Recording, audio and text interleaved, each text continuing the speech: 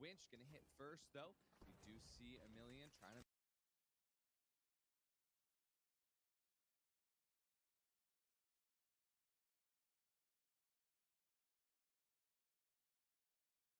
manipulate that out. They're going to demat up on top. Looks like someone has that side angle. The seal going to be committed to, but the RPG damage is going to hit. The winch stall going to be working in favor of Team Secret. The damage going to get chunked out to Mickey, who has to fall out to the side there. And as OG moves to the sidelines, won't be able to get healed up, but he's not going to need to. We do get the heals hitting on a Saints 1. It's just down to OG now. The steal committing to Saints 1. The winch stall works, but it doesn't. He holds through. The stall didn't work. And the winch, when you can only winch the cash out, it gets stuck on the goo. It doesn't get far enough away, does not break the line of sight, and Mickey successfully gets that flip. Oh my goodness, I thought the defense was going to be so good. They even put their gateway in another building. They put it through the window so it was harder to find and get glitched. But instead, because it got winched further away, they went for the pad into the air. And the pad did nothing. Again, it's almost like we're watching Pulsar again, where they went for the pad, and the pad just exposed them. They're losing players because they're isolated in the air.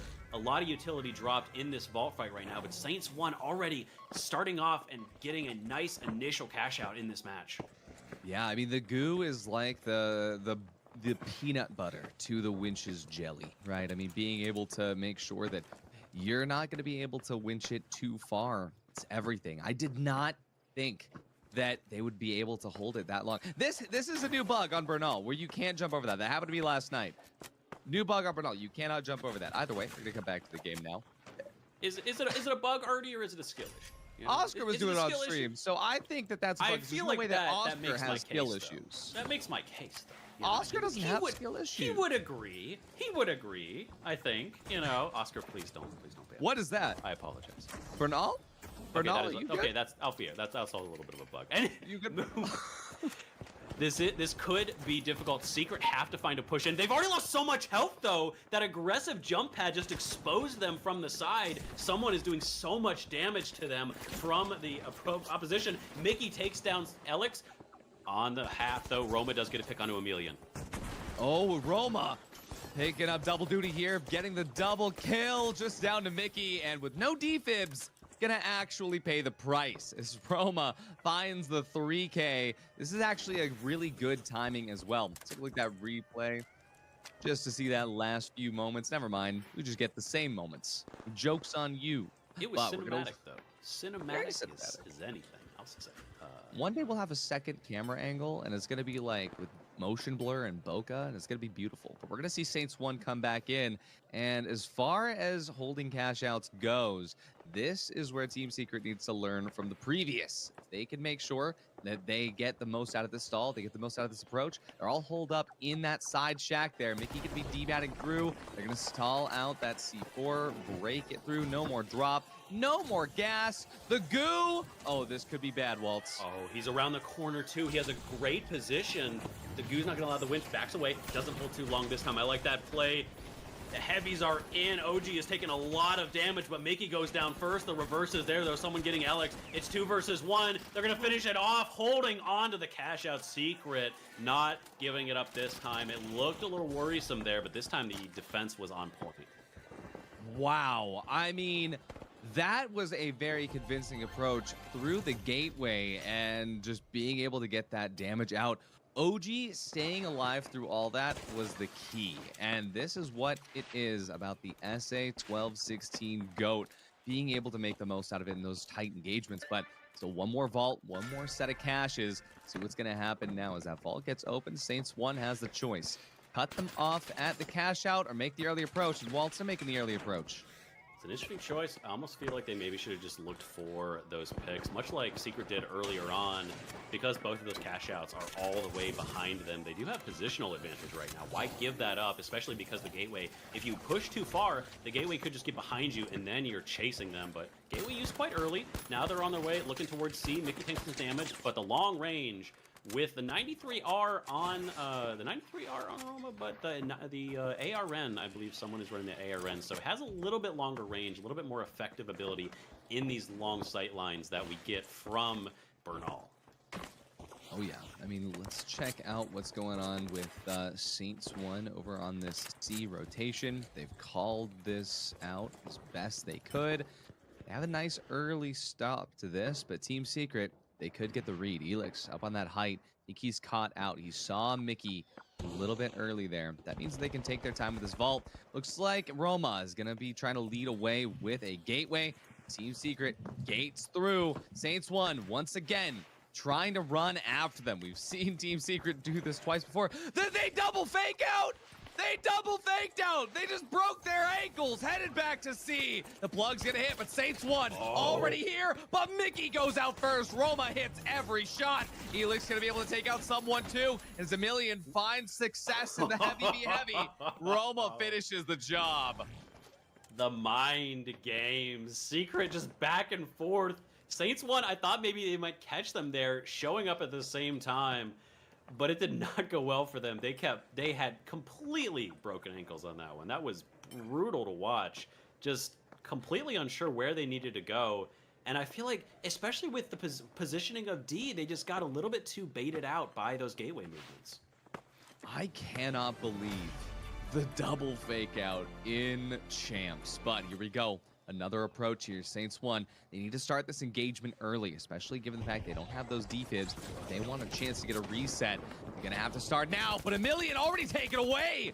Look at the damage here from the sideline, though. This pinch, though, means that there's no way to H+ infuse the team. Saints 1, luckily, they ended that fight early.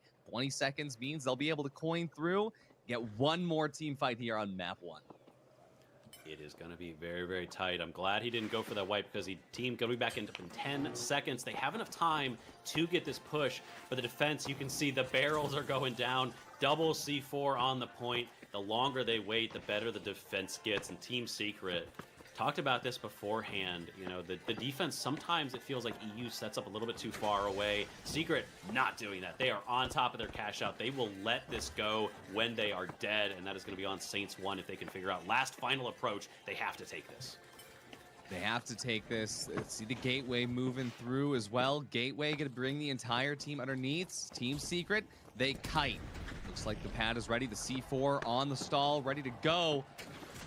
See what's gonna happen now. The dome is down. The goo is falling. The APS is there. Looks like the chunk damage, though, comes out to OG first. As Mickey gets traded, we see Elix surviving the onslaught. But it's just Roma. He gets the clutch. The fire damage did everything. And Team Secret holds through. Secret getting a nice first win in their debut with the org here on PHL. Saints 1. Doing a good job of this matchup. It was not as much of a slam dunk as I think you might have expected based on the previous results. Holding their own, but Secret with the mind games there. You know, it's almost as if they've had a coach to help work them through the strategy and the thought process. No. We're not doing that. We're not doing that. It was a very impressive move. Very impressive stuff from Secret. I do think the overall strategy of where they were going and why they made the decisions they did was probably the clincher in that match, though.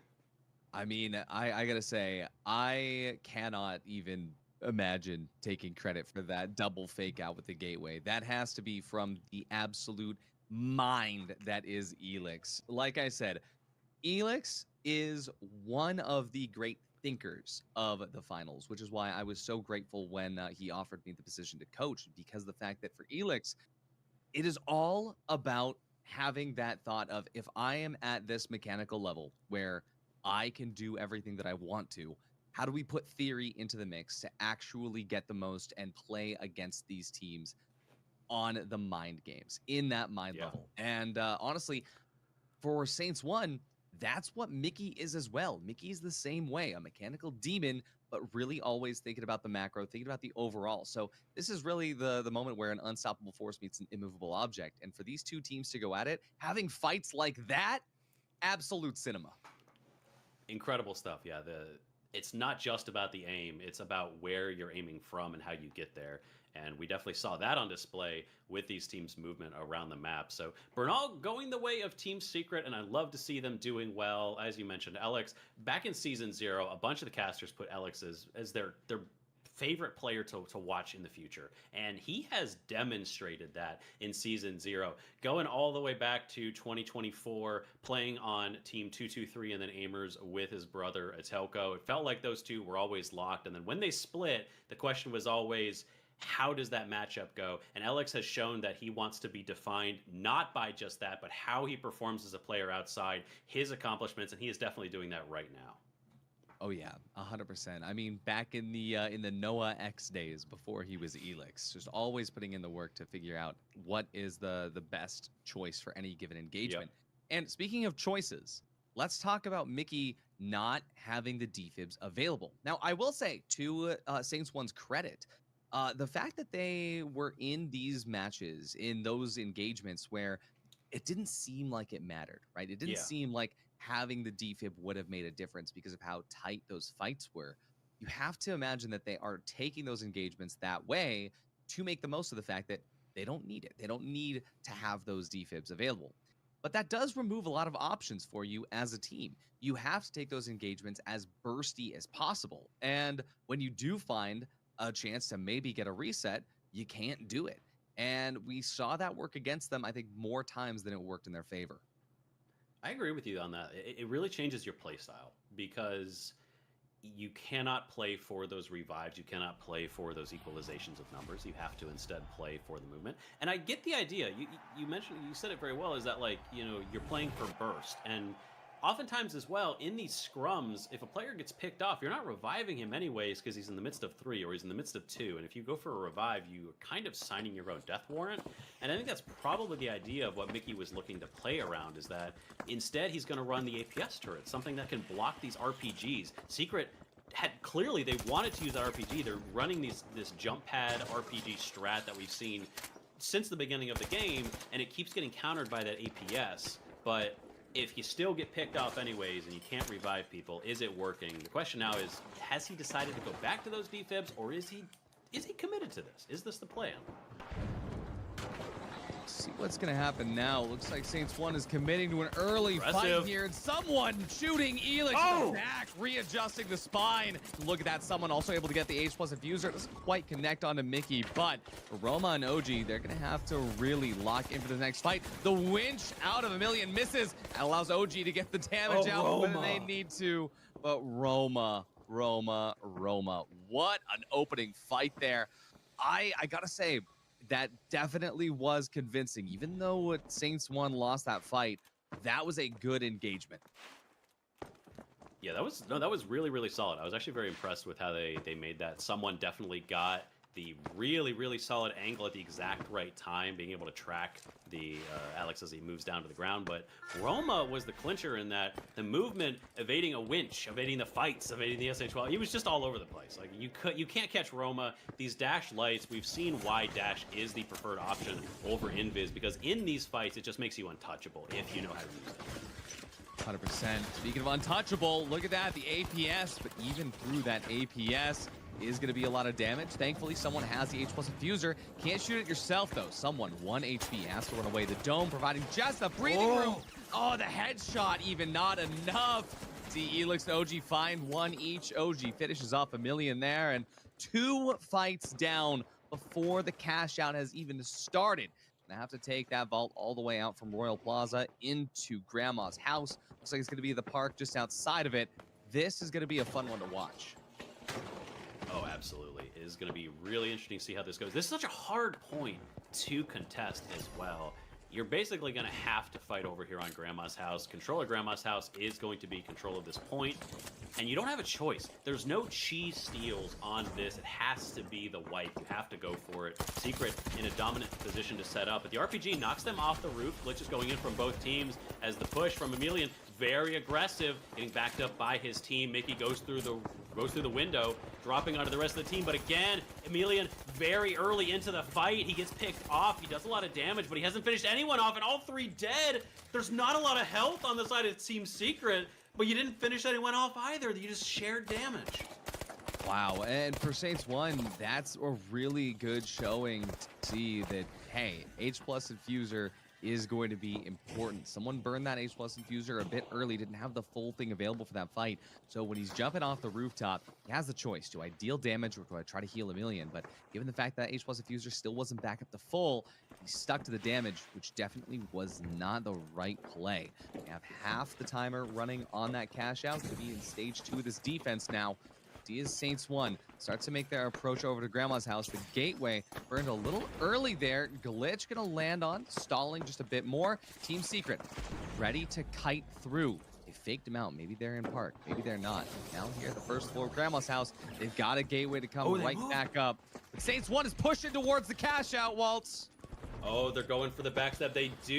The movement from Secret, they use that gateway again, a bit of a back and forth, but Mickey holding onto the point. He almost has it, but he has to back away. The RPG drops onto him, does a lot of damage. The duel between the heavy and the medium, he finally finishes him off. Mickey goes down. It's just someone left against 2. Can he finish off OG? The SA-12 just has to hit at least twice. It does. OG finishing off someone, clinching that first cash out on Monaco. What a beautiful play. I mean, I was so worried here, but given the fact that they had that positioning, just gotta trust the process. And, you know, OG can tell those game day nerves are hitting, but at the end of the day, so were the shots. It's all that matters. And I liked here, Roma taking that positioning over to the side, not peeking and overextending because he knows that even though he's low HP, even though he knows he should probably get that infuser out to OG, it's better to stay late. You need to hold that stall, and that is playing for the macro. Stop getting baited in by the kills. When you have that cash out, especially in those final seconds, just wait for them to actually go for something when it's that one-on-one because you have the advantage. And he knew that. Roma playing very, very patiently. Love to see the heads-up play. Saints 1 do get the early tap onto the vault because of their spawn. Had to cross the entire map for Team Secret. But they're happy. They're sitting up on top of Church. You know, they're not going to be mad about this positioning. Definitely one of the most dominant high grounds. Drops right onto A as well. They're going to have to run past them on Saints 1 if they want to get to the plug on B. They're going to have to do a lot of convincing here to make sure that this is going to be a fight that works out. Looks like they're actually opting to move the vault into the cathedral before getting into the cache. There it is. There's a plug. They're looking to take that fight early, but Team Secret wasn't giving in. Now, Team Secret has the opportunity to time this approach for themselves. They have every bit of util available. Saints 1, they're holed up in the corners now. Holding these angles, Alex, with that pike. It's going to be really, really scary if you're pushing in here. I think they have an idea. Roma spots the entirety of Saints 1. Now the aggression is here. The heavy drops in. Domes from both heavies, but they're on the point. The backstab with the 93 yard. They're just melting on Saints 1. All 3 of them gone in the blink of an eye. The steal will be there from Secret as well.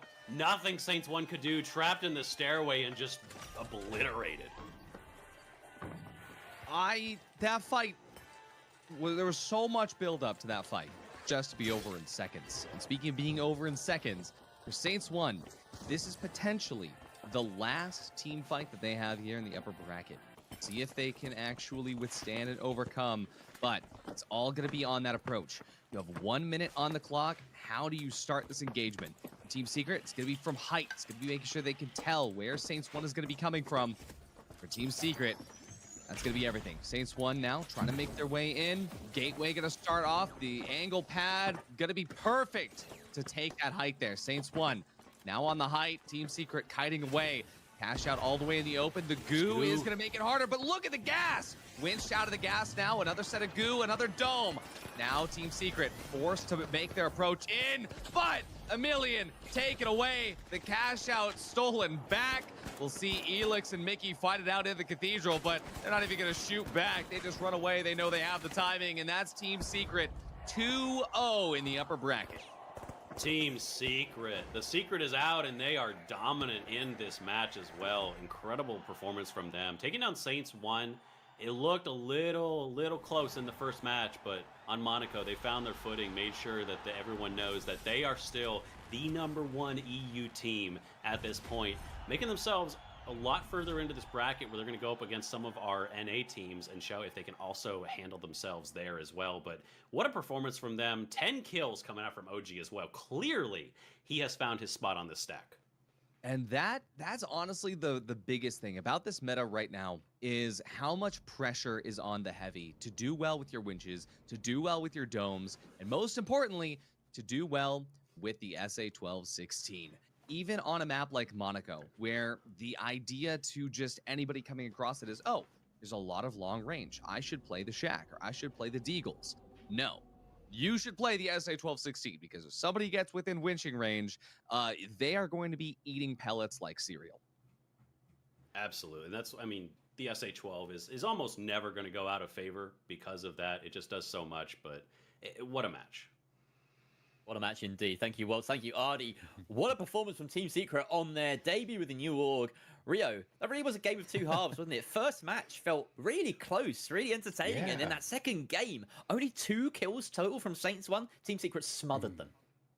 Absolutely. And I guess it's a little bit of a caster's curse. I should never have predicted Saints 1 because, yeah, that was a bit of a flop. Yeah, Artie, I see those eyes.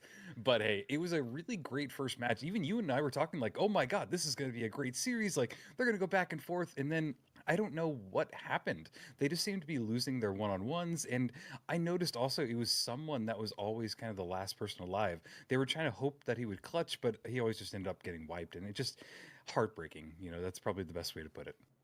Yeah, you can think of one moment where Saints 1 looked impressive, and it was the very first engagement with someone finding that height and being the chiropractor from hell, getting those back shots out. But apart from that moment, there really wasn't much else to sing about Saints 1's praises, you know? They hope that this is going to be a very different story for them to last weekend, or 2 weekends ago, rather, with the EU playoffs being dunked out very early on there. But Team Secret's definitely put a damper on that, haven't they, Waltz?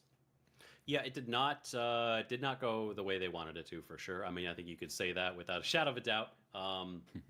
There's still a lot of chances left, though, because we do have we have an upper and lower bracket. Everybody starts in the upper bracket, so you are never one match away from losing when you start the day. You always get the chance to come through, and as you know, we start to get teams filtering down to that lower bracket. We're going to be able to, you know, teams like Saints 1, they're going to be able to fight other teams that also have those losing streaks. So now it's all on how do they react to losing, because you know, do they keep with the strat? Did the APS turret really work for them? Do they want to switch to the defib? It feels like maybe, is it a play style issue? They have some time. They have a little bit of breathing room to actually think about how they're approaching the game. The lower bracket can be the saving grace for a lot of teams, just in terms of the time it affords them to reset and adjust how they're playing. And Ardy, before we head to our bracket and then go for a short break, I just want you to talk a little bit maybe about that APS decision, because it was something that really did make this match stand out in the kind of grander 3v3 sphere, dropping the defibs, and it didn't work out for Saints 1.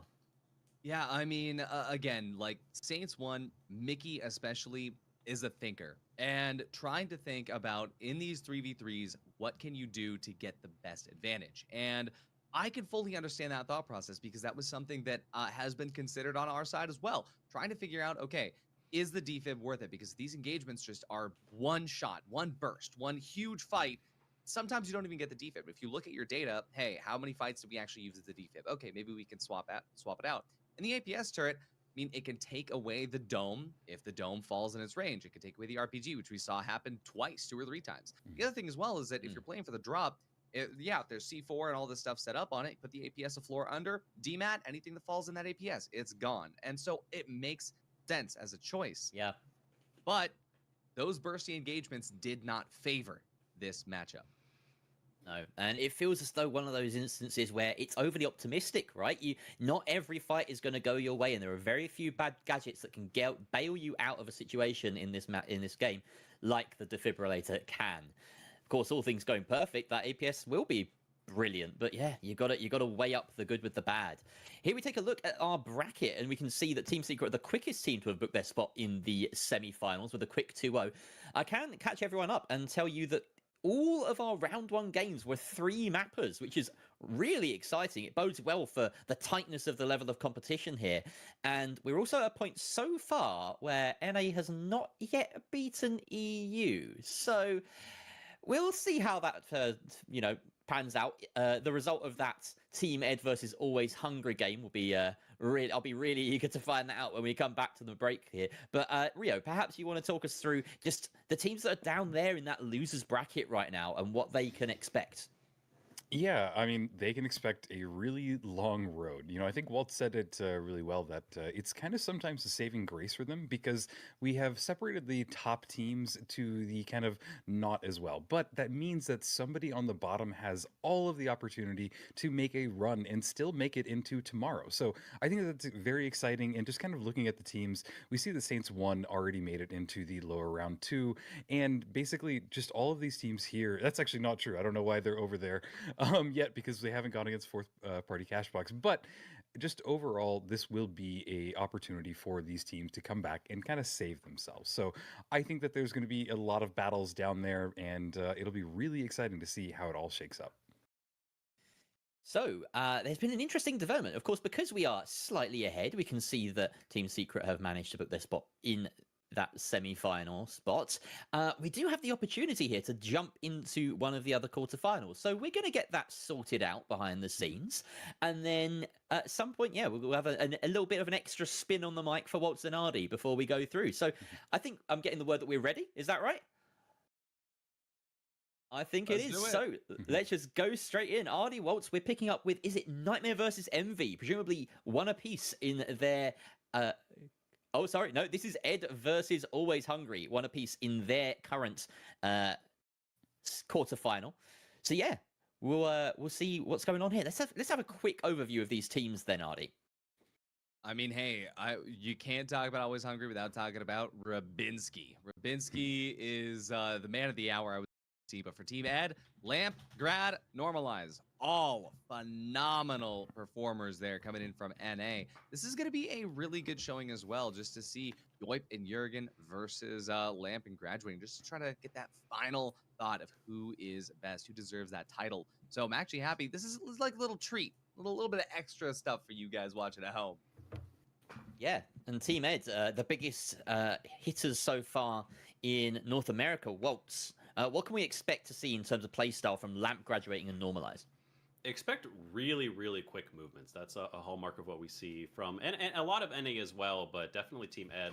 Lamp, a player who has been really working on the in-game shot calling. Got the chance to interview him over on the Vault recently in a very interesting episode where we talked a lot about the history of the game and his time on Holthouse Finest and how much the adaptation of shot calling in the game has come from, being mostly mediums to having heavies do a lot of it, and as kind of light becomes more of a core role, how those change. So definitely going to be very dynamic in their movements. I think probably similar to what we saw with Secret is I think they're going to be very quick about turning on a dime. So when we get into that, expect to see them play well. And if graduating pops off, I mean, the guy is just one of the best lights in the world at this point. If he is performing well, much like a lot of our other lights, your team is going to be really, really happy. So Rio, so far we've seen a lot of, EU doing quite well, which is against the grain, as we mentioned, compared to last season. This represents probably EU's biggest test in this bracket, right? We've got Always Hungry, a lowly ranked team compared to the rest coming in here against Team ED. We've got first seed versus ninth seed, effectively. And I don't know, is this a point where we start to judge if Always Hungry can get through this? Do we start to flip our narrative a little bit? Boy, I don't know. Flipping our narrative against Team Ed, that's quite a challenge in my opinion. I will just be really impressed if Always Hungry is able to just even get one map. I'm not trying to talk down to them, but it's just that Team Ed has just been this dominating force. And as Walt said, we interviewed them. We kind of learned a little bit about their strategy, their headspace, and they just seem like some of the most composed players in all of the finals right now. And I really do mean that. So these are top tier players going against one of the lower seeded teams. It's going to be interesting, but hey, that's what we're all here for. I love to see an upset, so and let me just go ahead and give the caster's curse. So I'm going to say that Team Ed is going to win. So there we go. Okay, unfortunately, we have had a little bit of bad news, is that we won't be able to cover this match. So we're just going to have to come back after the break and find out how things went. It was going to be a bonus round anyway. Don't worry, guys. We will catch up with these teams later down the line. But maybe it's a good idea to round this out with a couple of predictions. Ardy, Waltz, who do you think's coming out on top here? And if you want to say Team Ed quickly, then you can do that. That's allowed.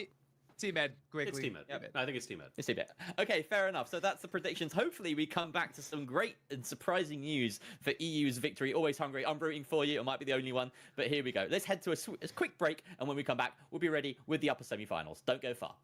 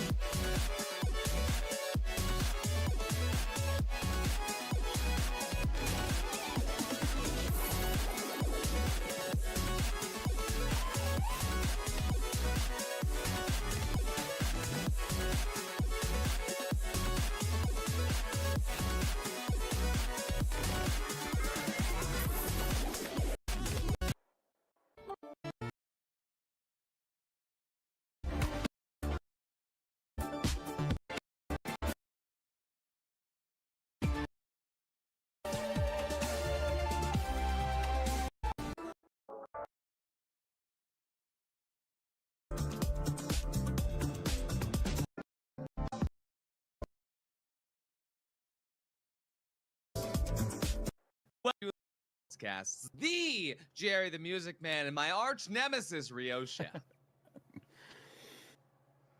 How's it going? Nothing. Nothing. Oh, you're That's not gonna. crazy. I was expecting a clapback, but it's Rio. He would never. It's too nice. He's It's so too nice. already. I feel so bad about that intro now. Okay. Well, you know what?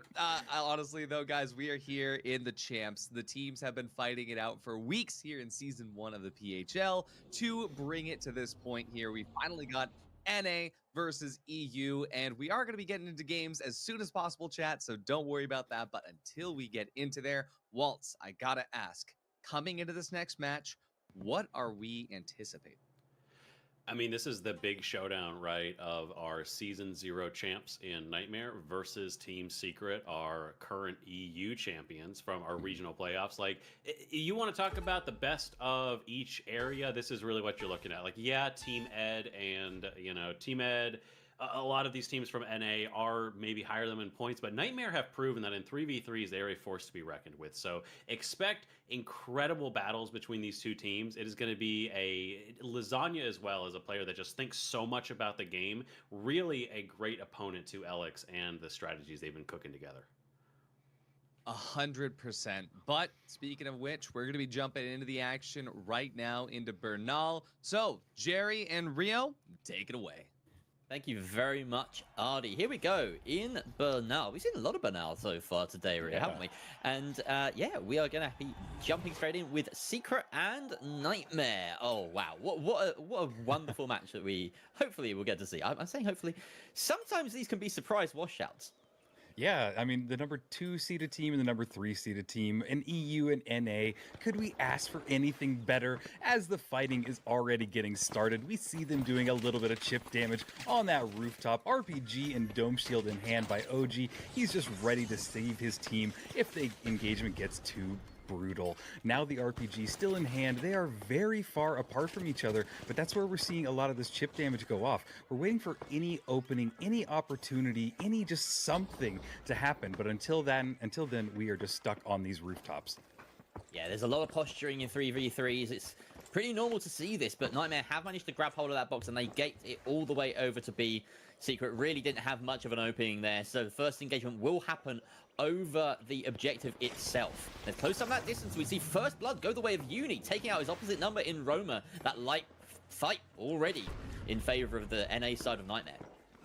Yeah, and we gotta love Uni. He is the master of positioning. He can do that and just find the perfect little spot to get somebody out of there. And immediately he goes down, and we're watching as OG goes down as well. It's all on Alex. He does get a res off of Roma, so they're gonna get their teammates back up. And on the other side of things, it is just Gremlin, the only person remaining. And he's gonna go for a long res, but he is immediately getting shot by the pike after a DMAT, and the winch claw gets him pulled out. This is a kill back and forth. Now it's all on Lasagna and Roma. We see some goo trying to buy himself a little bit of space, getting the heck out of there, trying to stay alive so he can bring his teammates up, but he is still very low, and he decides to go for the engagement, and he loses it against Roma. What is going on, Jerry? Oh, and that is just exactly why you see the pike in play. It's so powerful, but you've got to hit your shots. I mean, Roma with the tournament, that 93R, had no right winning that fight, but we have seen Uni coin back in. Maybe a bit of a misstep here, as that's now allowing Team Secret to get that flip, and they can try and contest in a 3 versus 2, but Uni is putting on pressure from range with his own 93R, and Team Secret haven't had the opportunity to set up fully, but this is a pretty decent fortress that they've built themselves. Yeah, and the cash out is already running down. It is more than halfway there. We see all of Team Secret just huddling down in the bottom layer. They're ready to drop this. They're ready to stall and kite this as long as possible. And I can't imagine this enough, but the time is just ticking down. They need to have an engagement, and this is exactly what happens. Uni is down, but they're going to try and go for the steal. They glitch grenade the Dome Shield, and they're going to try and drop it, and they do. They're able to stop the steal, and it looks like they are just cleaning up the rest of Nightmare. Lasagna, the last person remaining, but he is not going to have enough time to get some kills and get the steal. He did get one, but boy, he is being chased down on that stairwell, and Roma with the 93R just deletes him, and they get the cash. Team Secret picking up where they left off. We just seen them have a dominant series against the Saints 1, and they come up against some Titans of NA. Doesn't seem to matter so far. Some great shots landed there by Roma, really standing out across the course of those fights with that clutch in the middle of things. and then helping to see it out at the end as well. So yes, Team Secret up 1-0. Yeah, it's a great start for them and on Bernal as well. You can see that Bernal is a really unique map because it has all of these little rooftops. So we see a lot of battles at distance, but really a lot of close engagements as well because you get on that bottom floor so quickly. There's not a lot of levels to a lot of these buildings. So watching now as the 93R from Roma just trying to pop some damage off. Like I said, he's on that rooftop battle. And surprisingly, his teammates are pretty far away, but he decides to regroup with them, throwing a gateway down, bringing them all together, and you get that nice little cohesive team play that you expect. They're going off a bounce pad now, directly into the battle, trying to get on that rooftop, but Alex went down in that first fight. So it looks like Roma now trying to be the last person remaining because the Secret OG is just getting down to just 1 bar of HP. Now he's down to just 1 health, and sadly, there's the first wipe on Team Secret. And you can really see right there, the Pike versus the 93R, which is going to come out on top in a long-range engagement. Even with that health disadvantage, Lasagna able to turn and quickly pick apart Roma. So yeah, once you lose your medium in those sort of fights, not only are you down a defib, but you're also down that incredible weapon that can cause some damage if you're playing on the rooftops of Bernal. Now, obviously, you want to take it inside if you don't have that option available to you, but the area of the map that we're playing in, Secret really didn't have much of a choice but to stay on top and try and get that pick. They do have that respawn coming in right now, so let's see if they can make this first push count. Yeah, we see them going directly below it. They're trying to demat it down, drop it, but it looks like their demat missed just a little bit, so they're going to have to burn their 3rd demat and not going to have any way to close up the ceiling above them, and that is going to be lethal. But he did wait long enough and was able to get 1 charge, but there is still a giant hole in that roof, and they just dropped it as well. This cash out is already on the bottom level. Looks like OG's going directly for a steal. He wants to try and bait them out of there. He's also getting healed up by his teammate, but he immediately gets Winch Claw out. It is a battle versus the shotguns. Alex went down in that battle. Uni's still alive, trying to stay in this fight, wanting to get anybody. It is all on the stairwell as the Pike just brings them to their knees. Lasagna is one of the last remaining people, and OG gets the wipe. All of Team Secret is down, and Nightmare looking pretty good right now. Yeah, and Lasagna in particular proving the difference maker, but to be fair, that kill onto Roma really just walked into his arms. He was very grateful to see that player walking up the stairs and easily pick him off with the Pike. Had no idea he was there. So yeah, past couple of fights been defined by this Pike on Lasagna specifically. If he can land yet another meaningful kill in this next fight, and well, Secret don't have much time to make it stick, then they should be all right to tie this match up so far. Yeah, great positioning by Uni. You can see that he's just ready to stop any approach. He's also buying himself a little bit of space, backing out of there, trying to help his teammates out by throwing those glitch grenades, bringing down all of those dome shields. But he's also now getting away from the fight, going through that gateway, trying to use the infuser. But sadly, he does go down in that battle. But I think that Nightmare have bought themselves just enough time. There's not going to be enough time for them to steal it. And it's again Lasagna getting 2 kills throughout that, and it bought just enough time. So yeah, really putting the team on his back right here to make sure that we're tied up all level on Bernal. It's going to go to that final cash out. Secret do get that wipe at the end, so that will help with some of the confidence. But yeah, really tight one so far this. I'm wondering now, looking at these next 2 objectives, they appear to be both at ground level. Means that there's going to be a lot less stall potential when we do get there. Yeah, and that is what makes Bernal very unique, and I kind of love it. But now we're watching as they make their advance onto Vault number 3. Vault 3 seems to be out in the little courtyard next to the church over there, probably one of the biggest vantage points of all, and we are seeing Alex try and get a nice little positioning. He can see far, he can see almost every rooftop from where he's at, and he has the Pike in hand. It's the perfect position for him to deal some damage, but really not enough that I had expected. I thought he was going to be dealing a lot more from his positioning, but it seems like he's sadly having to get out of that position. Both teams now engaged in a nice little rooftop battle as we slow things down a little bit, Jerry. Yeah, this goo is giving Nightmare enough protection and not offering Alex the lines of sight that he really wants. He's getting a couple of pieces of damage though. Oh wow, Uni really dicing with death there, using his health bar as a resource to get those peaks, to get some intel. Keeping the pressure on Lasagna. The longer that you keep this medium occupied, to be fair, the more disconnected he is from his team, but there's a good little regroup there, and it seems Nightmare didn't quite get the memo. They are very far. They're having to trek about 50 meters now from the point. They've got these rooftops to play across. I was a little bit wrong about that ground floor point, but it's low enough down that there won't be as much stall potential here. And now we can see Uni trying to get those long-range shots. Yeah, I think they have one drop, and we might already see it. So we're on the ground floor already. Wow, he stuck it. And he stuck it through the drop? What is happening? Nightmare now has the advantage, as it looks like Uni is just bouncing in and out of these stairwells. He's able to get one down, but can he stay in this battle? Because Lasagna is down. Cash Out is getting close to about halfway there, as all teams are starting to clash. OG taking a lot of damage in this. Uni trying to find a good position. He is found one. He's looking at some kills, but he doesn't have anything. He is the last person remaining. He has to get somebody down here. He does get Roma, but it's not going to be enough time. It is all down to Alex and Uni. Can these two find each other, or will a res go off? And that's exactly what we just saw. All of Team Secret is trying to get rezzed up right now. Everybody's trying to go for the long reses, but it is still down to just 2 versus 2. A steal is being attempted right now by Team Secret, but they immediately get stopped. And sadly, it looks like Roma or OG went down in that fight, all down to just Alex, as he's the last person remaining. And this cash out is just ticking down faster and faster. They have spotted him out. Roma's Some coin goo stops him just a little bit. Roma has coin, so this battle's going to continue, Jerry. Got a 3 versus 2 though, still in favor of Nightmare defending this point. I don't know how they've done it. Uni staying alive in the middle has brought them this win potentially. Roma the last one standing on a smidgen of HP, and he's taken out. That's the wipe. That's Nightmare turning around that cash box out of nowhere. It seemed as though they got in there, and I don't know, Team Secret just weren't ready for it. And that has got them the win here on Banal. Wow, what a close match. No team was the dominating force here. It was a back and forth, and I'm amazed that Nightmare got it at the end, but at the same time, both teams performed really well. I'm excited that we're casting these games, Jerry, because I love close games like this. I still can't believe Uni held on to that. It was in a 1 versus 2, maybe even a 1 versus 3 at one point. He managed to get 2 kills in that situation while Team Secret are so dead set on sticking revives and getting up to full strength, but they just can't deal with the Wasp. He was so brutal in that engagement.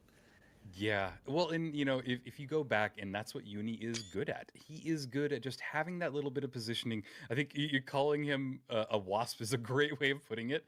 And it's just kind of he has the best positioning. Now, I think that's also been changed a little this season, mainly because of the infuser.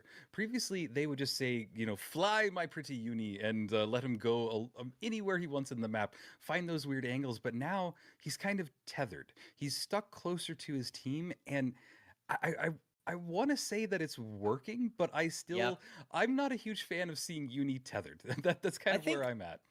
It's a strange one, because obviously there was points at the start of the season where it felt like Uni was taking perhaps longer than the average like to adapt to that kind of new support playstyle. But now you get to see both sides of the coin. He's performing his role as a support with that heal beam, with the H+ infuser.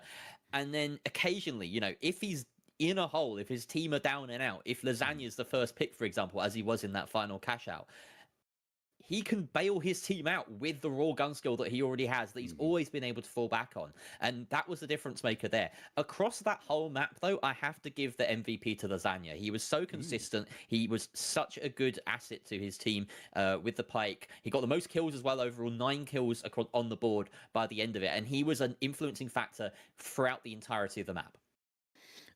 Yeah, I couldn't agree more. And honestly, we even looked at the kill count at the end, and both teams seemed really close. I don't remember any outlier, but it's just kind of unique, because in the last series that we watched, we saw some games where one person popped off with 10 kills and then some people got 0. So it's kind of refreshing to see more of an evenly balanced team, because this is where the finals shines. This is where you see plays that you would never expect, because you have top teams that are trying to one up each other. So I don't know, I love the evolving of the meta, evolving of top teams, and I don't know, it's exciting. This is quite fun. And do you remember the next map that we're going to, Jerry? It's going to be Nozomi Citadel. So I'm quite excited for this one. I love Nozomi Citadel. It's one of my favorite maps in the game, the newest to the pool. And a very, very different map to Banal. You could imagine, it's interesting. Banal has this kind of dichotomy of long sight lines over the top of the buildings, but then these really tight claustrophobic ground floor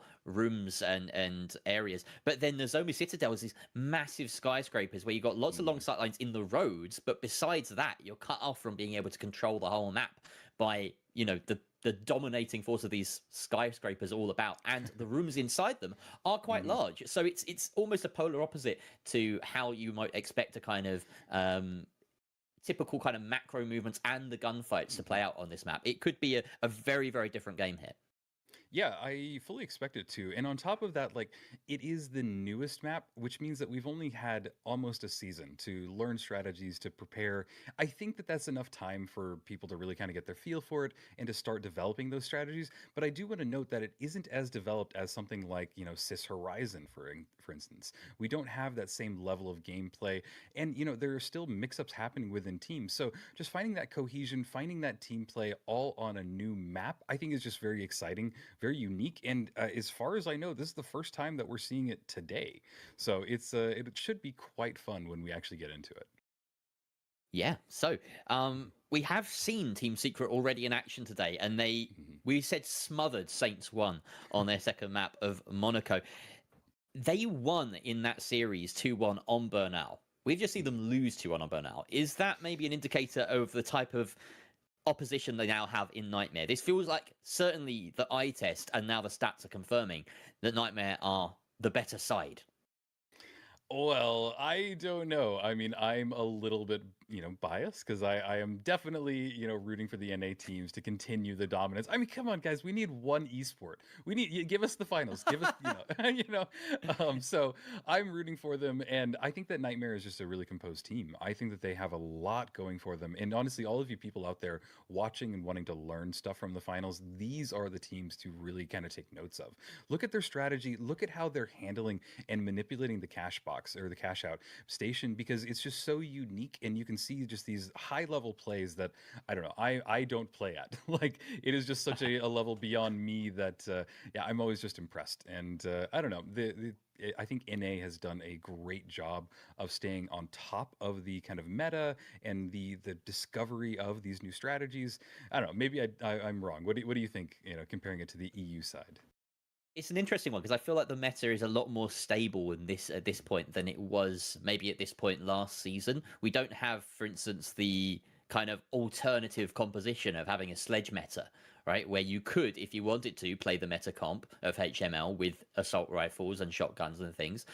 Or you could run a sledge team comp and throw everything under the bus. Now, right now, we're in a meta where there are little changes that you can make within the kind of rule set. You know, we saw the APS come out earlier to not much avail. We've seen the FAMAS in place of the Pike. But overall, you're seeing really kind of strict rules about what it is that's viable at this highest level. And it feels like because of that, we've had fewer surprises. You know, the top 4 teams right now in the upper semi-finals are the top 4 teams from across the season: Team Ed, Alliance, Secret, and Nightmare. And so it's playing out a bit more as expected. There's a bit more kind of rigidity to the competition. That doesn't mean that there aren't going to be upsets, but I think it does mean that it's an environment where the best teams are naturally gravitating to the top.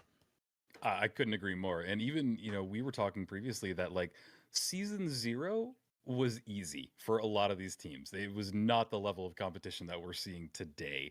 And I love that. You know, in half a year, we've developed, you know, real hardcore teams that have strategy beyond what they did in last season of Pro League. So it's super exciting. But guys, thanks for sticking with us. We are here jumping into it. Which way is it going to go? Nightmare taking it or Team Secret? Team Secret in pink for this one, and we'll see them make the journey to the vault a little bit sooner than their opposition. They're in fact going to gain some ground a little bit further ahead. They want to play indoors. They want to play for the kills. They want to play for the kills and the team fight over the objective right now. That's pretty standard in 3 versus 3 meta. OG taking point and taking a bit of a brunt of beating there. Uni almost going down to the FAMAS being brought out by Elix. Interesting to see that one. And now there's the first kill going the way of Lasagna, and no response here from Team Secret. In fact, they double down. Gremlin finds another player on Team Secret, and that's Elix gone. Roma finally dealt with by Uni. That's a kill apiece for everyone on the side of Nightmare. Great start. Yeah, absolutely. They are ready to battle, and I don't know what happened there with Team Secret. It seems like one person died, and the rest of them just kind of scrambled around, and then they got picked off one by one. It is an interesting choice as well for Alex to bring out the FAMAS. I think it's because this map has fewer sightlines than something like Sis or even Bernal, like we just saw. So I think FAMAS makes a little more sense here. But on the opposite side of it, we are still seeing that Lasagna is running the Pike. So maybe I'm wrong, but we're going to find out here very shortly which is better, Pike or FAMAS. And yeah, watching now as Lasagna gets set up, the cash out is started, and we're going to see the approach by Team Secret.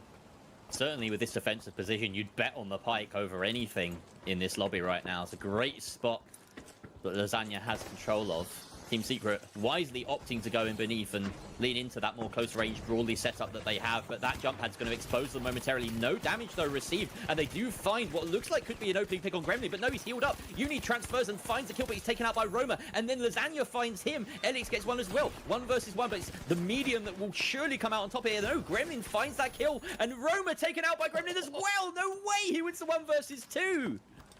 Okay, man, Nightmare seems pumped. They are ready to get into... Oh, yeah, this is a great replay. Look at this. The jump, getting right behind him and just dealing damage into everybody.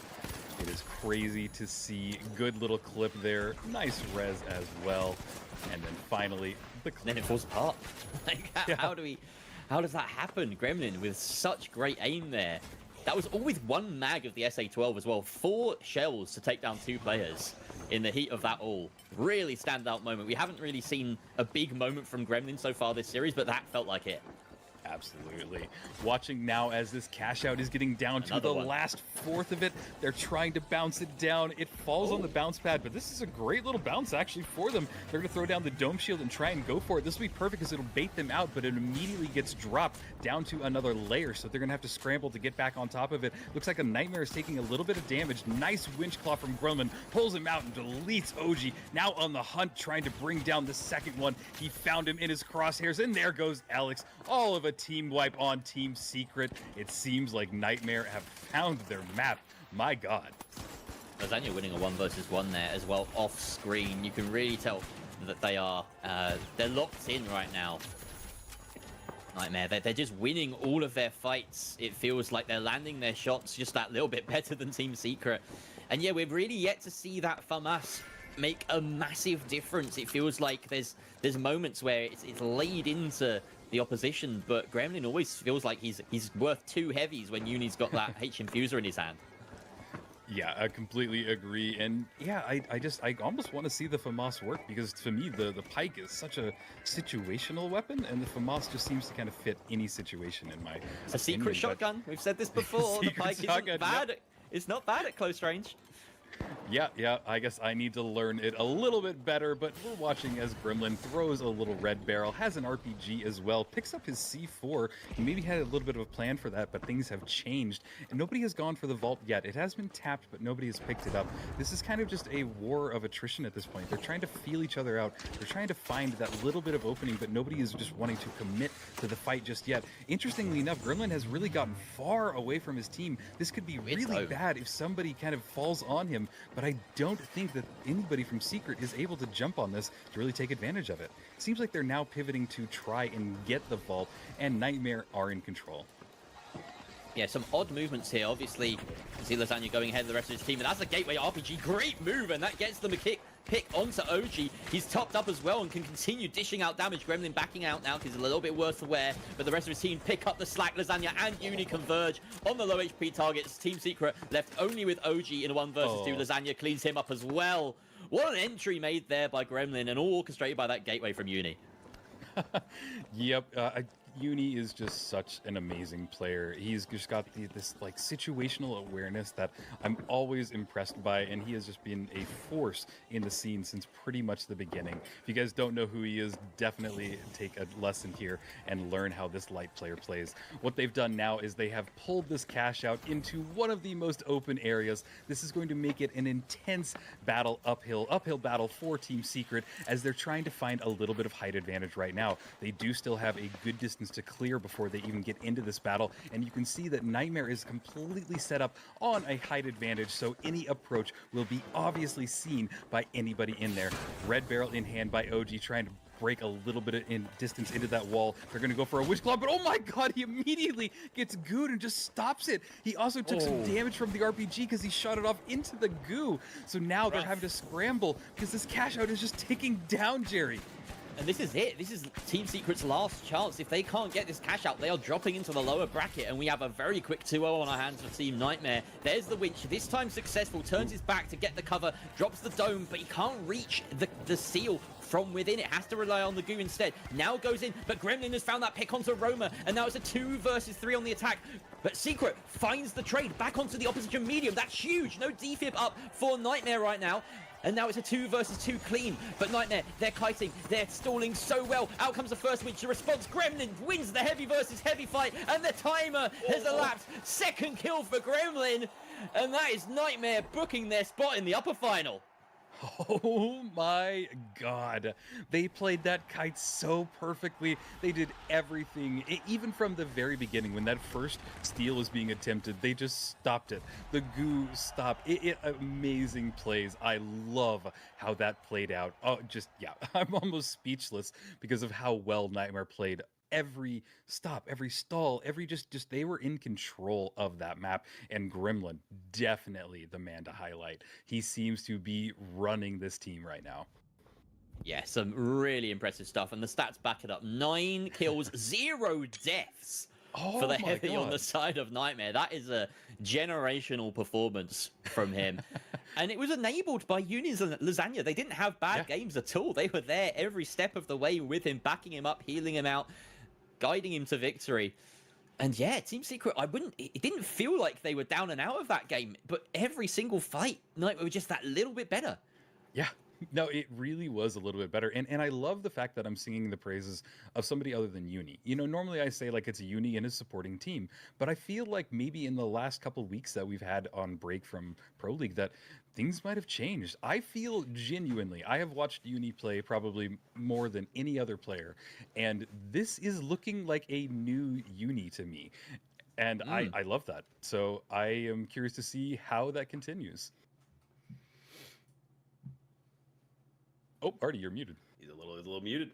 You're a little quiet there. I'm speechless because I can't believe what happened to Team Secret. But it's honestly a huge showing from Nightmare. This is what we expected from the NA dominant force that is Nightmare, showing that they have this incredible macro control, especially when being so focused on the objective.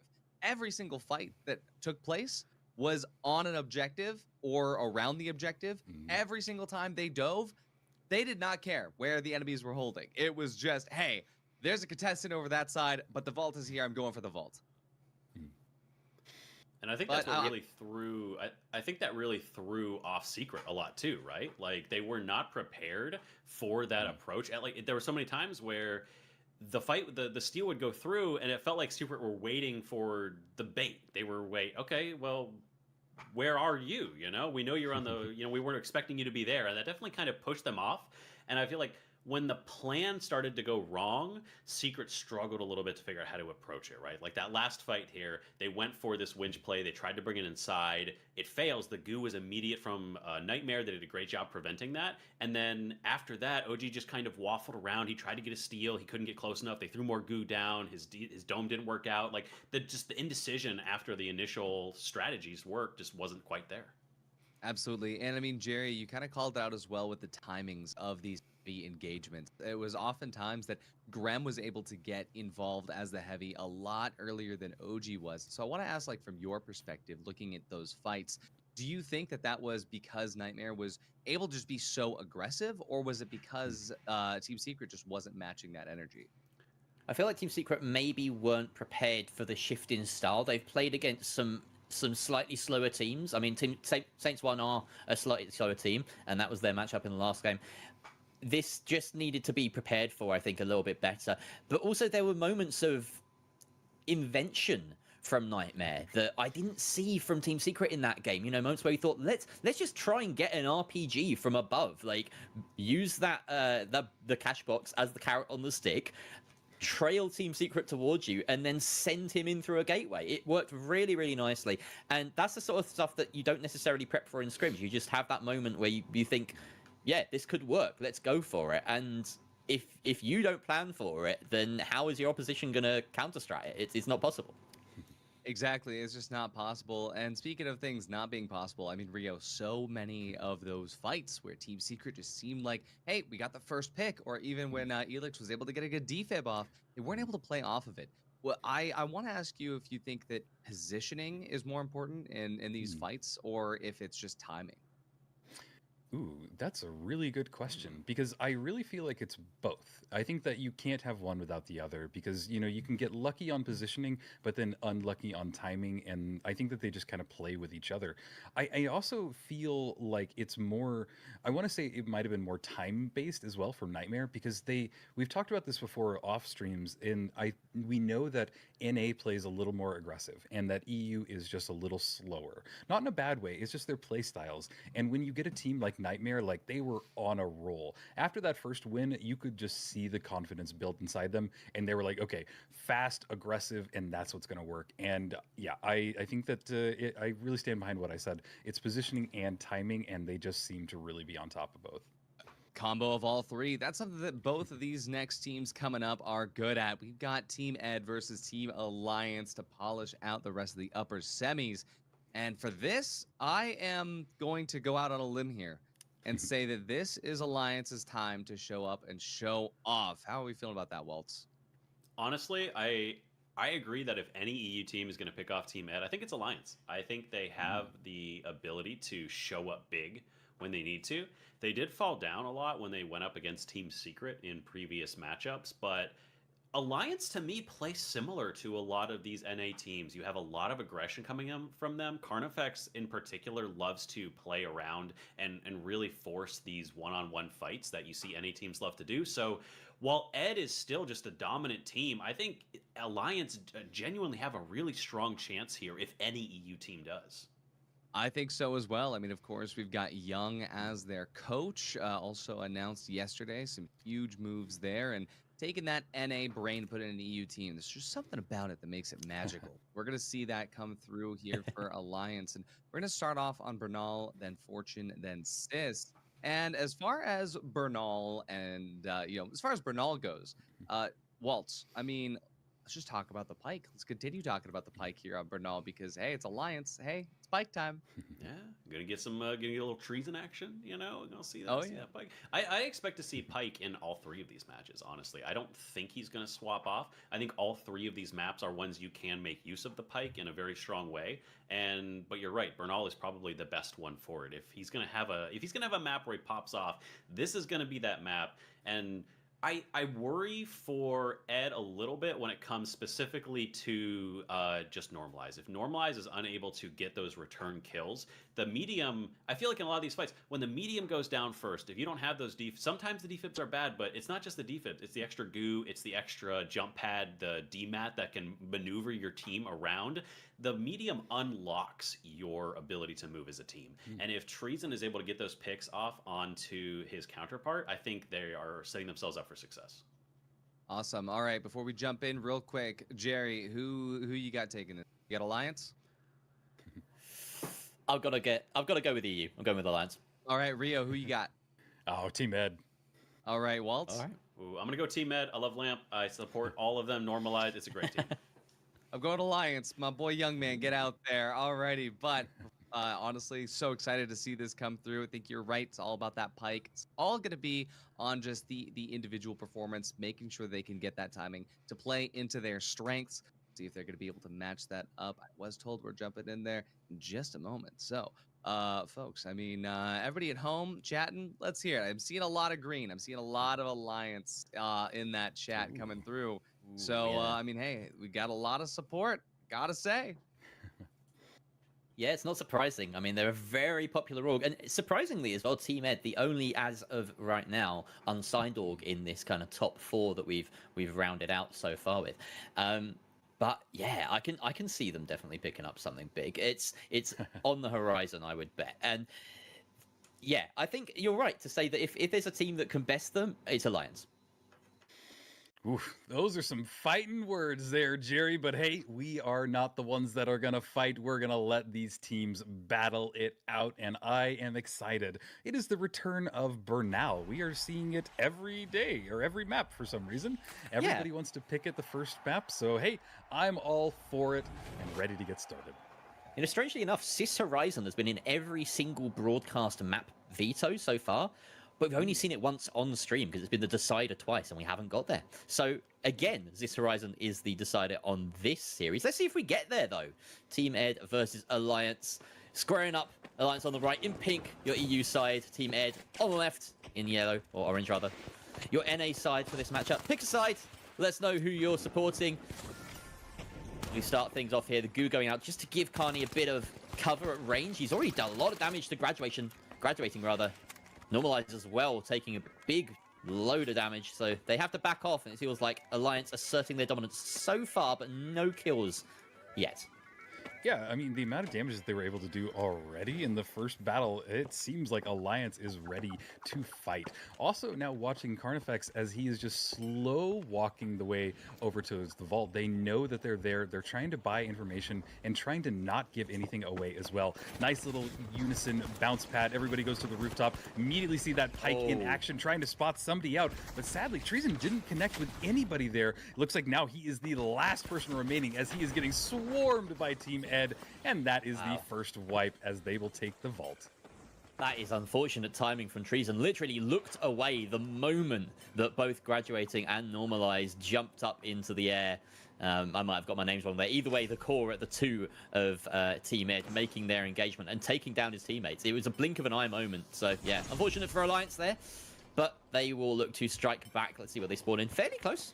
That's beneficial. They'll probably get 2 fights over this cash out if they're wise about it. But we have seen teams take a lot of time, particularly in EU, posturing and waiting for the perfect opportunity. Sometimes it can bite you in the behind. Lamp and Normalize, I believe, waiting underneath, looking to get that jump pad, and there it goes. Yeah, they're immediately getting into the combat, ready to get some damage going. It looks like all of them went down. And what has happened is all just down to Carnifex. All of Team Ed is just staying strong. Nobody went down. A little healing infuser, and Team Alliance is wiped. What is happening, the silver Jerry? lining. The silver lining is that Alliance will get another go. All right, Yes. they were ready for a slow fight. They were not ready for that. Team Ed just jumping right on top of them. The second jump pad engage that we've seen. Surely it can't work a third time. Well, and look at how close Team Ed is playing on top of each other, basically. They are ready to just stop this. This cash out is halfway done. Palma running into it. They're ready to go as a team. Can Alliance get something going? We see that nice little bounce pad. The rest of them going there. They didn't touch the ground. Oh my god. All right. Carnifex down. They're going for the totem, and now another one is down. And they are just charging on it. This is the perfect opportunity for Team Ed to just jump in there and delete all of Alliance. It is that Team Ed is doing the perfect maneuver right now. They get one person down low or down and then just swarm. It is scary to be on the receiving side. I think this might be against TOS. What are we watching? Alliance are getting destroyed. Left, right, and center. There's not even there's nothing in it. There's absolutely nothing. Look at the scoreboard. Look at it. Oh no. All right, it's okay. It's okay. This is the start. Everybody's finding their footing. This is the warm up, as we say. You know, so I expect them to come in. You know, 0 kills just means all that more opportunity to grow and learn. But enough about that. Ever the optimist trio. It's going to take more than optimism to bail Alliance out of this. Treason's already dead. Carnifex is maybe next. No, it's Palmer. It's just this is just a question of who's going to die in what order at this point. This is butcher. I have to rescind my my prediction. I think going into this map, I said, yeah, Alliance can do it.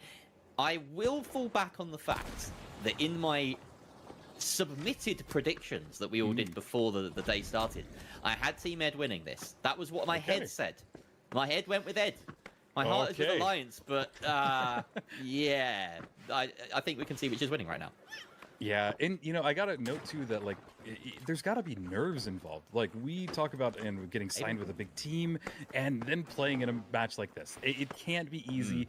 And, you know, sometimes Team Ed can do just what they're doing and get inside of another team's head, just from the dominance perspective. And yeah, I think that Alliance can pivot. Remember, this is best of 3, so even if this first match isn't it's not over. So I am still very hopeful that Alliance is able to pull this off. But we're watching now as they get ready for their next approach. Nice little gateway in hand. Gateway went down, dome shield in hand, trying to drop this cash out, I would assume, but looking like everybody is just diving directly on them. Carnifex very low already, trying to buy himself a little bit of space, but all of Team Ed ready to just dive on it. Nice little winch pulls him out, but not enough. Normalize finally going down in that battle, but it's all for naught, because again, they all get wiped and we get some cat calls in there as well. Lamp with the 3-peat there as well.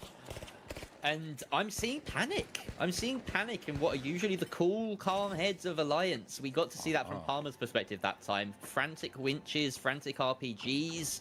It just wasn't... It wasn't there. Something's up. I'd love to see it from maybe another player's perspective. Let's keep an eye on Team Ed this time and see what it is they're doing right, because it really is just such a tight performance from them. You can see the shots coming out early from graduating. Landing an aggressive glitch grenade, doesn't get anything there. That does tell him, though, that the team are close by.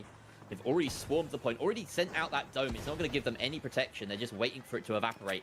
About 40 seconds left on this point. Out goes a second glitch, and that will get its mark. Palmer, though, finds an entry kill onto Lamp. That could make a big difference. Normalize taken down, and now it's only graduating on the 1 versus 2 defense. Make that 1 versus 3 as that defib comes out. And suddenly, as we start paying attention to them, it feels as though they've got a way back into this game. Alliance, they do lose Palmer here. Graduating has to further himself from the action. They're going to take their time to get him back up, winch it into a safer spot. They just need to confirm this steal, Rio. Out goes that incredible glitch, and it does find that's 2 from graduating. He's done it. He's 1 versus 3 clutch from graduating. How has he done that? Oh my god, Jerry. Just while you were casting that, I was watching the positioning and just watching him go through that gateway and have the perfect vantage point for overhead on that cash out. And just, oh my god, Grad, what in the heck did we just watch? You single-handedly kited it and then got a 3-piece and won the match. That is, no joke, probably one of the best clips I've ever seen in Pro League. All his stats were golden as well. Yeah, like, all I'm of not them. saying Normalize and Lamp didn't have bad games by any stretch of the imagination, but that was something. Now, of course, we do have... Okay, let's start making excuses. Let's start making excuses for Alliance, all right? Deal. That was on NA servers. Yep. Bernal is arguably one of their worst maps. And I think now, I think we can say inarguably one of their worst maps. That is proof to the fact. Yes. And graduating also just had a god game there. Like that's another excuse. Yeah. Alliance started to show signs of turning it round. There was a resurgence there. They won that engagement, but then graduating happened. So if they can take the momentum from that fight, just discard the mental I don't even know what you'd call it. Washness after that fight, because that's going to affect your comms, that's going to affect your mental. They have to reset here. They have to go in to Fortune Stadium with a completely fresh slate and say, look, we can win these fights. We just need to be tighter. Yeah, and I mean, we saw them being really tight at the end, but what they didn't factor in was graduating to just have that perfect gateway and perfect little just vantage point over them. So what I would do if I was them is just target Grad, get him out of it, and then deal with the other two. We know that everybody on that team is a well-composed player, but seriously, when you have somebody that is having a day like today, you delete them, you target focus them, and as soon as they're out, that's when your strategy develops. So I don't know, I'm hopeful, but also at the same time, in my opinion, I do believe that Fortune Stadium is kind of close to Bernal. They have a lot of similarities, kind of the tightness of them as well. So I don't know if it's going to be a map thing. Is it just going to be a mental thing? What's your prediction, Jerry? I'm looking at our kind of stats that we made, and while Fortune Stadium is similar to Bernal, it's much more similar to Seoul, which happens to be Team Ed's best map. They've never lost on it. Ooh. It's their best map overall. And of course, that is drawing from the season of cash outs as well, where Sol plays very, very differently to the rest of the season where you've got 3v3s. But it's, again, it's another mark in Team Ed's column of just how they've come into today and really seen it as like an opportunity to advertise themselves, right? They've seen they're the only unsigned team in this big, out of the big boys, and they're like, right, we're just going to destroy everything we come across. And then the best dogs have to sign us, right? It makes perfect sense. Yeah, and just taking a second as well, like Waltz and I did interview Lamp recently on our podcast, and it was really cool to kind of get inside his head and learn how they were preparing for even this weekend, just because they don't do a lot of VOD reviews. They really just kind of play. They focus on that team cohesion, and from that first map that we saw, that's what I saw. I saw some great just team cohesion, and it's such a it feels weird to kind of highlight that in the finals because that's what it's all about. How well can your team work together? But it's always cool when you see somebody that is basically a master class of that. They have figured something out. They have figured out their team work, and just kind of like having that is just super strong. So yeah, I love it. I am excited to see as we get ready on Fortune. But Jerry, we're going to Fortune Stadium, which I don't know if we've cast since I started doing this, but since we're going to Fortune, I have a little fortune for you. And your random fortune for today is you will forget something and it will work in your favor. So there you go, Jerry. That's really not what a caster wants to hear going into a map. But I'm you know what? I forget things quite frequently, and so maybe it will. Yeah, I like that you've said your fortune spiel so many times that you're actively finding other things to do when we end up on Fortune Stadium. I like that bit. It's great. I dig it. Yeah. Absolutely. All right, and we're getting started on my favorite map, and I can't wait to see these two teams get at it. Gateway already going off, trying to go directly for this vault, and we're going to see these two teams clash almost immediately. Great position here taken up, and the Sky Drop comes out from Alliance. They do find the opening kill onto Graduating as well. He will not be a factor here. Looks like as well, Lamp being taken out for the count, and Treason and Palmer clean them up. All right, that's a bit more like it from Alliance. Maybe the server diff is going to come into play here. But either way, I think servers or not servers for Alliance, that fight being, I feel like that was far more convincing than them. Yeah, and they are taking it over to B, which is one of the strongest cash out locations. As you can see, it's kind of isolated off to the side. They have to go across a bounce pad in a very exposed area, and it's just going to be an uphill or direct battle for all of them as Team Ed respawned and started their approach there. A gateway will be a good way to bring all of his teammates over to avoid that gap, but right now it is at a complete stall as it looks like Grad is just trying to make that bounce pad approach. He has a great little gateway, gonna bring everybody over, and I honestly think that Alliance might not have even seen that, but instead of going for the steal, they want to go directly for the kills. They want to bring it directly to Alliance and bring them out. Lots of bounce pad, everybody jumping around and having a good time out there as the gunplay gets started. Yeah, lovely bouncy castle set up at the bottom, but they can't defend that castle. They have to try and get around the cash out, and that was the concern there for a moment. But I think Alliance, they backed themselves. They knew that they were near enough should they need to collapse on the point, and now they do as Normalize starts that steal. It is just a bait, though. Lamp getting close, finds that winch onto Treason, but Treason not taken out just yet. He will be topped back up by Carnifex, but the damage may have been done. Out comes the winch, though, from Lamp, and he takes out Palmer. Defense not working out so well for Alliance as they both go down real low here. Still, Team Ed have all three up. They can get that steal started. Yeah, it's a perfect positioning. Carnifex needs to go out and get his teammates res back up, maybe even wait for the coin, but no, he decides to go for it. What is happening? He brings Lamp down. He is now in a 1 versus 2, but yeah, that's about what we expected. And they shoot the ground in celebration, but all of Team Ed is up. They lost one person in that battle, but hey, now they're going to get the cash. There's not going to be enough time, and we're going to turn our focus towards the next vault fight. Yeah. Turns out Alliance couldn't get too excited about that one fight because it feels as though we're resumed normal service here. Team Ed once again on top. They have that cash out in their favor. They're only one cash out away now from booking their space in the upper bracket final alongside their compatriots in Nightmare. Will it be an all-NA upper bracket final? Don't get me too excited, Jerry. I can only get so excited, as a famous person once said. Oh no, that is not how you want to start your fight. Carnifex as well on very low HP, and he's not exposed, but yeah, they're going to have to wait for this coin. It's a free tap of the vault for Team Ed. Thankfully for Alliance, the coin back in won't cost them too much. Palmer back up. In fact, the body rezzed the long way by Carnifex. Yeah, nice little vantage point by Trees, and if he can find somebody here, this would be a great opening to turn the battle just even a little bit, but instead they're able to get out of there. That gateway just gets so much distance and basically leaves them scratching their head.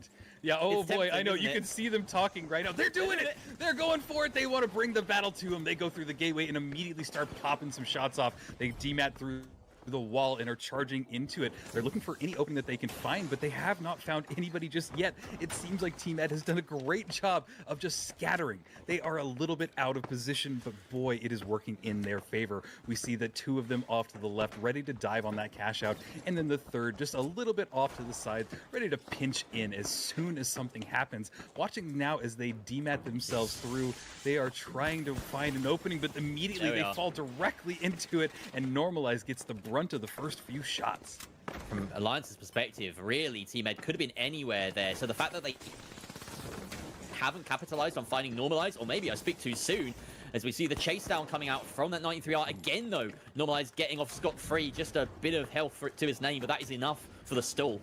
Team Ed now scrambling. Their formation has been split a fair bit. There's some more shots coming out from Trees, and we know how good he is with this pike, but he hasn't been given the opportunity to shine so far. Diving on up, lands one shot again onto Lamp, but he's topped back up by his light. And now Treason taking the brunt of a beating himself. Can he find that target, though? There's all around him. Carnifex taken down by Normalize. And now it looks like Team Ed in the ascendancy on this defense.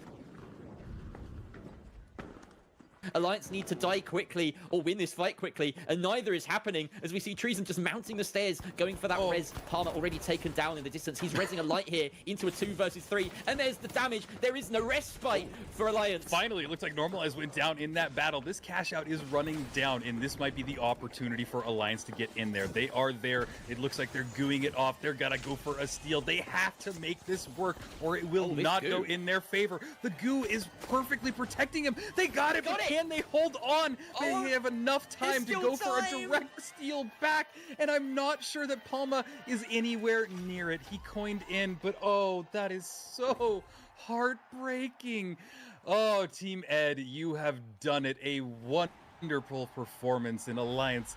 Hate to say it, but boy, that was a little bit of a beating. And yeah, we'll see them in the bottom bracket. But boy, what a match there, Jerry. Alliance are going to feel hard done by. Twice they lose cash outs that they had every right to win. And that's how they get sent down to the lower bracket. Really heartbreaking, but what a performance from Team Ed. 2-0-2-0, the most dominant performance we've seen today in any series. Not a single map loss. Yeah. And yeah, they'll be looking forward to that upper bracket final tomorrow, the best of 5 against Nightmare. Well, and it's just so funny because, like, as we were preparing our notes for today, you know, we were talking about Team Ed, and it's like, they're great. You know, what can we say? They are a strong team that people are scared of. So if you ever needed to know why we say things like that, look at what we just saw. That is to not take away from anything that Alliance did. They tried.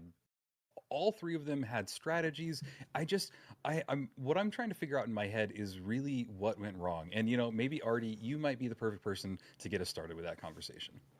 I mean, hey, we've been talking about it all day. It's that NA playstyle versus the EU playstyle. And at the end of the day, it seemed like Alliance just was not prepared for the just aggression that Team Ed brought to the table. And not only that, but there were so many times where, Jerry, you said at the very end, Alliance had every reason to win so many of those cash outs. I mean, the last cash out on both of those maps were in Alliance's control pretty much until the very end, but losing just that one engagement, losing that one fight, or in the case of Bernal, not stealing when you had to cash out for like 20 seconds. And like, I do have to say though, I mean, even though that was pretty even kills across the board for Team Ed, this was Grad's match. This was Grad's showing of just everything. And Waltz, we were also talking a bit about Fortune Stadium, about the just insanity of the timing of some of those fights.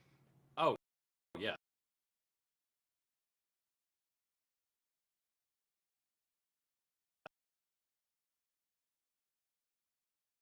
but to make sure that there's only one possible fight. They're so confident that they're going to win the 3v3 that when they take this fight, they slow it down and make sure that they only get a single fight. By the time or by the time Alliance respawn, there's no chance that they make it back in time.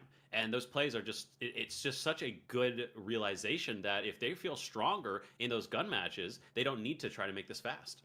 Yeah, it's good macro control, it's good timing, but I mean, Jerry, there were also a lot of misplays. There was a lot of utility left on the table, and I mean, what was the biggest standout for you in that regard?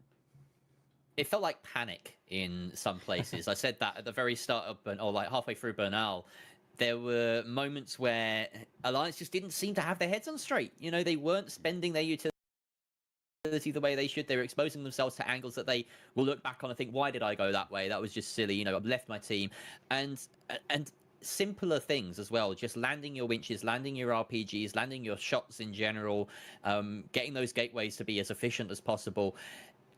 There was just a slight dip in the basics, right? And the high standard that Alliance have set throughout the season. So they'll have to go into these next games, which will be up very shortly, with a much better mindset. And I mean, Rio, all things considered, that first fight on Fortune Stadium, I mean, lest we forget that is in our favor, but our first fight on Fortune Stadium was Alliance just sort of aping and taking that aggression to them. Why did that fight in particular work out and then nothing else did? It really seemed like the only time that they caught Team Ed slightly out of position or slightly just unprepared. And you could see that scramble happen on Team Ed as soon as one of them went down, and they just weren't able to recover, and then Alliance just kind of jumped on it. And Alliance did great in that situation, but you really got to capitalize on when Team Ed makes a mistake. And they're not making it. It did feel like a lot of the time. It felt like a lot of the time graduating was there to bail them out as well. Like with the H+ infuser, so many times you thought, oh, like Lamp or Normalize, they're gonna get taken down here. They're being chased down by a lone pike, and they managed to regroup with their light and get those heals into their bodies, and then turn the fight on its head. It happened so many times, especially on Fortune, that Alliance would just take that bait, and then they'd have to, instead of winning a 1v1 that they should have won, they're up against a 1v2, and it's all different now all of a sudden. I mean, that's what I've been saying since the beginning, is no matter what it happens with like the pike, where you have all this pressure, for NA being able to have that positioning around the light, where the light is able to take a slight angle but still be in range of that H+ infuser. Every single fight, it felt like Grad knew how far away he was to be able to just infuse, and that same positioning was not there for Alliance. But Waltz, I mean, just coming back to just like the overall of today, do you think this sets up Team Ed for a generational run all the way through to the very end? I think it does. I think I would not be surprised to see Ed in the grand finals at all. They clearly are incredibly locked down. As dominant as this performance was, though, I do think a lot of this comes down to Alliance maybe were in their heads a little bit, you know? I mean, Ed is an amazing team, and I think people expect them to be top 3 for sure. But Jerry made a really good point that they were there was panic in their approach. Like one of their early matches on Bernal, they dropped the pad down, they went for the dash pad play. They were 30 meters away from the cash out. There's no reason to go for a dash pad play. You're just jumping into the air. Immediately he gets picked off by Normalized, by the pike, you know, like they're running these set plays and they're using their utility in ways that did not make sense for the moment. I think they overthought things potentially too much and had these ideas for what they needed to do. And so, like, when it comes down to it, I think Ed still have their hardest tests ahead of them. 100%. But I just want to say a big shout out to everybody in Twitch chat dropping subs earlier. Embark. Now it's Yoink. Yoink dropping 29 subs on the day. Amazing stuff, everybody. Martin as well earlier, 31 subs. Just insane love and support from everybody. A huge shout out to our beloved sponsor, Crash, aka Broxton, the PR chief officer of VIA. And just, this is an absolute pillar of the finals community. One of the biggest reasons that our prize pool is as it is. All of these teams going to be taking their slice of the pie if they can make it through the rest of this bracket today, of which it's been a very tough fight. But we'll have way more finals action for you coming up soon, so don't go anywhere. We'll be right back after this break.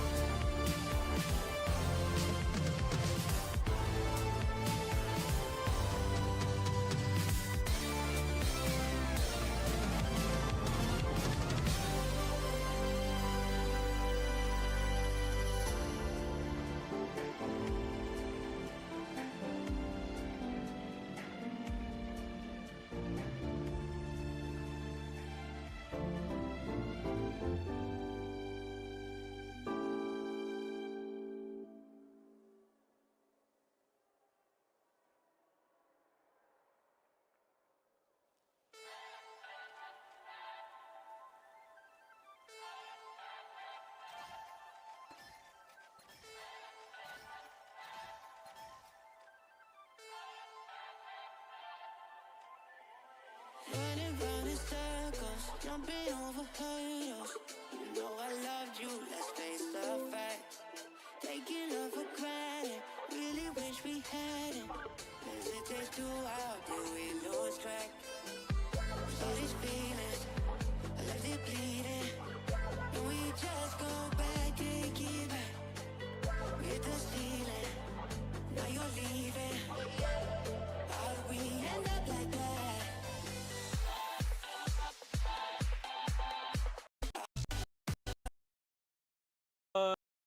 Some people might be Said we are here on beautiful Las Vegas as the teams are not moving. So we're gonna reset. We yep, got a little bit of a rehost here, a little bit of a rehost situation. You know, when selecting those servers, sometimes it can be a little difficult. Yeah, Just sometimes a you little get the servers cluster that's a little further away. You know, there's servers in like kind of Siberia. There's servers over on like the west coast of NA. So we do what we can to help our teams out, but that does give us a little more time as we reset the lobby and we get teams back in. Sorry, I just looked at chat. Who's coming at me? Why one of them bold? Yeah. What can I say? Melpan has hit me hard, age 25. Like... Helps with thinking is crazy. That's for the mods, bro. The calls come from inside of the house. Okay, you're crazy for that one. Oh my gosh. Okay, well, Jerry, you clearly have the brains of the bunch. What does Retwist have to bring to this match?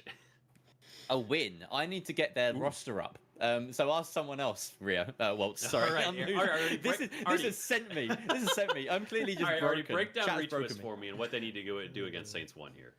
I mean, if it's anything to go by from Saints 1's performance, right, it's all kind of hinging on Mickey and someone getting the openings, getting the opportunity for the quick opening damage, and then being in a position to capitalize on it. And for Team Retwist, I think that they actually have that opportunity. They have the ability to do just that. But it's going to rely a lot on HD spawns being in that right timing, being in the right mindset, to be able to just take those engagements as they come to them. But obviously, again, NA versus EU, reactive versus proactive, it's anyone's game.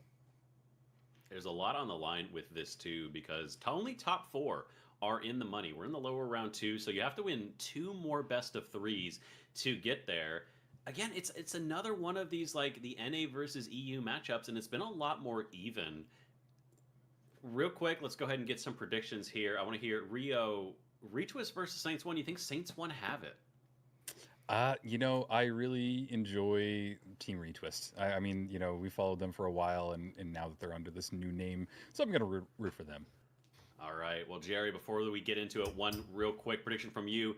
Do we have Retwist or Saints 1? I'm back in Saints 1. I think they step out of the shadow of last weekend's EU playoffs performance, and I think they make it maybe even to day 2. I don't know. All right. Well, we'll have to see. Artie, take it away with Rio. Let us know who actually wins this as we get into Las Vegas. Absolutely. It's Vegas time. And, well, you know, Rio, I'm a gambling man, but I do have my house on Saints 1. So, go ahead and see if it's going to happen. Okay, those are some bold words and a lot of hope for Saints 1. And you know what? I am hopeful that you don't lose your house. But with that said, we're watching as the engagements are about to get started. Looks like Saint 1 got the first tap on the vault. APS turret's still being used by Mickey, so it's an interesting play, and I'm curious to see if it works out for them. But there is a gateway as well. Mickey now trying to run a little bit away from it, maybe trying to find a jump on Team Retwist. But right now, nobody has gone down just yet. Yeah, I mean, this is going to be a little bit of a slow engagement here. I mean, now starting to pop off a bit. Mickey hitting that goo into his shins makes that look a little bit wild. But here we go. Llama opening up very nice. Opening pick. This is a very, very hot approach right now. Brendy being the first out on Team Retwist means that Saints 1 does still have that potential. But actually, no, there's no defibs. That's right, Mickey's not running defibs. So both these teams, same res potential right now. So that vault is down. Actually going to be Retwist that picks up the res first. Saints 1, they're going to yeet that vault away. Rio, this is a messy fight already. Yeah, it's very out in the open. The vault is really exposed in probably one of the longest stretches of any map. But hey, it looks like Retwist have decided to go for it, but immediately looks like Llama's getting a lot of damage, but they're able to close that door right behind them. And it's going to force all of Saints 1 to reposition and get on top of them. But this will give Retwist plenty of opportunity to get that vault over there. And I say that as they are still getting beamed from above. But that's the cool thing about Vegas. You don't have to be outside for too long before you go into that nice AC'd room and get the vault plugged into B. There it is. Is there AC in the virtual arena? I hope We'll so. find out. But you see now, Retwist has a nice opportunity to just kite away after the plug. Saints 1, they're going to burst into this auditorium, but into the backside, on the backstage, the back shots on the spawns goes down first. It's going to be Mickey up on the rooftop as well to match Brendy, but as the winch fight goes down, Llama finds himself victorious, but all that damage, Llama still able to survive, but someone in one bolt will be enough. That's going to be Saints 1 coming out on top, be able to get the res, get the steal.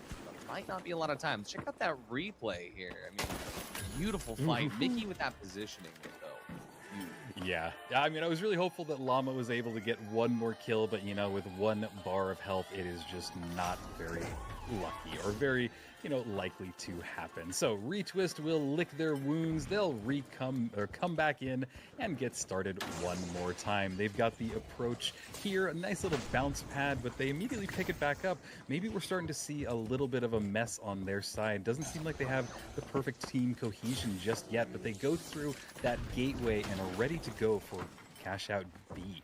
They're all on top. It looks like they're trying to do some ice fishing to find anybody and deal some damage. But Brendy now spotting anybody out that he can. But really, everybody on Team Saints 1 is way over there. Have we referenced the fact that he's on model? I didn't. Oh my God! Yeah, that out. New buff with that 1 extra shell. See if it's gonna be enough. The steal coming through, but the glitch will stop them out just in time. Looks like Saints 1, they're gonna be poking from afar. Still not necessarily committing, just as well as Retwist has not yet committed to the steal. But big damage up on top of Saints 1. They pop the bubble. They pop Brendy and Llama. He gets the steal, but he's gonna take his life away for it. Spawn's gonna be diving in now from the top ropes, but just enough time on the stealer of Saints 1 to still keep it in control. For Team Retwist, Llama being out of that fight just to go for that steal proved to be a very inefficient method to winning. Yep, when you get down to just that last person in the last few seconds, just diving directly on it, you know that the enemy team is there and just body blocking and just blocking all of that damage. And that's exactly what we saw. This is such a better performance from Saints 1 than we saw earlier today. I am loving it. This is the Saints 1 that I know. And going against such a well-known team as Team Retwist, heck yeah, I am enjoying this and I am very excited to see if they're able to hold on to this momentum.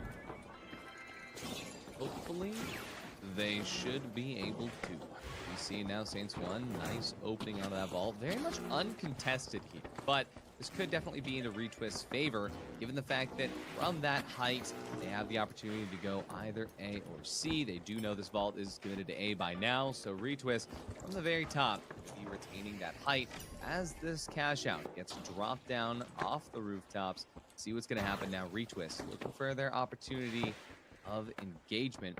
Someone piercing from the sidelines there out in the alleyway might get spotted out here by Retwist, but seems like they've refocused their efforts inside, but Spawns gets the shots onto someone. That's gotta hurt for Saints 1. Steal gonna be coming to fruition now. Already done. Saints 1 now on the recombine to see Spawns, Llama, Brendy taking tons of damage. Spawns can clap back though. Mickey's out a million, just 3 bars. Oh, but he gets 1, but that's gonna be Retwist taking the fight.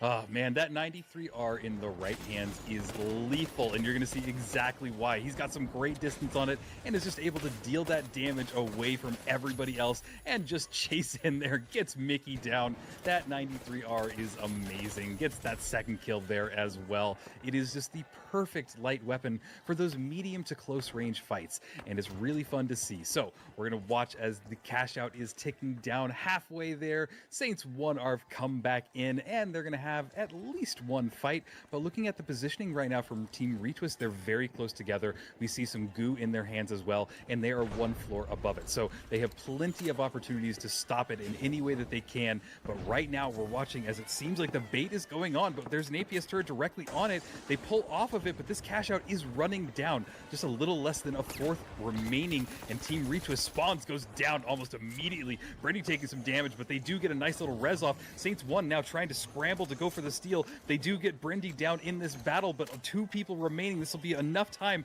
for them to hold on for just a little bit longer. Here comes the steal. They need to stop them. That APS turret does block some damage. It is all on Llama, but no, he can't stop it as Team Retwist have it stolen right out from underneath them, and they are getting wiped, and that is the map as well. Wow, what an insane set there. I mean, this is why Mickey has decided to run that APS. No opportunity for that goo to hit, no opportunity for the glitch to hit, means that you have every bit of util that you need to get that stall out. And I mean, with that final steal, I was so worried. At the very last engagement, the fact that Brandy was able to get involved and get that defib, and Spawns got away, I thought that could have been the moment where maybe Saints 1 can't get it, but Spawns just a little bit too early on the re-engage, and you know, especially when it comes to stalling out the steal, just didn't get that timing quite right. For Saints 1, this was a very convincing win. Yeah, a very convincing win indeed. And honestly, as I said earlier, this is the Saints one that I expected. So I'm wondering if maybe this is their first match. They were just kind of not into the flow just yet, because all of these players are such high level players that, yeah, that's the gameplay that I expect. And we finally got. But on the opposite side, I was very surprised to see Team Retwist struggling as much as they did, because it didn't seem clean. If any team was going to go to 3 cash outs for all the maps, I thought it would be this one. So I'm a little puzzled right now. Same. I mean, it's just one of those situations where every single fight in the sandbox is different, has the opportunity to go any which way. And I think that for these particular cash outs, there's a reason Saints 1 decided to commit to A. We saw them kind of really figure out, okay, do we just go over to cash out C? Do we just you know, take it back already? But I think that knowing that there's no way for that height to actually matter in that fight, in that engagement, and being able to play with the alleyway, with the garage. It didn't work out at first for Saints 1, don't get me wrong, but it absolutely paid dividends on the retake. Yeah, absolutely. And do you think that it's going to be maybe more map dependent? Do you think that we'll see kind of a change up on the next map? Or do you think that this is just the way that Saints 1 is playing against Team Retwist? I gotta say, I think that it is going to be a little bit map dependent, because Retwist has struggled on Vegas traditionally, right? And as far as figuring out NA versus EU ping, who's to say? But for now, I mean, Saints 1, they're definitely looking like they have figured out exactly how to make this util work for them. Although, again, at the very beginning, when, you know, it was the battle in that street, and it was actually Retwist who lost their medium, they were able to get that revive really quickly, get that reset. Saints 1 not running that defib still has shown a little bit time and time again that it does bite them in the butt. So I'm curious to see if that, like, on a different map where those engagements could be a little bit faster, a little bit burstier, maybe, who's to say?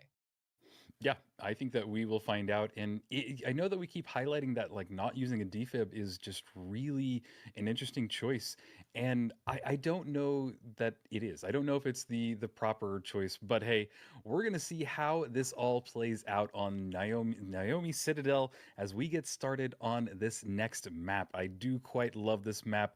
I think that there's a lot of opportunities for some nice rooftop battles and just kind of open areas. So it will be kind of maybe the playing grounds for Saints 1, but hey, I am still rooting for Retwist to come back and show us what they got. Oh yeah, big excited for Nozomi. It's honestly like just the best map that has ever been released. Yeah. And at the very beginning I was like, oh, you know, it's a map. Everybody has that, you know, just feel good about it because it's new. No, this map has the best flow. It has the best pacing. It has the best sandbox potential. We're gonna be seeing Saints 1 right now, setting up to the sidelines here and just looking to catch Retwist off guard. Absolutely, and the battle is already starting just from these two locations. Lots of distance between these two, so I'm kind of surprised that there is this much room. But there's going to be a gateway, and watch all of Retwist get the heck out of there. But immediately, it seems like Saints 1 know it, and they want to dive directly onto it. The battle is just getting started, and RPG goes down, bringing Llama down almost immediately. That is going to be detrimental for Team Retwist, as we see some smoke going off on the point. I think Saints 1 are going to try and steal this almost immediately, and this is a great play for them to do it because they have every opportunity right now. There is the steal. Nobody is near it. Brindy is at half health. Spawns is running around trying to stop it, but he is not near it, and they're going to have to regroup for this next battle.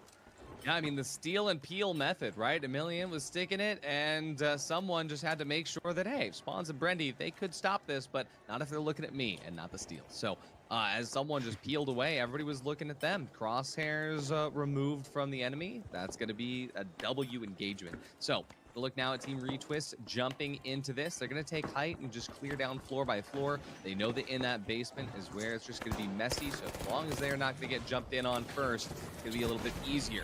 Here we go, diving in. Glitch Grenade finally going to be able to connect. No dome for Emilian. Could be detrimental, but we're going to see, hopefully, Llama finds opportunity with that RPG. APS taken away means that RPG has a chance to hit now. See what's going to happen as Saints 1, they've jumped back up to the top there, trading height.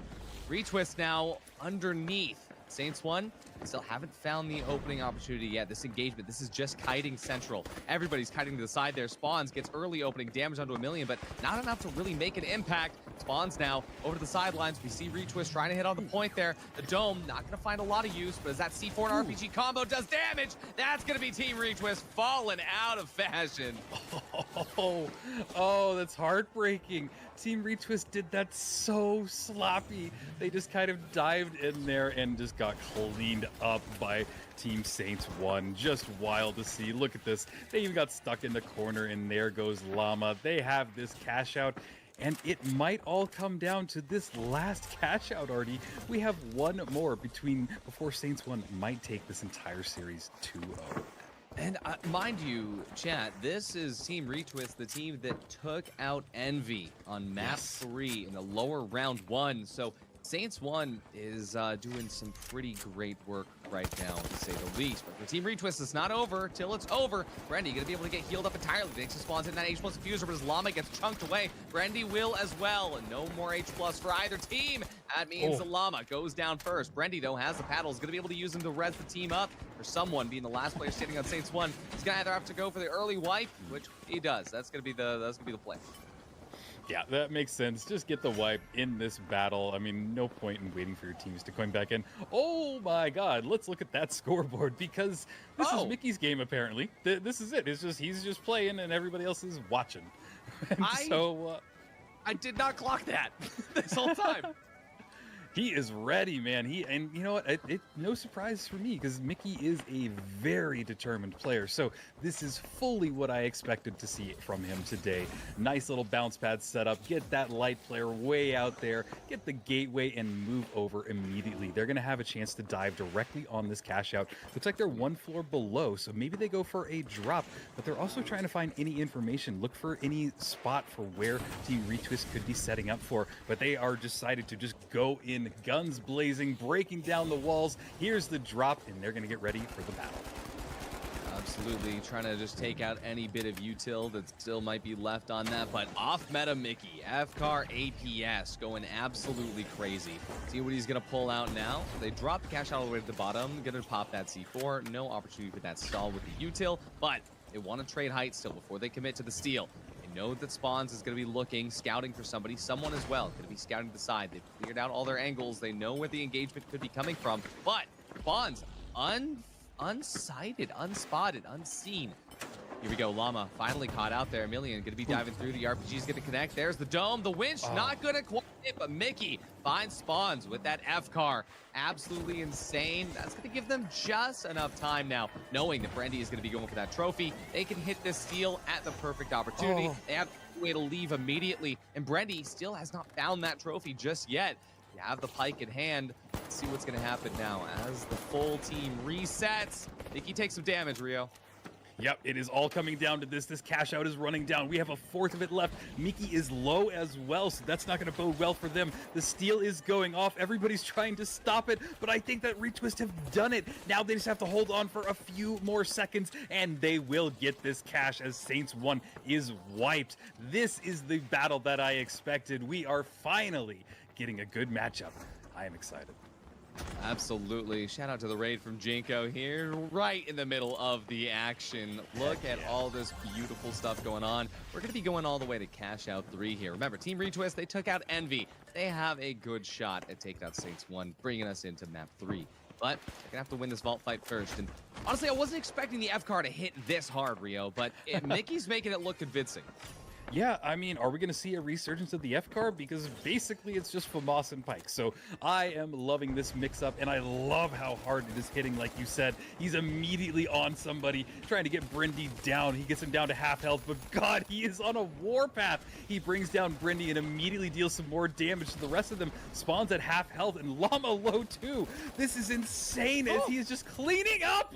What is going on? Mickey the God right now. Citadel is his map, apparently. Absolutely crazy. Let's check out this replay. I mean, look at that. Every single time that he had to reload, it was within the perfect time to. Look at how he just takes cover, reloads, engages. This is how you want to play an FPS. This is just taking it back to the basics. We're just watching a dude use an F card, a trophy system in the finals, and it's working. Oh, I love it, though. I mean, come on, it's the F card. This is what dominated the early scene, and I love to see it again. Vault is getting plugged into Cash Out A. This Cash Out has been started. It is in the hands of Saints 1. This is their opportunity to end this battle and send Team Retwist back to the ground and lick their wounds to fight another day. Seeing the Dome Shield go off, it seems like Retwist want to go for it. It is a very exposed Cash Out. Looks like they glitched it and were able to get it to stop. It is now fully in control of Team Retwist. They are hunting them down. Mickey able to get away with just a sliver of HP. That was insane as the glitch prevented Llama from using the winch. That was one of the best timed glitch grenades I've ever seen. This is looking so good. It's all going to come down to this. We've got one more team fight remaining between Team Retwist and Saints 1. If Saints 1 clutches up, no need for the map 3. We're going to be going straight to the lower quarters. But for now, to see if Team Retwist gets a good engagement. But look at how split Saints 1 are playing. Right now, it's going to be Mickey and Emilian still playing in that core. Someone does have a good angle to get everybody healed back up should they need to. They're going to need to. Mickey will be able to come back to full HP. Right now, Retwist, they're making their entry.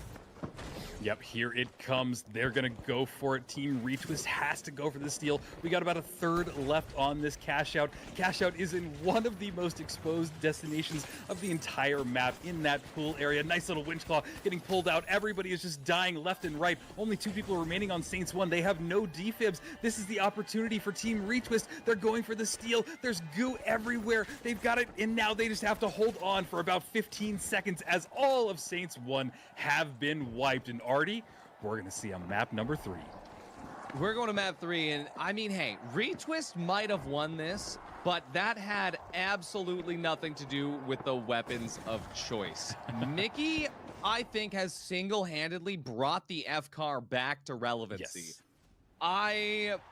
Like, this is just the most insane thing that I've ever seen, is after about 2.5 weeks, 3-4 weeks of playoffs where we had nobody utilizing the F car at all.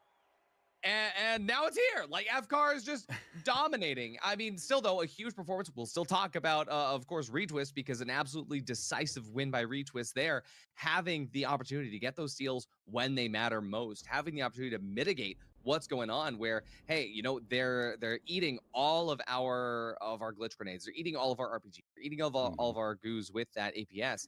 They take the time to burn out Saints 1's util, and then they engage. And that's the secret sauce that actually allowed them to get that win.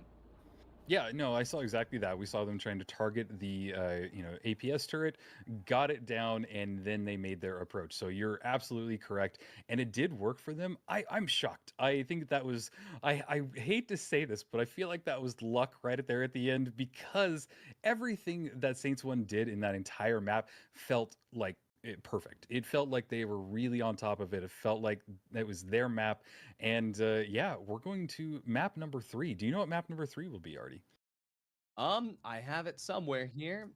Gonna be Sis? listening in. It's gonna be Sis Horizon, says it actually right down at the bottom while we were playing the game. But I was too focused on the game. I was too focused on the FCON I know. to read what maps we're going to. But yeah, we're gonna be going to Sis Horizon there for the last map. And honestly, this might be a map where I might not be convinced of the FCAR's efficiency. I think that on Sis Horizon, this could really be the moment where we do see the Pike genuinely make a difference. Although, again, I could be proven wrong because 10 minutes ago, I would have said the exact same thing about Nozomi Citadel.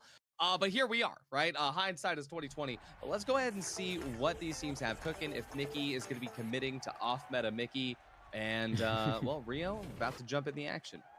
Heck yeah, I love Sis Horizon. It is one of the best battlegrounds for teams like this. They have played it, the strategies are wild, and these teams are going to give us quite a show. Looks like they're making their approach towards Vault number 1. I am very curious to see what Mickey is running. It looks like there's still a 93R in the hands of Spawns. Lots of glitch grenades going off. Didn't really connect on anybody just yet, but it seems like everybody's just trying to fish for a little bit of damage. Both teams pretty split up, so I'm a little surprised that they aren't kind of staying grouped together. But hey, if that's their strategy, let them run with it, bringing that APS turret back up and trying to maybe go and tap this vault. But again, both teams are just on top of each other. I think that they know, they feel the weight of what this batch means, and nobody wants to screw this up. Absolutely, and check this out. Good positioning. Everybody making sure that every angle is covered. Nobody's going to be able to enter this room without being spotted out. And, well, for Saints 1, they've done it. They've spotted them out. Now play on that, right? So retwist, they're going to be moving around. Looks like they're rotating to take this pinch from the other side. Mickey decides that this wait has been long enough. They're going to proc the vault. See now, as Llama starts this engagement, Mickey doing his best to stay out of winch range. Absolutely vital here. Emilian going to be looking to do the opposite. Trying to get that winch on Llama early. The winches, the domes, the glitches, they're all going to fall through. And Llama does manage to get some extra damage. Spawns, chunks out Mickey. It's going to be traded out to Llama here. Someone goes out as well. We're just down to Emilian. And that's going to be a 1-1. But Brendy still up. That's retwist winning that first engagement, Rio. Oh my god, that was just the first fight. It all just clashed, and like you said, there was glitch grenades, dome shields, nades, everything just popping off. We're getting a nice little replay. Maybe not, because this is a PowerPoint slideshow presentation. If we look on slide 3, you'll see the exact moment that Mickey missed a shot that was crucial, right? I mean, this is that was intentional. It was intentional. Oh, I love it though. Watching the setup now, Brindy running that Pike, as we said, it was a great pick for this map, but someone immediately brings down Llama. It looks like the battle is going on right outside of all of this going on, but now moving over to it, it is all on Brindy. He's the last person remaining, trying to stay in control of this cash out, but boy, I would maybe just get wiped at this point. Reset so that you can get your team back in there. I mean, they're opting to use the coins here. You see, he's not sprinting. He's walking away. That's intentional. Make sure that he's not given too many audio cues here. Waiting for the team to coin in. And at this point, we're going to see Llama be able to coin. Spawn's going to coin too. Looks like it's a very opportune one as well. So that respawn will bring the team in for just enough time for another engagement. The question is, do they engage from the alley or do they engage from the top of workspace? We're going to be seeing them slowly work their way over to the side here, Rio.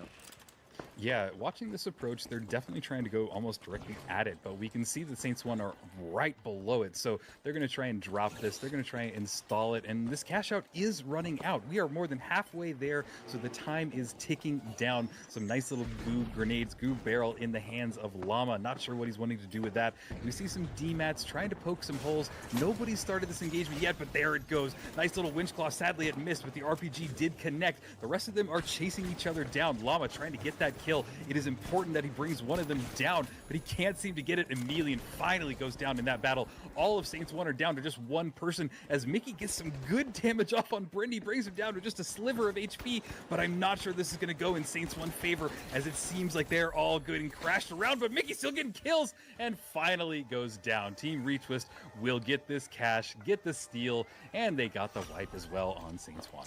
That's so unfortunate. Mickey actually would have been able to get that stall out if the cash out hit the jump pad, but as you can see, landed just behind it.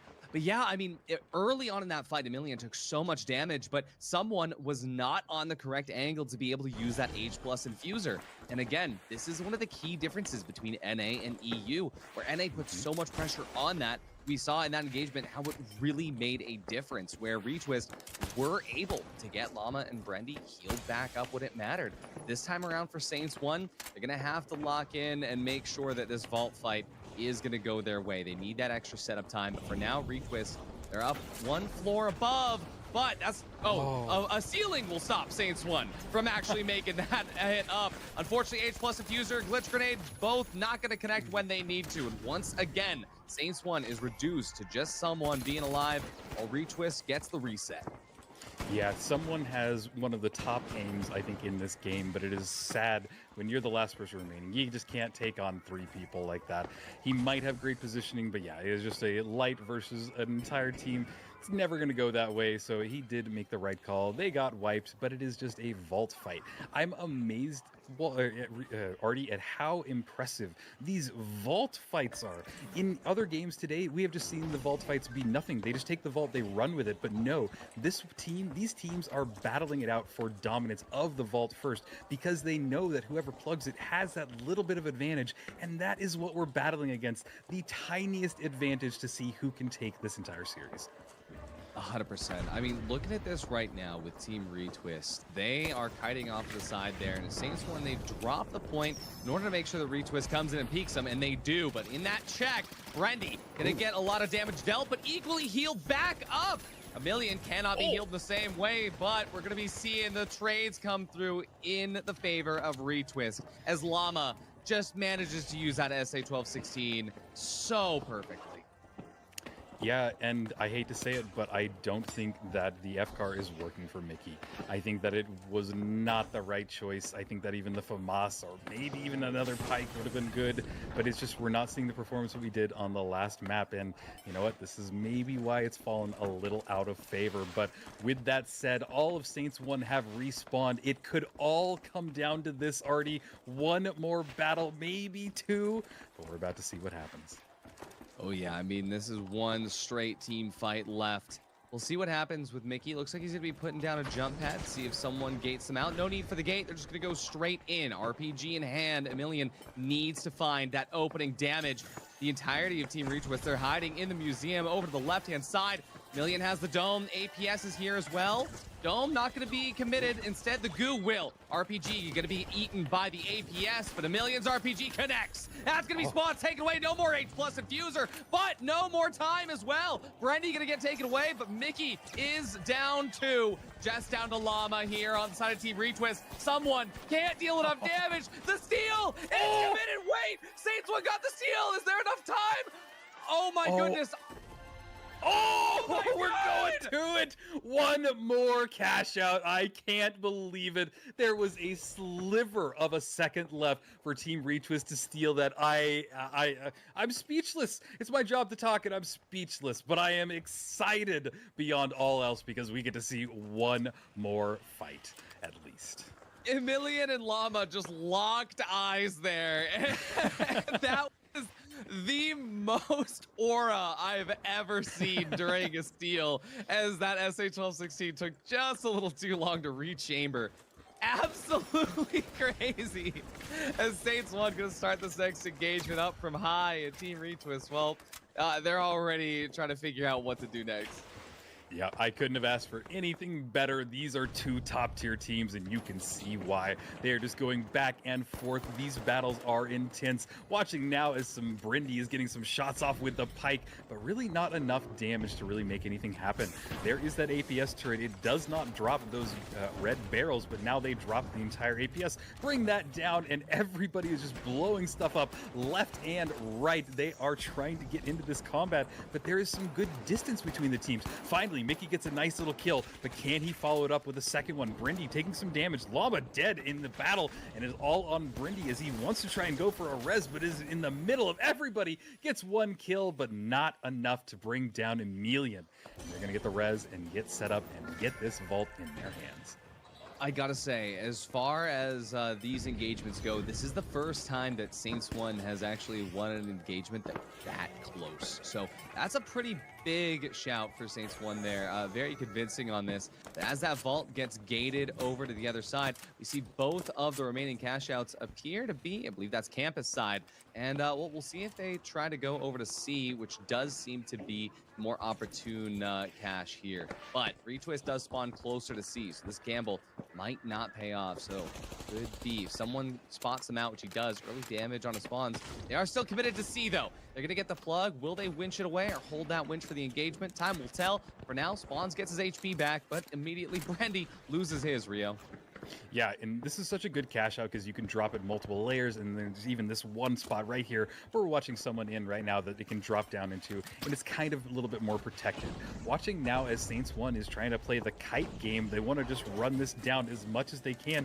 Good little gateway, but a steal is being attempted by Team Retwist. They got to dive on it directly, but this is the problem. They were so far away, just let Retwist grab it right from underneath them. Now they need to go for it. Everybody's here directly on this rooftop. They want to make something happen, but someone very low had to get out of there. Just on one bar, has to wait for his health to res back up, but this cash out is running down. They're able to drop it down. It is maybe halfway there. The time is now to get some kills on the board. Change this into your favor, but man, everything is just slowing down, Artie. 100%. I mean, right now as well, Retwist knows that Saints 1 could just get a crazy steal, even if it doesn't make sense. So, Retwist, they're kiting, but they are staying close to the point. Mickey going to be sitting in this, committing on it. As that DMAT closes back up, we're going to see now Retwist getting a little bit closer. They're in the amphitheater, but Saints 1, they're going to try to recombine efforts. That's going to be Retwist trading height up to the top there. Kiting has gone on long enough. Mickey going to be committing to this now, but with the dome, Glitch is going to hit, and that's all of Retwist about to dive in. Saints want to control the cash out now, but here comes Llama and Brendy. RPG going to be able to do quite a bit as Mickey gets chunked away. That's going to be Spawns now, eating bullets from Emilian. Someone and Emilian going to be looking to kite around, stay alive, and play for the timing, but if someone goes down, it comes down to this. We need to see Emilian in a good spot. The RPG, it's going to be hitting the stall with the C4. It hits. Brendy still holds on. He's going to be able to take one, but the steal is going to come through. It's Team Retwist who comes and takes map 3, cash out 3. What a game. Yeah, that was amazing finals action. I am so happy that we got to show a match like this to all of you viewers out there, because my God, this is what I hope for. When I come to cast these games, this is exactly it. This was tight, this was tense. The amount of steals, the amount of back and forth, the team plays, the manipulation, just everything. I love it. You are not going to wipe this smile off my face for the rest of these matches, because dang, that was fun. That was crazy. I mean, that second cash out where Emilian is just holding the steel, staring straight down Llama's barrel. I mean, I hit a blood pressure PR and I'm not even playing. So, I mean, I'm just so happy to see this stuff happen. But even in the face of that, Team Retwist, they were able to come and do it. And how much, like, how cinematic is it that happened with also a last second steal by Retwist? Yeah. So like it all just comes together in a nice little tight wrapped up bow. But let's bring in our hosts and analysts to come back through, come into the desk, and oh my God. That is a perfect summation of what we just saw. I know Jerry's jaw is on the floor, mine is a little bit as well. That was chaotic. It looked like Saints 1 just had that, and then everything went out the window. Jerry, Can you sum that up at all? What do you have for us? Unfortunately, no. It's my job to at this point, you know. But there just wasn't a consistent thread throughout any of that. There was so many. We were talking so much behind the scenes about everything that's going on. It never felt like there was a consistent thread at any point. We had so many things going on at once. Mickey, perhaps one of the standout things, bringing that F car in and how that changed the dynamic. We saw rounds and maps where teams grouping up, particularly Nozomi, that felt like the play. But then the cash outs didn't go the way that you'd expect them to. And it was just chaos. It was raw finals energy throughout the whole series. And yeah, it was entertaining, but I cannot begin to analyze that. Sorry, Walt. Sorry, people at home. I give up. That was crazy. It was, I mean, it was 100% just back and forth. It felt like it was all over the place, but it started out with a insanely dominant performance from Saints 1. I mean, like, it looked like we were about to go into a quick 2-0.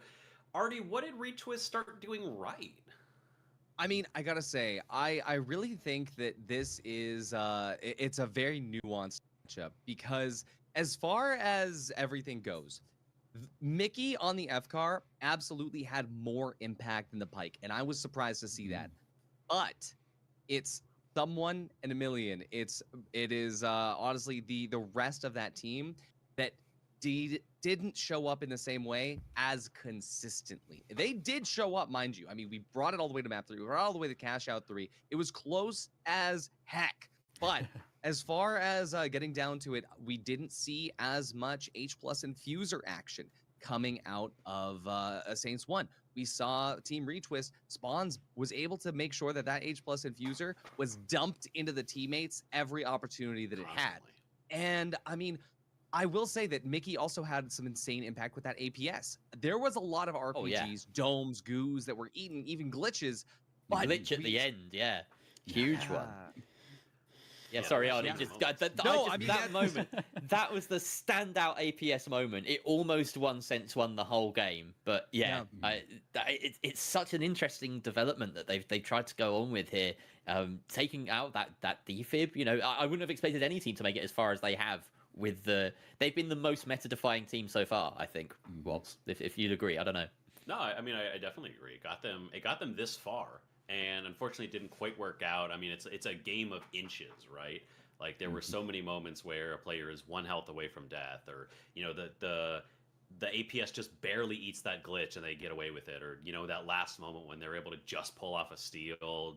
There were so many moments that define this series that did make it a game of inches, but Retwist were able to pull away. They did take this game, and so that means that they're closer. They're in our lower quarterfinals. There are still 2 spots left in the Final 4. So we do have and we can take kind of a look at our bracket and just kind of see where things are looking, because we have another match that's going to be coming up real soon that we can see here. Alliance waiting in the lower quarterfinals. We saw Alliance. They got handled by Ed.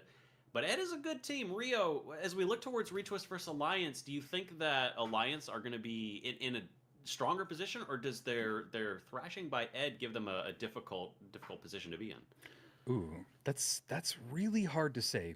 I want to just root for Retwist just because of how well they performed in that last series, the last group.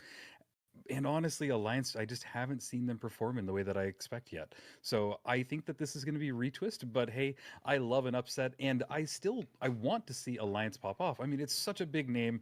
All of the players on there are wonderful players, and yeah, I honestly feel like that's probably going to be a matchup like we just saw. So yeah, I have no real prediction other than maybe just my heart is kind of hoping for Retwist. You know, I do love me a little bit of Retwist action. Some of my favorite players for sure. But that does mean, actually, because as we look towards this, we're still waiting on the finish between Pulsar and Apes. So if Pulsar win this, we are guaranteed at least 1 European team in the Final 4. It's going to be Pulsar versus Team Secret. Of course, you know, the Battle of the Brothers once again could be legendary. Of course, and then Retwist versus Alliance. We could have 2 European teams in the Final 4. Jerry, how excited does that make you? Oh, don't tempt me, because at the moment we could have 2 or we could have 0, right? If Retwist win their game, and if Apes manage to beat both Pulsar and Team Secret, then we end up with none in day 2, and it's a repeat of last season. So I'm holding out hope that we will see European teams in the lower semi at the very least. But yeah, I don't want to get ahead of myself. I've been hurt in the past, Walt, so I don't want to get hurt again. You got to open your heart to get hurt, Jerry. So there has to be. You have to let someone in every now and then. I won't do it. EU teams in. Let Never. them make it to Final Four. But we do have the map pans moving, so as soon as we can, we're going to be getting those put together. And I want to put that question to you, Artie, is you look towards map pans. We've seen a lot of games now from Alliance. This is the first game we've seen from Retwist. So if you're Alliance here, you just had a bit of a rough match. You've had some time to reset, though. Hopefully they've been staying warm and scrimming on the back end while they prepare for this matchup. What are you looking and thinking about as you look towards these maps? Is there anything you really want to avoid? I mean, given how Bernal went last time for Alliance, I do not want to see them pick that. That map needs to be sent to the absolute edge of the abyss, because for Alliance, they need to rely on what's good, which sounds like on paper, hey, let's put our best Pike player on the best opportunity to make stuff work. But I think that they need to play more into Carnifex wherever he is more comfortable. And I think that for Alliance, if they're going to be able to get into a situation where they can get like a Soul going, or they could get a Monaco going, or they could get a Cis Horizon going, I think that's going to be a lot better for them. But I think even looking at Retwist, that Cis Horizon game was pretty close. I think if a better light difference came to fruition, which can happen here with Carnifex, genuinely we could see Alliance pull out on top. Well, I hate to tell you this, Artie, but Bernal was actually picked by Alliance. So What? They decided to run it back. They're going to run it back. I'm gonna have a very long conversation with Young now. Because what are we doing? All right, hey, prove me wrong. All right, but yeah, so we do have our picks coming in. We're going to see the map ban page in just a moment, and there it is: Bernal, Fortune, and Cis Horizon. You just said, Cis Horizon was pretty close. Rio, as we look towards these 3 maps, who do you think has the advantage here? Because obviously, Treason with that Pike could pop off, but we've seen the flaws in that strategy. Well, I mean, we've already talked about Bernal and how weird of a pick it is on there, so I'm gonna turn my focus towards Fortune. But we also saw Alliance on Fortune, and it didn't go too well. So this is the exact same map selection that Alliance went with and got 2-0-2-0'd by Team Ed. So it's a brave move. It is a brave move. What? Big brain plays. Big brain. They got something cooking, and you know what? Hey, if they honestly feel this confident to go at this again, I am all for it. I want to see them be confident in their plays and in their picks. So, hey, I'm going to actually change it. I'm going to say this is where we see Alliance get their footing, just because they can't not let this happen. They need to get something moving, and I think this might be their opportunity. Wow, I love it. All right, so Rio making a big shout here, switching over to the EU side of things. All right, don't forget, we will not forget this, Rio. We will keep this in mind on the ASNA side of things. You were banned here from the North American region, but that's okay. We have our map bans. That means we're going to be getting the teams into the lobby in just a minute, and Artie and Rio are going to take us into the casting. So, Jerry, I want to give you a moment to dive into this just a little more, because this could be a chance for 2 EU teams, as we said. Retwist are potentially in an uphill battle against Alliance. I mean, in terms of just seeding, they definitely were further down. What do you need to see from Alliance to keep Retwist from this momentum building behind them? I mean, yeah, they've got an uphill battle, but they are on that upward trajectory. They've beaten Sates 1, they've beaten Envy. They're definitely on it today. They got knocked down here quite early on by Always Hungry, surprisingly, who are now out. So maybe they've just taken a little bit to warm up. They are the warmest team coming into this. Let's not forget that Alliance have been waiting a bit of time for this match to get started. I gotta say, I feel like I'm going with Retwist. Maybe it's the recency bias, but yeah, this is the I think. Stop the Press is the first time I'm backing an NA side today. Wow! And it's Retwist. Weirdly, I don't know how they've captured me, but they have. I mean, Retwist, definitely one of my favorite teams in Season 0. Llama running the sledge back then was willing to go off meta. And I love that, he's paired with Brendy. I think Brendy is a great combination to have there, because Brendy is definitely used to be one of our more off meta picks. Obviously, Goo is now very much meta, and we saw the model come out. Artie, you think we're gonna see the model again? You think that actually worked? I don't know. I genuinely couldn't tell you, but all I gotta say is that here on all, I'm gonna be very interested to see Carnifex get activated. You know what? I am gonna agree with Rio. Confidence is key, but hitting your shots is keyer. And for Alliance, this is the time to shine. To prove us all wrong, we know Treason can make that pike work out well. Let's see if Carney can make his weapon of choice work out as well. I'm assuming we're gonna be on the ARN. Find out in a second. Looking to see Team Retwist jump in, and of course, Spawn's probably also going to be keying in. Oh, it is going to be M11. Ooh. Wow. Let's do it.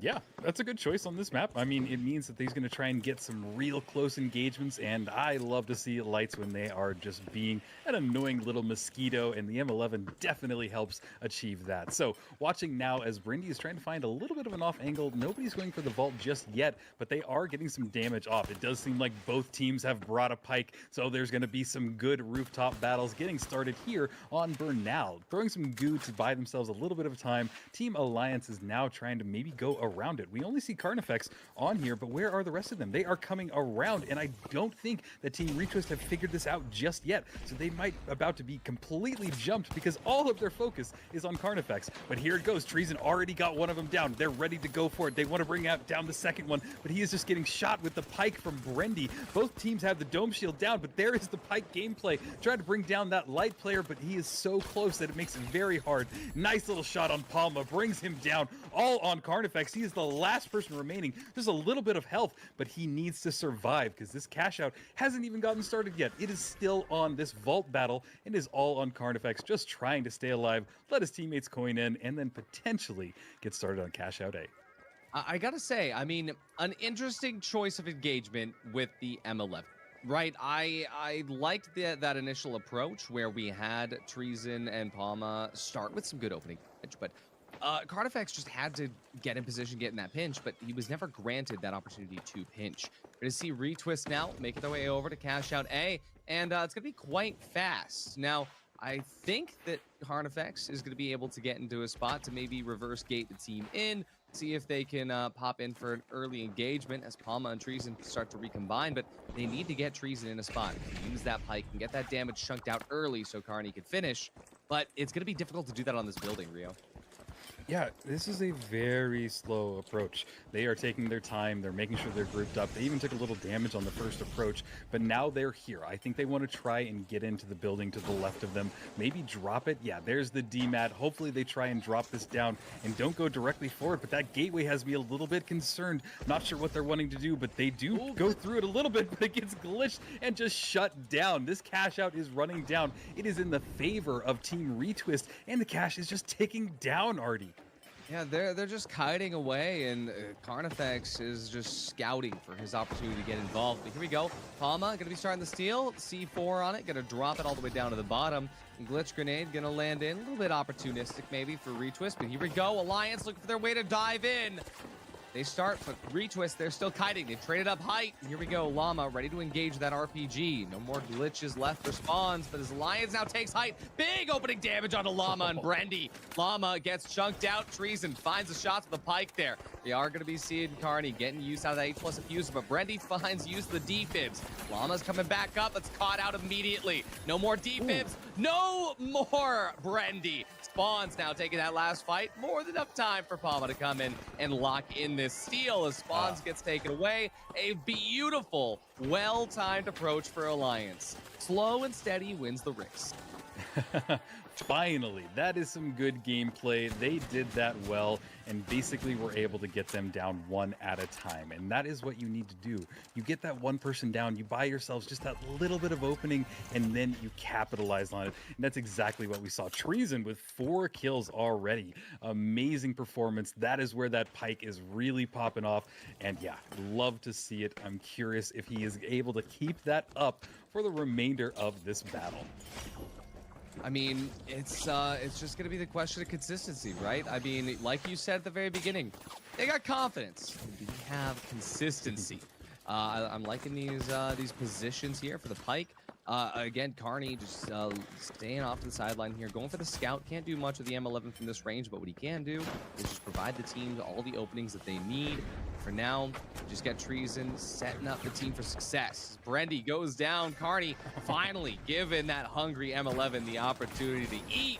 Lots of domes, lots of winches. It is going to be Llama that goes down, thanks once again to good positioning. Carney taking that slow and tempered approach, making sure that the positioning gets where it needs to be at the end. But I'm also liking to see Palma still committed to the barricades. Talked about this before. EU still very barricade pilled here in the Big 25. But for Retwist, that is actually proving to be a little bit of a hiccup that they weren't expecting. Yeah, I mean, it kind of makes more sense now, especially with the nerf to goo, that barricades might be a good option. I know that they also provide a little bit of, verticality where you can climb on top of them. So there is some good utility if you use them appropriately.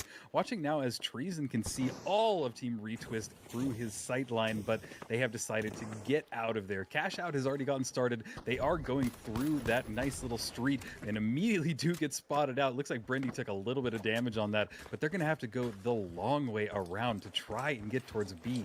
This will be a very hard cash out for them to push because of the height advantage that B has on them and how on the ground floor everybody else is for this approach. So this is going to be interesting. I am curious if they're able to do it without taking a lot of damage, but we're about to find out because this cash out is still just ticking down and they're nowhere near it, Artie.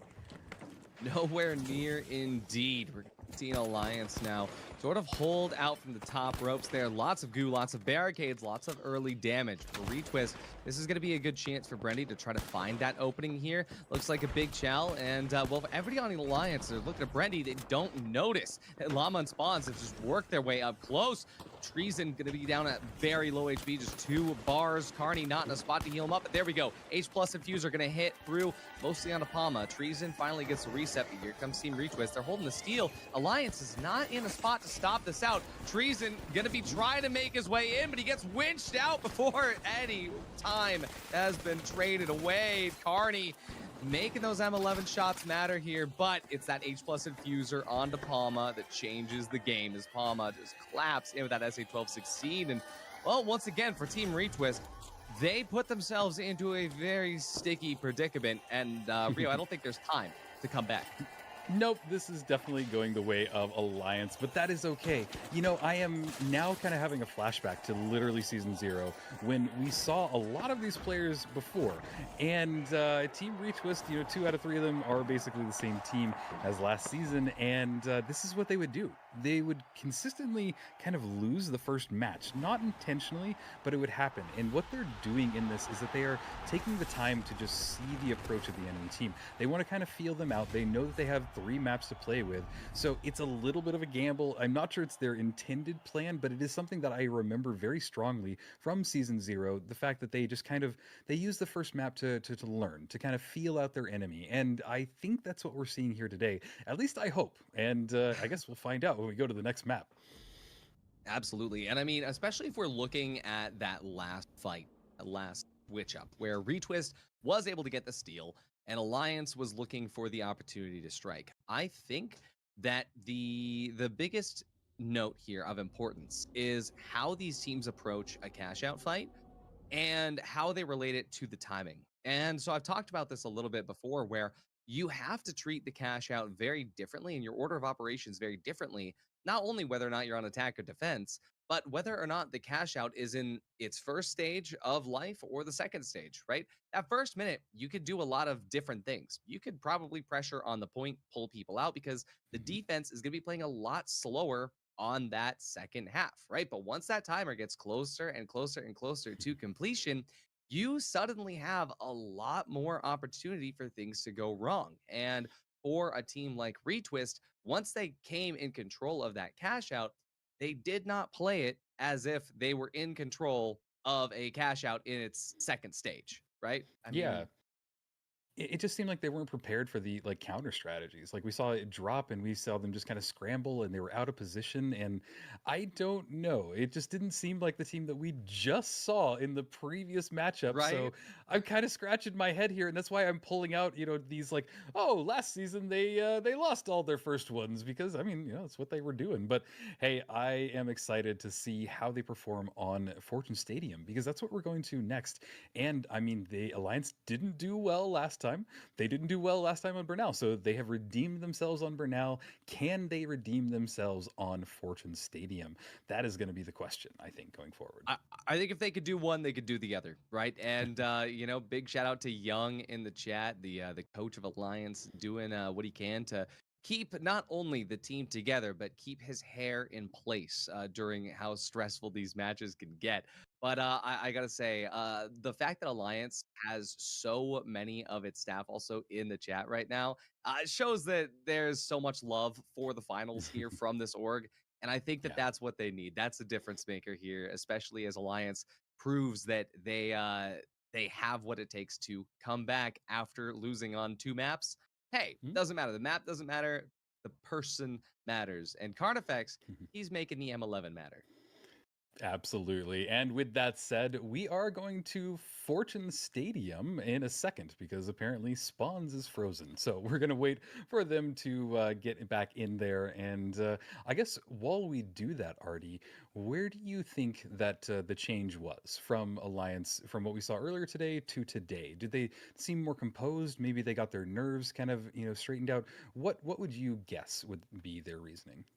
I think it's timing. I think it's the fact that Hmm. they figured out that if they are going to be playing with Carney on the M11, they need to make sure that they wait for the right opportunity for using it. Right? You can't just take chip damage and poke and prod while the enemy has a pike hitting you from literally the other side of the map. So when it comes down to figuring out, okay, we've done early damage with the pike, can we clap in on it, right? Can we use it? No. Okay, so we'll back off. We won't. And we saw them playing a lot slower, right? And so the Hmm. question for Retwist then is that if Alliance is playing slow, right? I mean, if you get into like theory and you want to get like all theoretical, like it Sure. would an even slower, even steadier tortoise win the race?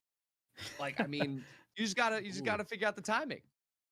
Yeah, and the whole slow approach too is really unique as well because we are seeing the first encounter happen at like a third, of the way of the cash out, sometimes even half of the way that the cash out has been burned out. So it's interesting. I don't think it's the approach that I would typically take. Tends to have just kind of that ape mentality, like we just got to get there, we got to go, and oh, we want to get 2 fights in here for sure. But I kind of am enjoying the slowdown where it is we take one good fight, one good team fight. If we're lucky, we get a second one in there.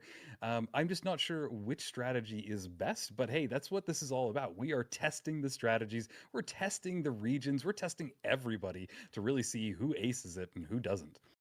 Absolutely. I mean, that's been the conversation for so long now, even all the way back to OG Finals Sports days where we were seeing the NA versus E play style really develop. And honestly, seeing how they can still be different is so interesting. But Mm, regardless of weapon choice, regardless of gadget selection, when it comes down to it, each contestant has to be able to get into position for everybody else. And no matter where your play style is coming from, NA or EU, no matter where your thought process is about like, oh, we need these gadgets and we need these weapons, it's mm. about being able to put yourself in the best situation for whatever it is you're bringing into the virtual arena.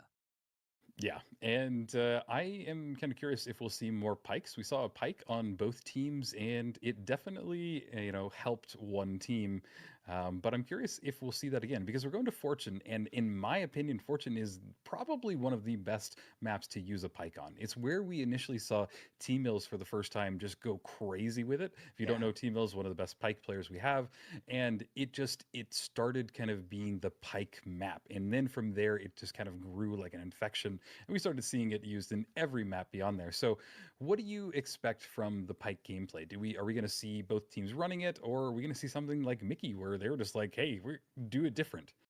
Hey, I love treason. I think that treason is the best players there. And, even though Treason and Mickey, they share a lot of DNA in the sense that I was able to cast them in a different game, international LAN in China a few months back. Ooh. I know that Treason does not want to change off of what he's been using all day. Right? For Treason, if Gotcha. he's feeling solid on that pike, we're sticking on that pike. And honestly, it goes the same thing for Retwist with Brendy, right? And for Brendy, though, genuinely, the pike has not been hitting as much in this matchup as it did previously up against Saints 1. But I think that when it comes down to that pike versus pike combat, I think Brendy still has the opportunity to, make it work a little bit better. But I think Alliance, they've proved me wrong before that these maps are going crazy. But let's go ahead. We'll finally stop yapping. Let's go ahead and look at Fortune Stadium and see if Alliance can do it again. Absolutely. And before we do that, Artie, since we're on Fortune, I'm going to read your fortune real quick. And your fortune for today is a microwave moment will spark deep thoughts. So keep that in mind as we get started on Fortune Stadium. I don't like that microwave and spark are in the same question, but you know what? That's all right. Let's do it. That's gonna use the oven tonight as we look to see Team Retwist taking the undersided approach here. For Alliance, they're up on top. Nobody's worried about this vault, that silly little thing that everyone's fighting over. We're gonna take the fight where it matters to the people. For Retwist, they know that if they push out of that wall, ooh, nice opening. Nope. That was perfect. They knew exactly that they were coming up there. They spotted them out and immediately jumped off of there. Treason knew that that was not the engagement to go for. Nobody wants to tap the vault just yet. This first vault fight is going to be important, mainly because you see that A out in the distance. That's where they want to bring it. That is one of the strongest cash outs in the entire game. And basically whoever plugs it there has an entire castle fortress to defend themselves and is able to see every approach, and it is just a really tough battle. And yeah, you can see right now that nobody wants to be the first one to kind of expose themselves, because as soon as they do, they're gonna get shot.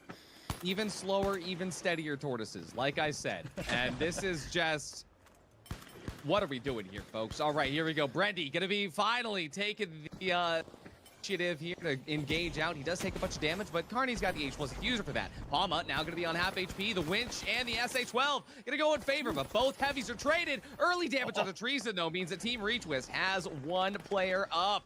For now, that does allow Brendy to be able to get the res on a llama. With the entirety of Team Retwist on the reset, Carney has a choice.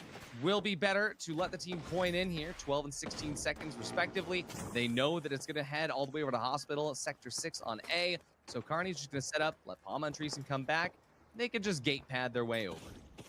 Yep, this will be a great opportunity for them, and like I said, they're going to take it directly to A. You see the movement from the team, so they've got a gateway. They're not concerned. It seems like Alliance are going to go a different route, but I say that, and they're maybe charging directly on there. This would be the time to go right now before everybody is, looking that way. So they do get a nice little gateway off. We see that they have brought their teammates over, and they will almost be directly ready for this engagement. We see that they are here at Cash Out A, throws in Red Barrel, trying to buy a little bit of openings because they know that they are above them. Retwist are in a great spot, great situation as well, as the cash out is just starting to run down. Okay, so they are changing it up from last time here. They choose to pinch in from the side there. Now all the way up the top of the staircase, looking for that chip damage. Carney, though, going to be the recipient of it. Treason, half HP, H+ infuser available. Staircase going to get infused a little bit too. That's all good. We see Retwist now, though, knowing that that util has been burned. They have an opportunity to deal some damage and jump in. Treason, half HP. Dome going to be burned early here for Alliance. But Retwist, they're not budging. They're playing slow. Name of the game today. The Goo going to try to stall out just a little bit there. They're not winching the cash out over just yet. Palma going to be waiting to use it for the engagement. Once Llama and Spawns jump in. But wait, Alliance got the swap. Yeah, this is a great situation for them to be in. That goo just provided them a little bit of cover from overhead, but immediately they have traded places, and it seems like Retwist are wanting to go directly in it. That goo is just blocking everything, but they were able to stall it for just a little bit. So Alliance is now diving in there. They got spawns down. They're going for another reverse steal. It does drop down. Dome Shield in play as well. Looks like they're all diving on it, but can they stop it for a little bit longer? Team Retwist is still in control, but they're all dying. It is all down to Palma and Llama. They got to battle it out. The heavy versus that, and Palma takes it. They're going to take the wipe and this cash. Team Alliance looking a lot better on this map than they did the last time we saw them. Palma v Llama, and Palma takes the dub there, but that was the funniest thing I've ever seen, where Alliance has the perfect steal because this goo prevents Retwist from stalling from above. Retwist drops down, Alliance trades height. Retwist, hey, this goo is perfect, so they can't stop us from above. And Alliance is like, why can't we stop them from above? That was the funniest fight ever, but Alliance absolutely doing the most on that come up, making sure that Carnifex was just inserted to deal the most damage to Retwist, but it all came down to Palma. And it always has. But here we go, Trees and Brendy trading shots out here, Rio.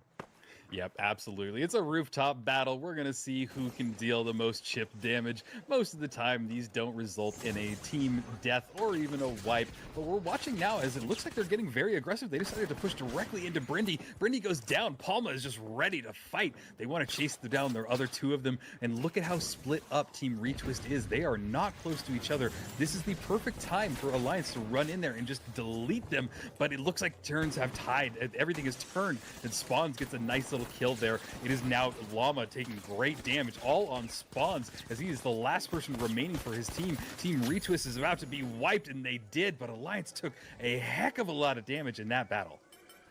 Wow, I mean, again, though, it's coming down to these situations where they're getting less and less close for Alliance, if that makes sense, where Retwist is not looking as clean and collected in these fights as they have been. For Alliance, though, this is really good. The question now on this cache is, will Palma be winching this out into no man's land?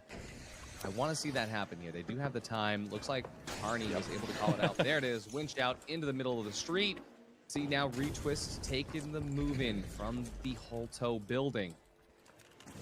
Yeah, and guys, if you all learn anything from watching these plays, watch what they're doing with those cash out manipulations. They bring them out from these tight little areas into an open area where they can have all the vantage points over them like we're seeing right now. It is the ultimate strategy for manipulating and getting in control of this cash out, because look at how difficult this is going to be for Alliance to get over there. I'm sorry, for Retwist to get over there. They are directly above. They can see it, but they're forcing to put down goo to try and buy a little spot of it, but immediately Alliance is here. They dive directly on them, take a lot of damage, but it looks like Treason got a good kill on Spawns there. They're trying to stall this for as much time.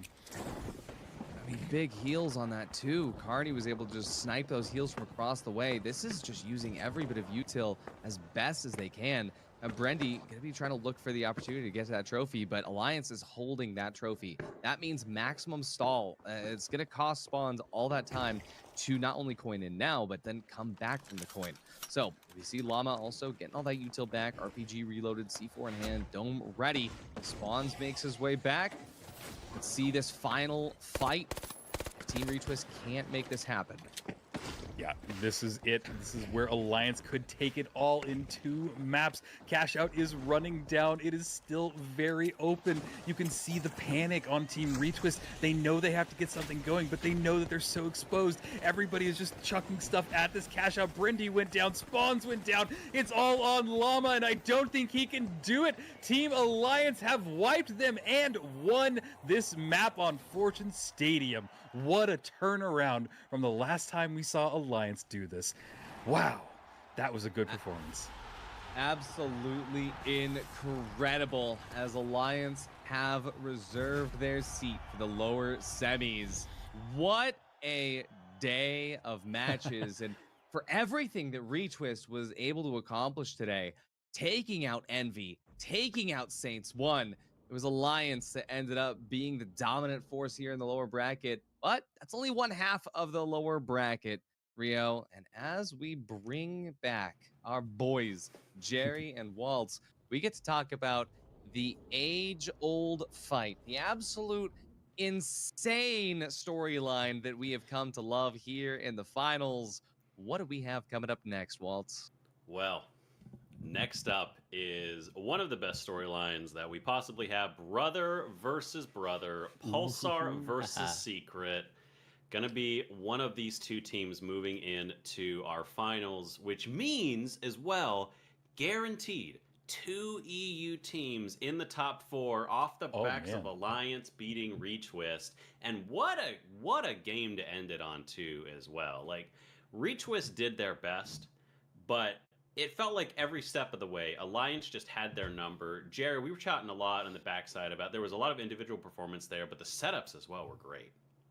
Yeah, they really put on a show, Alliance. That was an excellent advert for themselves, for their orgs, for themselves as players. It was just so good. We saw Palmer especially. He had Llama's number in almost every heavy versus heavy engagement. He was the one landing the better winch, dropping the better dome, putting out more damage.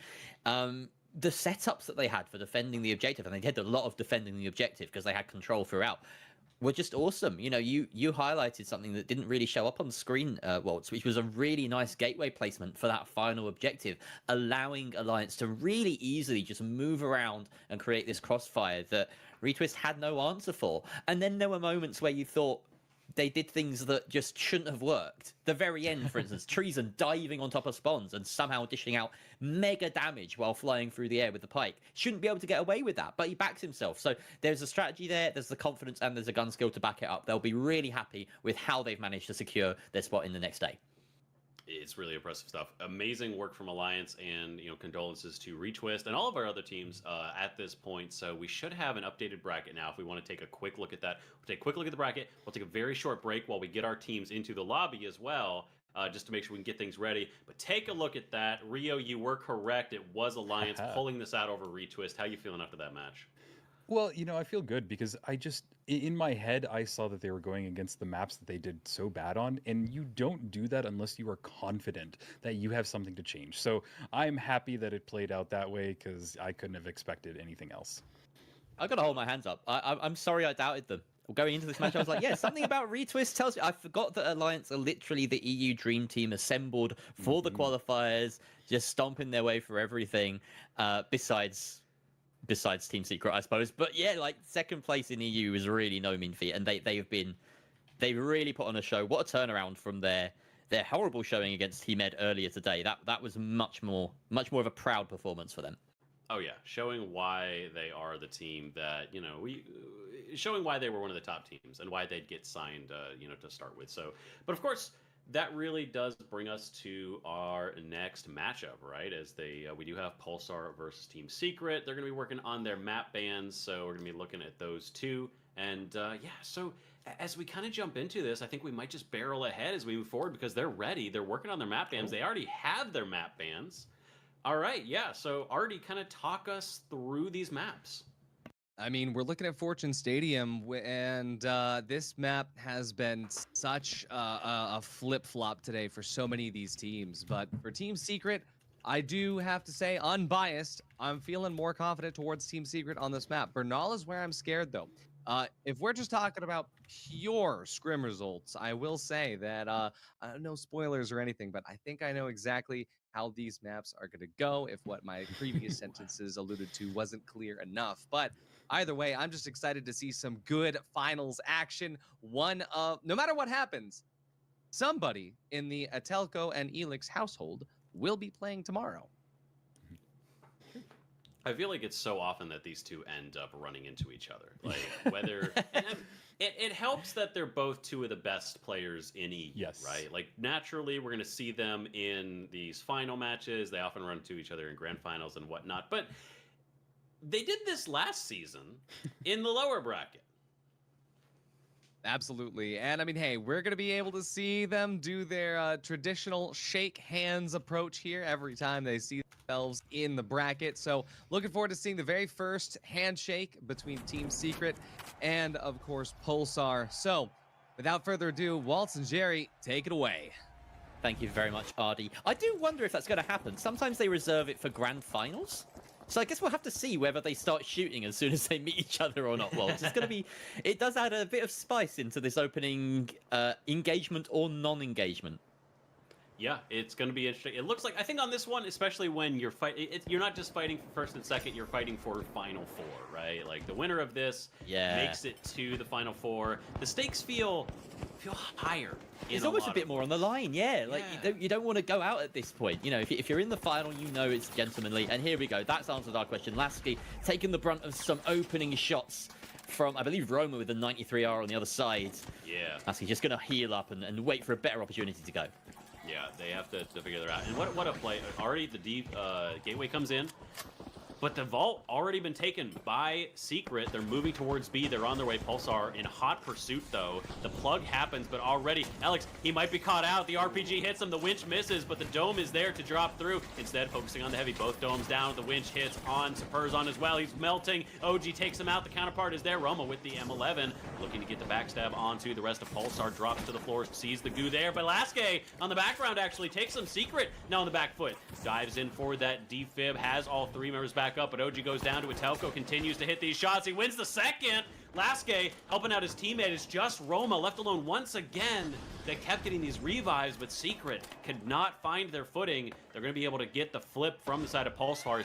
Roma running away, letting his team respawn.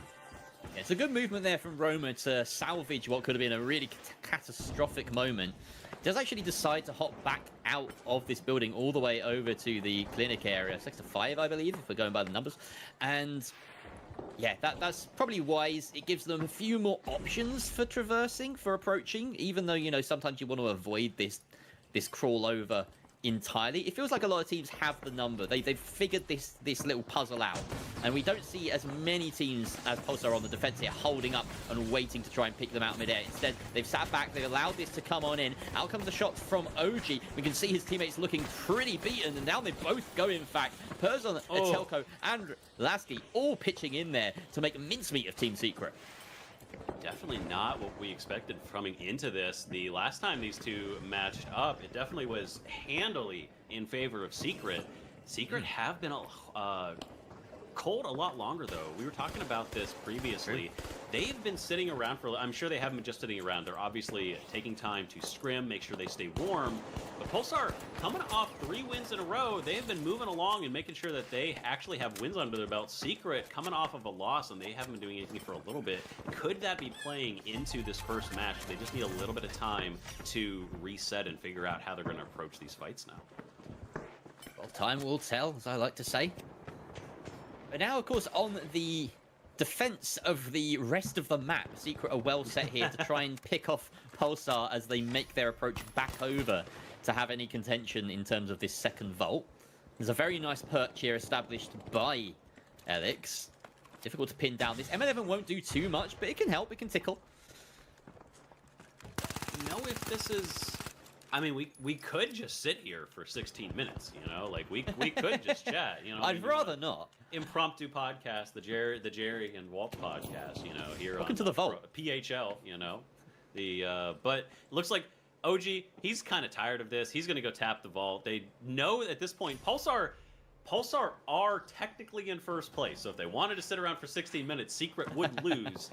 So they're going to run, they're going to tap the vault, they're not going to have to make this cross point. I almost wish Pulsar would have even just like maybe jumped off the map and respawned closer, but they are right on top of C. They're going to be able to protect that, and they kind of have their choice here. If there's a cash out they don't want to fight at, they can just go camp that one.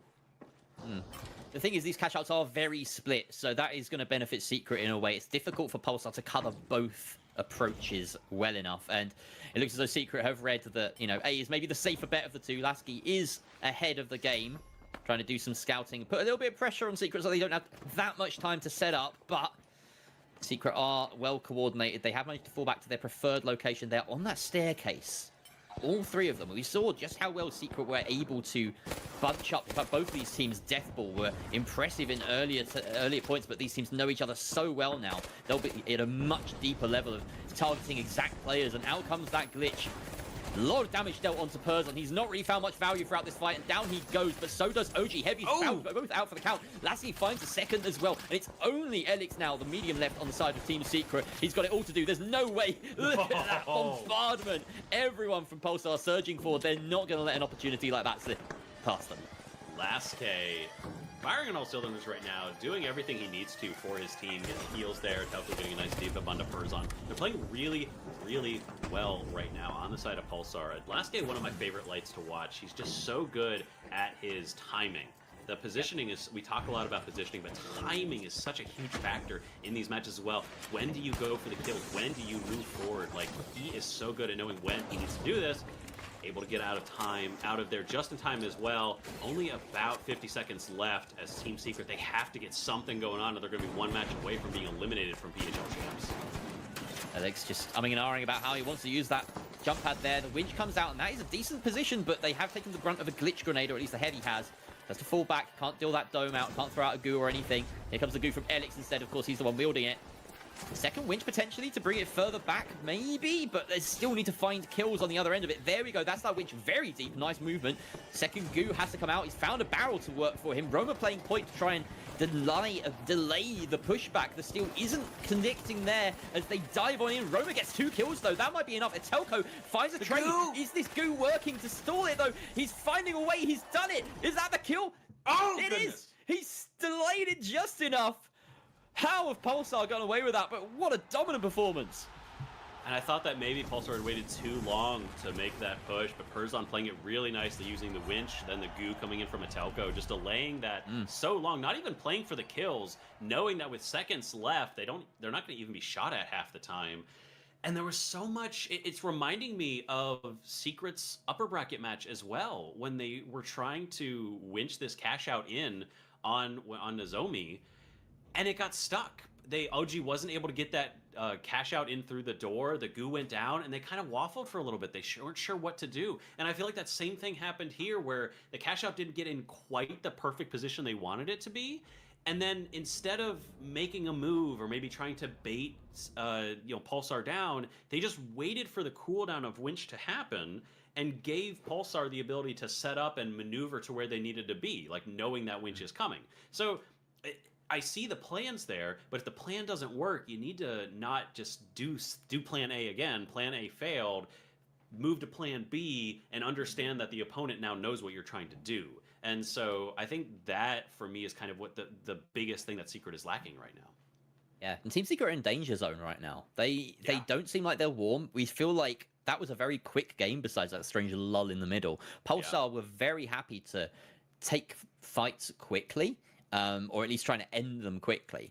And they were very successful. There weren't many kills in total in that match. We only had about 3, maybe 4 team fights. And yeah, Pulsar are on top. They've carried that momentum forward from this lower bracket push that they've had to make, beating 200 books, beating 8 Pora. They haven't dropped a game since dropping into this lower bracket. And yeah, Secret, I do wonder if they've managed to keep themselves warm, because it really didn't look like that coming into this match. And yeah, they're on the precipice of dropping out, which would be a real shame for the newly signed org. It would be definitely a big shame for them. I mean, they put on a good show so far, and we know that they can do a lot of good work. We know that they can take down Pulsar. They just need to shake off that rust. You've been cold for a little bit, but hopefully that game was enough for them to reset. And with Elix versus Etelko, that Pike battle is definitely going to be the decider. We've seen that on Bernal a lot of times, right? Like, this is... Yeah. But then we've also seen games where Etelko gets 0 kills and they win. Like, he can be the assist king at points.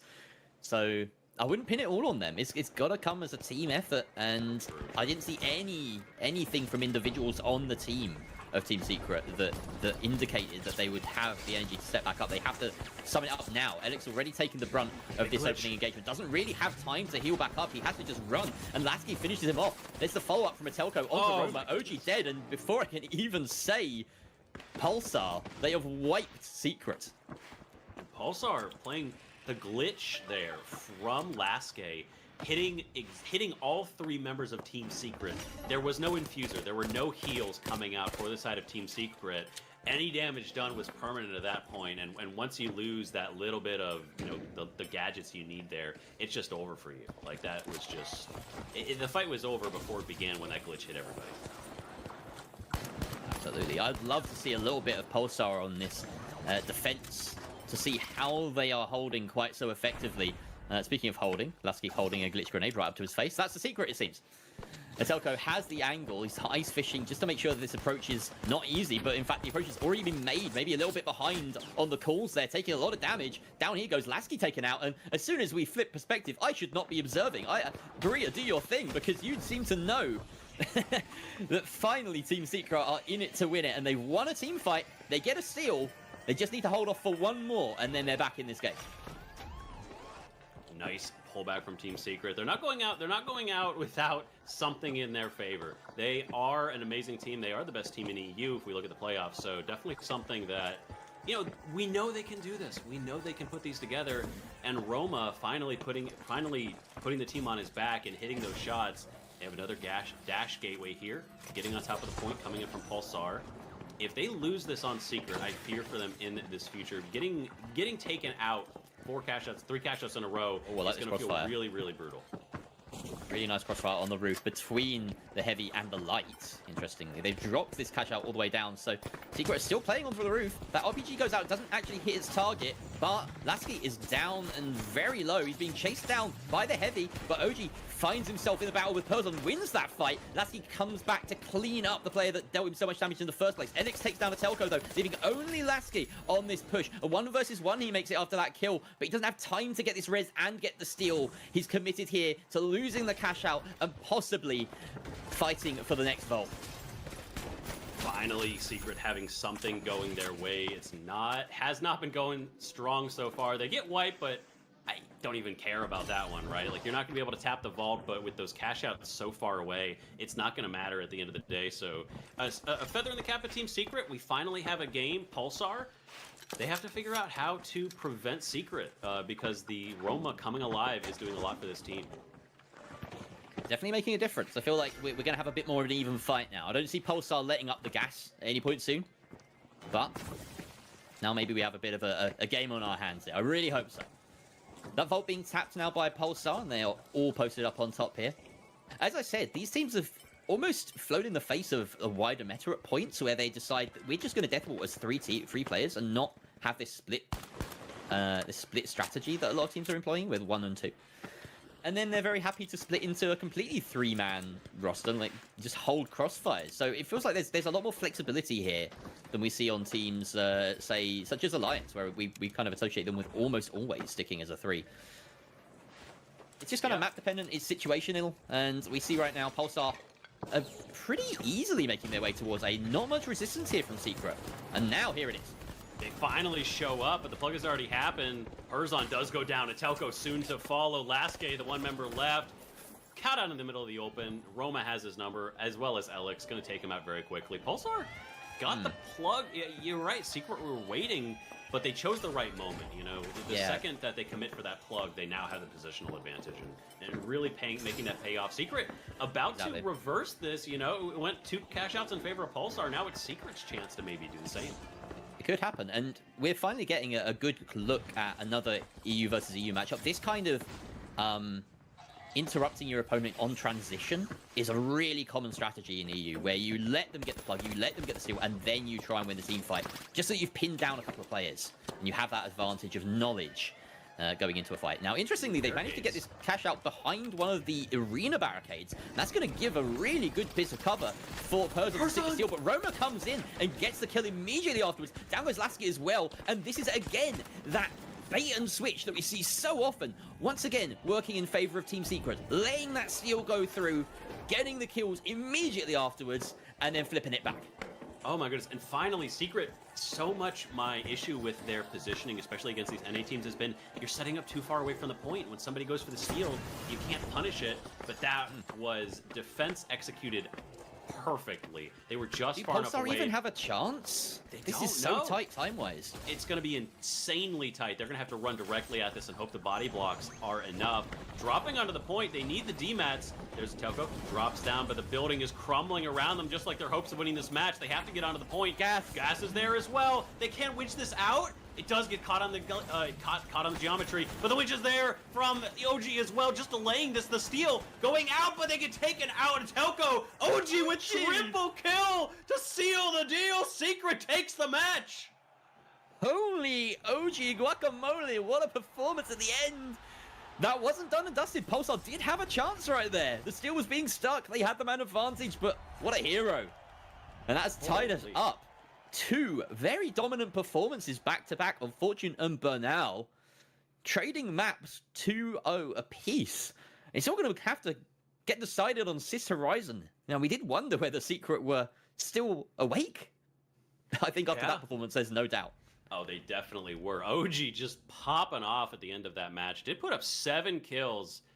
Only Lasky was getting that many as well. 7 and 4 from Lasky, 7 and 3 for OG. But OG with that final 3-piece, able to just defend everything. As well as, we didn't catch this that time, he was the last member of his team. He only had about 70 HP left against 3 members of Pulsar. It was a crazy last minute push from Pulsar, and yet they made it work somehow. They dropped into the middle of that chaos, and even though the gas was taking them down, they almost got the steal. It was right there. Without the heroic efforts of OG, they could have been eliminated like that. Yeah, well, I mean, it wouldn't have been eliminated. Well, they did have that cash out, one buffer. Yeah, one cash out. But that was a much more even game. We said it after that first cash out that it seemed like both teams had been warmed up, they've woken up. But now we look at this and we say, okay, in an even game where both teams are getting equivalent amount of kills roughly, they seem like they're firing on all cylinders, Team Secret have won 2-0. And historically, recently, that has been the difference, right? Team Secret have been just that bit better than Pulsar Esports. And we could have yet another game, another series where Pulsar just eke it out against their rivals at this point as well. Oh, sorry, Team Secret eke it out against their rivals. And it would be quite a day for them, you know, the ups and downs if they managed to win, surge into that upper final, lose, and now they're back in this lower bracket fighting for survival against who else but Pulsar. It always seems to be them. If they can manage to end this on a win, then yeah, they'll be very pleased with themselves. But it's all in the air. It could go any way. That's exactly what we want to see on our final map of the day. Final map of the day, there's no more second chances. Secret and Pulsar, one final chance to make it to the Final Four. That does put them not only in the money, but it means they will be there tomorrow with a chance to survive. So I'm very, very excited about this match. I hope it lives up to our expectations. Secret, with the momentum behind them, it's Pulsar's turn to clap back. Here we go, Volt tapped immediately by OG, and he will pay for it with a little bit of damage sent his way, but the Infuser on his team is there to top it back up. Lasky not landing his shots, but it seems as though Elix was. That said, Telco manages to turn around that fight. Now it's a 2 versus 3. Pulsar ahead of the game here with that medium down and out. That's never the first death you want to incur, because of course that defib is out. Doesn't feel like they have an opportunity to get this res either. Looks as though Team Secret playing very passive to allow the coin to come through. And I think they're going to allow Pulsar to move this box for free. Yeah, wait for your teammate to revive. You get 3 coins in final round, so there's not a lot of worry about running out of coins. If you're running out of coins, you're probably losing anyways. Like, using that many coins is just not... There don't tend to be that many long fights. You only get, you know... Spotted the goo. 4 to 5 shots. They do see the goo. They have eyes on where, at the very least, Lasky is setting. But Lasky, not next to the rest of his team. They might not be looking in the same position. I'm sorry, Telco up on the high ground with that pike. Might not be looking at the rest of the team, but he could get some really nice entry points. Drops down as the rest of the cash out drops as well. Secret positioning underneath with some damage when C4 is done already. Secret losing some health here. Roma has to regen as well as Elix and OG. All 3 of them losing some health already. Yeah, smart move by Secret to avoid that fight out in the open, but now they need to follow up with kills, and Pulsar is still well positioned here above. As though that still is being attempted here. It's just a bit of a bait. The goo is out there to protect it. Oh, Roma taking a lot of damage in the sense that maybe they have to try and stick this steal to force Pulsar out of their comfort zone, but a great winch, not enough, as the turn and burn is there from OG, once again getting the better of his opposite number. The heals are coming out, and they need to from a Telco and Lasky. Oh my god. OG is there. Some great supporting fire dealt there by Alex, who brought both of the other players on Pulsar down to such low HP, but OG claims all the spoils with 3 kills on that fight. Absolute anchor on this team right now, just keeping his team in place. He cannot be moved off of this cash out. Successfully wiping his counterpart. Curzon, with the winch in, he's the one who gets taken out. Not what you want to see, just missing some of those crucial shots, not quite where you are wanting, not quite what you're wanting to happen. Now, this cash out winched into an incredibly difficult position. There's C4, there's gas, there's everything on the point. They winch it into the corner. Curzon keeping this moving away, trying to reposition. The goo goes down, he's holding on to it. Telco, precious seconds left, but he gets dropped on. Alex finishing off his brother, takes him out, takes out Curzon as well. Laske, the last member left, is about to get wiped as well. Roma finishing off that team wipe in secret. 3 cash outs in a row for them, 1 away from the final 4. I have to credit Pulsar there. With only a few seconds to work with, they knew what the plan was, and they executed it so quickly. They just needed like that extra half a second. The moment that really stood out was the Telco landing that goo, but then immediately having to turn and stick the steel. If he had an extra second, that goo wouldn't have propagated on him, and it would have provided much more cover. So he would have survived that potentially an extra second or 2. That said, I think Secret probably would have gotten through that regardless. Really nice defensive setup, and they had a lot of that timer on their side. I really like this scope. Absolutely no housing. I want this. This is a great buff. It's the new, you know, it's how gets those early skills. Yeah. Season 8 premiums. Pulsar benefits. Right. You know, the benefits being assigned. Definitely some interesting bugs there, and I wonder, are Secret just going to turn around? I'd like to see Pulsar moving already to the left, because Secret could turn and just plug. They do, and they're going to be in a decent position to set up. Pulsar kind of getting caught in just a pick battle at range, but not positioning themselves in a way that really made sense. So, are we going to get the World War I trench warfare? Yes, we are. I love this. It's the most trench warfare that the final gets to this point, where you have one team on the other side of this huge canyon, and well, there's a secret tech that they didn't have in World War I, which was dig like several floors down. I suppose they had tunnels, but they were never tunneling under no man's land. This would have been really brave. Going down, looking to drop that dome shield in just a moment. Curzon biding his time with it, but there come the entirety of Team Secret. The cavalry is here. Curzon is losing health. The heal does come from Alaska, but Telco shortly drops. OG goes down. He's been the pillar for Team Secret so far. The RPG catches Roma. He gets melted. Curzon from win to win. He's looking for Alex. He can't quite finish him off, dashing around this goo. Finally picks off one, but he goes down on the backside. OG with the revive clutches it and takes out the entirety of Pulsar. How many times are we going to say OG's name? This has just been OG's series so far. I mean, whenever Secret are winning, it seems like it's OG at the moment. He's been such a strong pickup for this side, coming in for this tournament. And I did have my questions. I thought, you know, is he going to have the time to gel? They've had that practice time. It really is showing. They are making a big difference, this player. And now only one more fight, and once again, Pulsar Esports have to do this super quickly. Last chance saloon for them.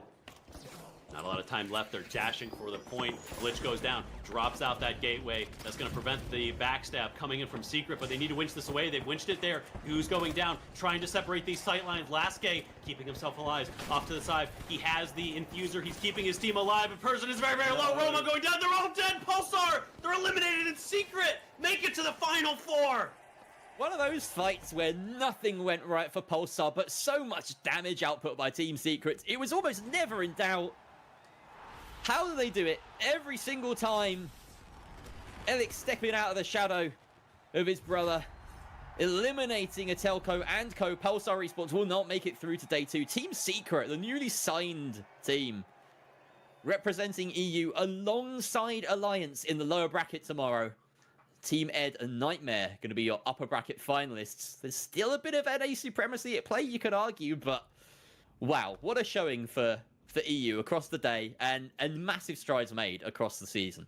Oh, and you can see the growth from the region here, and heartbreaking for Pulsar making it so far, especially with that first match. It looked like they were just going to once again shut Secret down right before the end, but finally Secret making their way and getting the win on that one.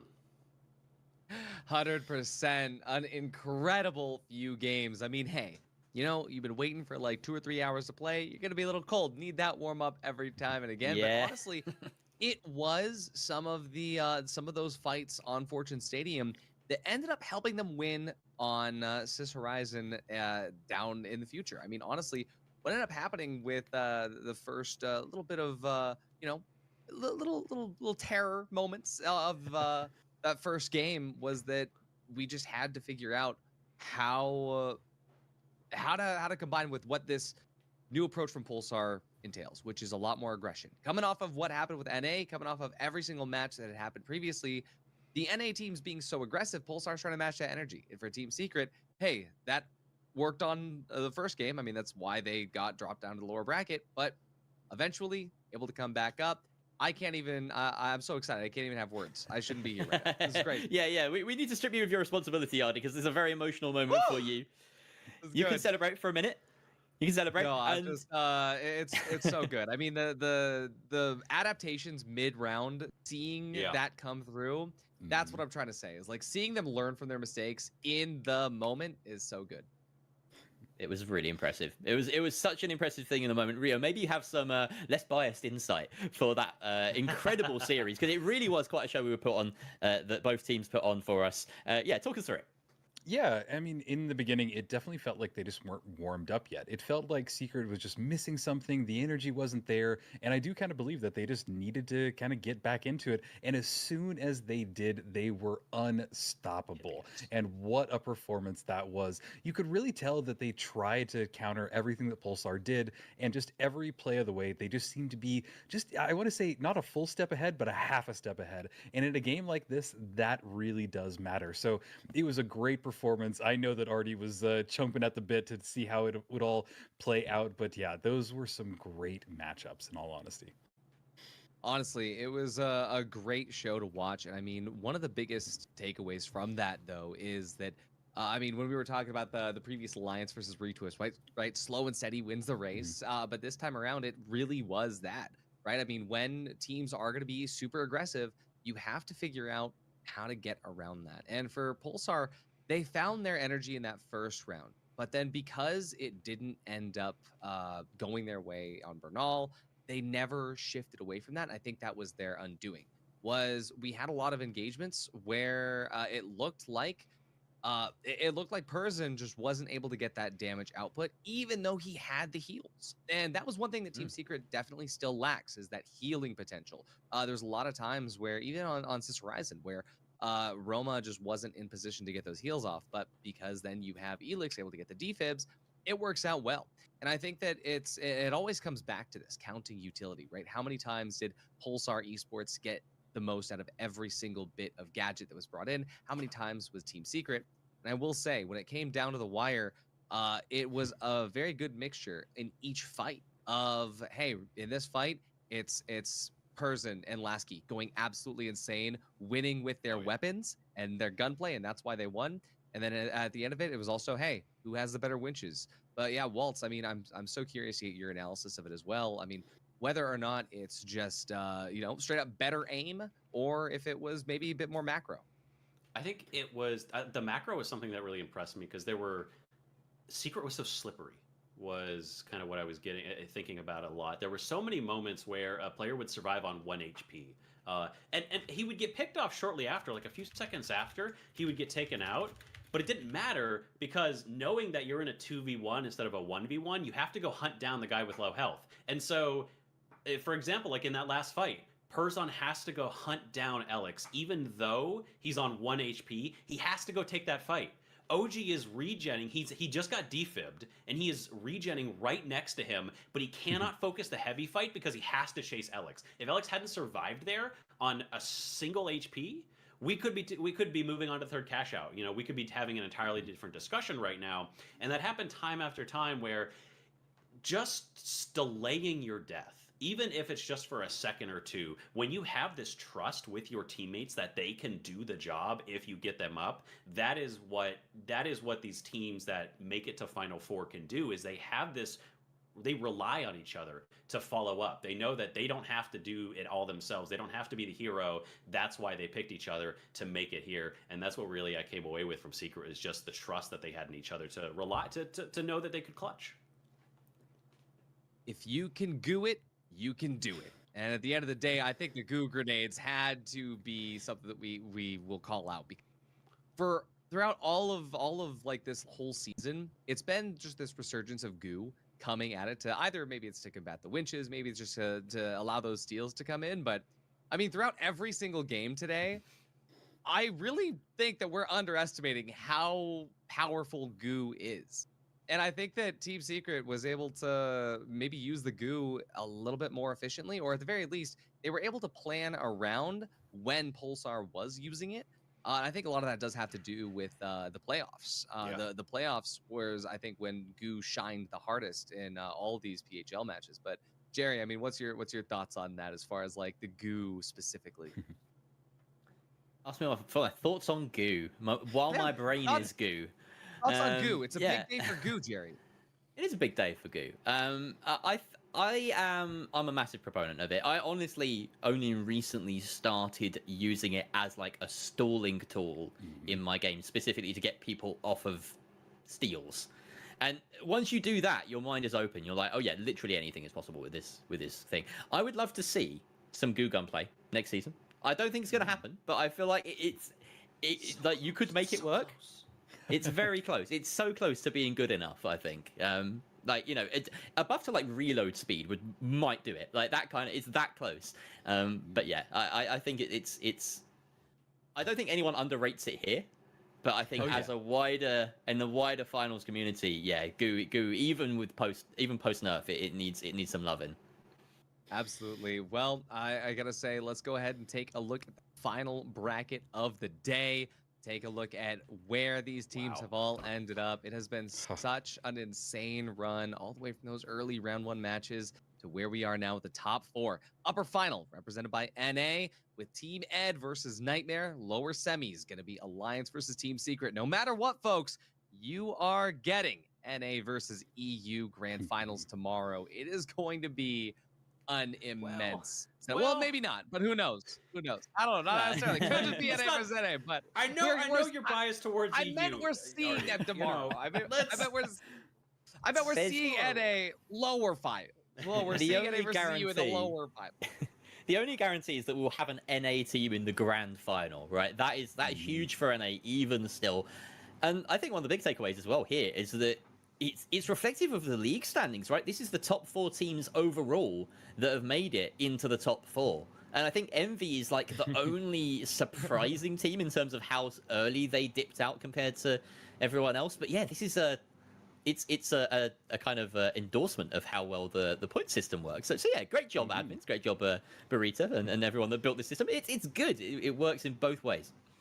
Very good, very good. Well, I want to once again give a huge shout out to everybody in Twitch who is supporting this prize pool via subs, via bits. Everything goes straight into the prize pool. If you want to donate more, you do !donate in chat. Find more ways to support the players that will be earning it all tomorrow. And another huge shout out to our biggest benefactor, our biggest sponsor, Broxton, aka Crash, via PR Chief Officer, the absolute statue on the hill for the finals community. Thank you so much for everything that you've done for this prize pool. And honestly, everybody, there's also another big shout out we have to give. It's to our fellow tournament operators, tournament organizers, Ape Squad. We've got Ape Squad coming up pretty soon with their own stuff. And I mean, the finals esports is just kicking off. Not only are we also going to be seeing a lot of these teams go at it in the open qualifiers in a couple weeks, but there's a lot of really good stuff on the horizon, isn't there, Rio? Oh, absolutely. And, just the community is so just filled with events. And Ape Squad is one of our top, event holders, I should say. And definitely give them some love. Go check them out. They have streams all the time. And there's almost always something finals related going on when PHL isn't in session. So hopefully that is a good place to kind of wrap things up for today. I mean, I don't know what else we have to talk about other than get ready for tomorrow. I think tomorrow will be quite a day. That's pretty much all there is to say. So thank you everybody so much for showing up today. Same time tomorrow for even more intense finals action on the horizon. Huge shout out to Burrita, to Waltz, Jerry, Rio, my fellow casters here on the desk, and everybody behind the scenes making the PHL what it is. Everybody in the finals community bringing it all together for the love of the game and for the love of its esports scene. Thank you all so much for being here. I'll see you tomorrow for the top 4. Bye. Bye, everyone.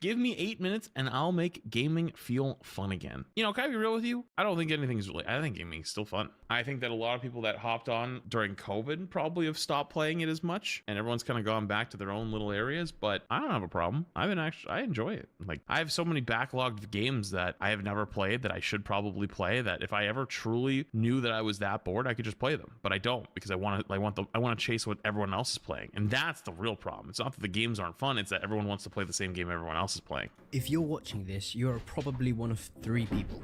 The kid who played Minecraft with his friends every night after school. The sweat who lived on Call of Duty, Battlefield or CSGO lobbies. Or the nerd who played League of Legends and stole his mom's credit card to buy skins. Or okay, I was all 3, except the last one, because my mom wouldn't give me a credit card to do that kind of stuff with. Maybe you're a mix of all of them. Doesn't really matter which one you are, because we've all ended up in the same place. Gaming doesn't feel like it used to. It's like an old friend who's changed. They look the same, they sound the same, but something's just different. And you can't even point out exactly what. That's how gaming feels now. That's why you steal from your mom. I would never steal from my mom. My mom struggled really hard to make sure we could get by. I would never do that. Franchises, but not the same feeling. So is it the games, or is it us? That is what I want to figure out in this video. Because I don't want gaming to feel like a chore anymore. I want it to be an escape again, not something I'm trying to escape from. So stick with me for the next 8 minutes, and together... Yeah, I'm curious what games that they play. Feel fun again. Can I tell you my wild theory really quick before we get into this? I think certain games weren't meant to last as long as they have. For example, your League of Legends, your Overwatch is getting there now. Your CS, honestly, even is a good example, but CS I think is a little bit different because it's just kind of timeless in a lot of ways. But like, actually, you know what's funny? Ever since they started making big changes with CS2, I feel like they've started to struggle a little bit more with each other, like just like the fundamentals of the game. But like, games were supposed to have like a life cycle, you know, and they're supposed to come and go. But CS2 has the marketplace. No, it doesn't. That shit just collapsed. No, seriously. That just happened like the other day. That said, though, I think that some games that once they've been out for so long, it's like, it's impossible to ever get into it, right? Because like, you have to keep up with like people that have gotten 10 years of experience ahead of you. And especially if those games are competitive games or like player versus player type games, you're never going to be able to get beyond a certain spot without like hard grinding and dedicating your life. And that's miserable to do. So like, you just play what everyone else plays when it comes out. And then everyone does that and just chases whatever the next game is consistently. But you have to wait for the next game to come out to keep doing that.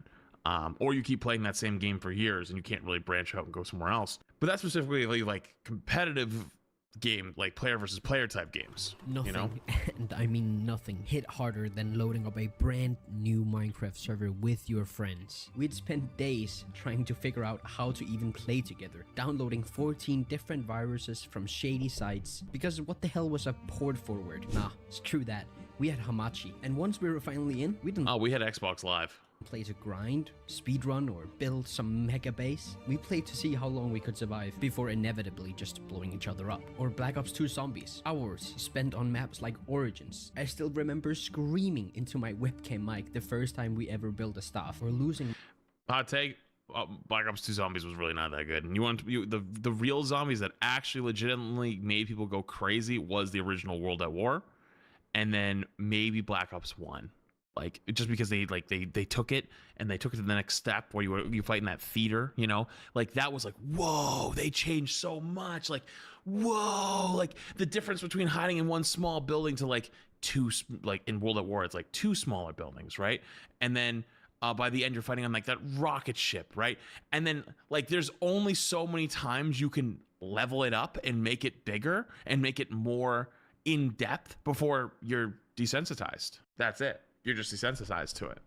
You're crazy for that take, but I can tell you, because in this, there's 19 million fucking things you can do to like solve it, and 10 million Easter eggs, and you have to do a bunch of quests, and you know, you look up guides on how to beat the zombies map. Tell me that. Tell me you figured out all of the zombie stuff on your own without looking anything up. No, because you saw videos or heard about it, that it was beatable, and then you start to follow these guides and start to work your way through it. And it's like, then people start min-maxing and going all the way through, you know? Once you hit a certain point, explored everything. You've already hit as many wow factors as you can. You can only up the dopamine button so many times. Remembers, and don't even get me started on multiplayer. That's where most of us learned every single English swear word that we know. Kids today could never survive a BO2 lobby back in 2012. But to be fair, it's also where I met. Well, some of TF2 my didn't best exist on friends who console. I still I was a play console and gamer. talk with to this day. And Battlefield 3, that game was pure chaos. Spending hours trying to copy some insane helicopter on YouTube, or sending dirt bikes flying across the map for no other reason than it being the funniest thing in the world. I swear to God, the moment I see my friends launch 6,000 miles out of bounds, I could not breathe. I don't know why, it was just the funniest thing in the world. It just was. Or even the single player games like Subnautica that came out a little later, but still, the first time you hear a Leviathan roar in the distance, terrifying, magical. And wait, that was in 2014? Damn, okay, I'm getting old, bro. But enough about how it was. Or it was actually scary. We were there. The real question is, why isn't it like that now? When I try to play those games today, it just doesn't feel the same anymore. And I think I figured out why. Somewhere between 2012 and 2025, gaming stopped being about fun and started being about work. Every game, and I mean every single game, wants me to log in daily, check boxes, grind XP. It's not playtime. That's a second job, man. And it's not just the games. It's the entire culture. Everybody wants to be the best. Everybody wants to be the next big streamer. Well, I mean, the thing with wanting like login rewards and stuff like that is that's your free to play era, right? Like when a game is free to play, they have to monetize it. And so like, you don't have to sign in every day to like play certain games, right? Like let's say you're playing like a gacha game.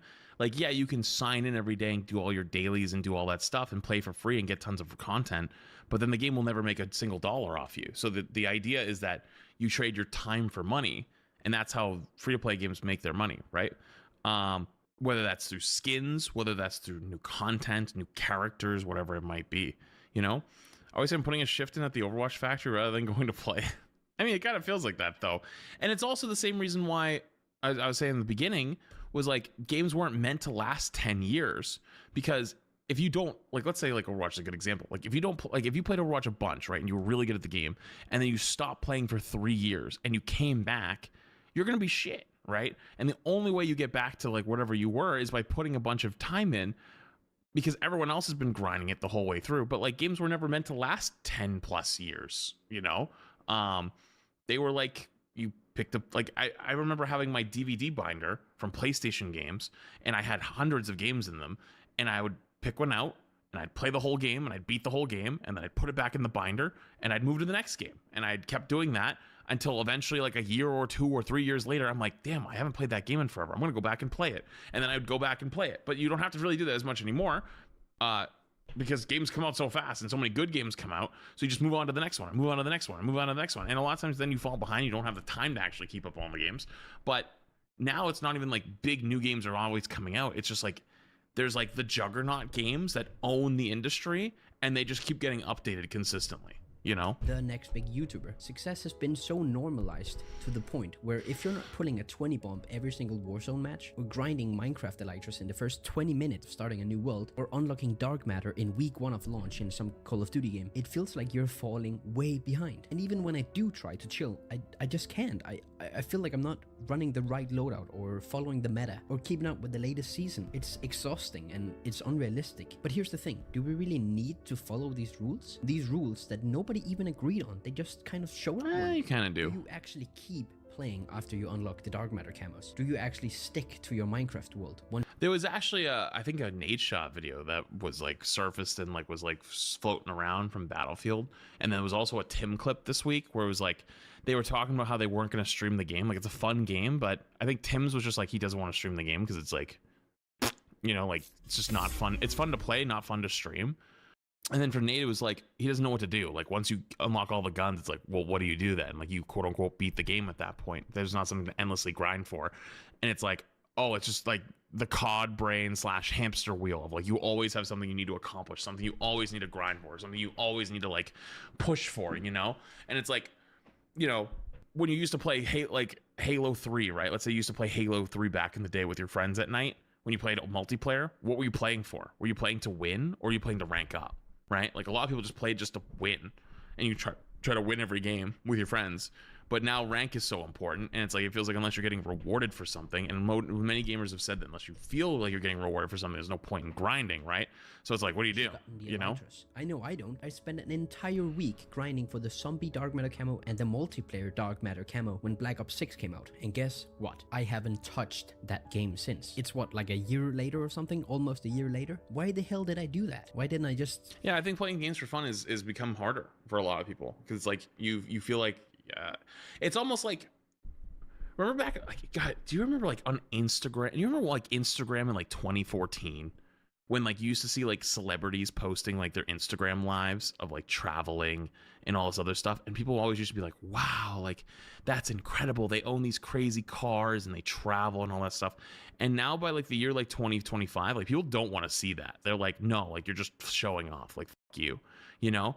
I would say almost it's there's like a comparison maybe to be had in video games with that, where it's like back before it used to be like, you know, everyone's having fun, and then the good people at the game was like so small that like you're like, wow, I bumped into someone that's insane, like glad I don't have to do that very often. Now everyone's really good and wants to be the have fun people. So if you're in that like really competitive, playing really sweaty, people are like, fuck you, I don't like you, you know, or like fuck off, like that shit's annoying. But that's like everyone, because everyone wants to be there, right?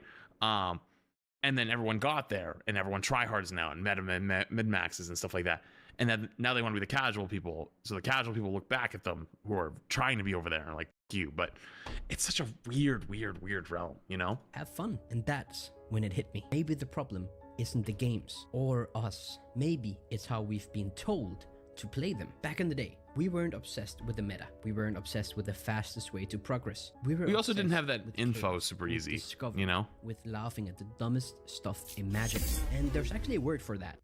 Fun. Like in Minecraft. The fun wasn't grinding elytras. The fun was hiding behind a painting so you could pop out and kill your friend and hear them scream into their shitty Skype mic. Battlefield wasn't about using the best weapon. It was about sending dirt bikes into orbit and crying of laughter when someone ragdolled into a tree mid-air at 300 miles per hour. That's the fun. That was what made games fun. Not the checklist, not the grind, just playing the game. But now, we're being told that that's the wrong way to play. It's the slow way, the bad way, by streamers who call everyone they kill trash, like they're not literally gaming 14 hours a day. Fuck you! I was You say to me, you little shit! Of course you're gonna that's an iconic clip. I was gonna say, like, you know, it's funny talking about the Battlefield thing. Like, I didn't really do that.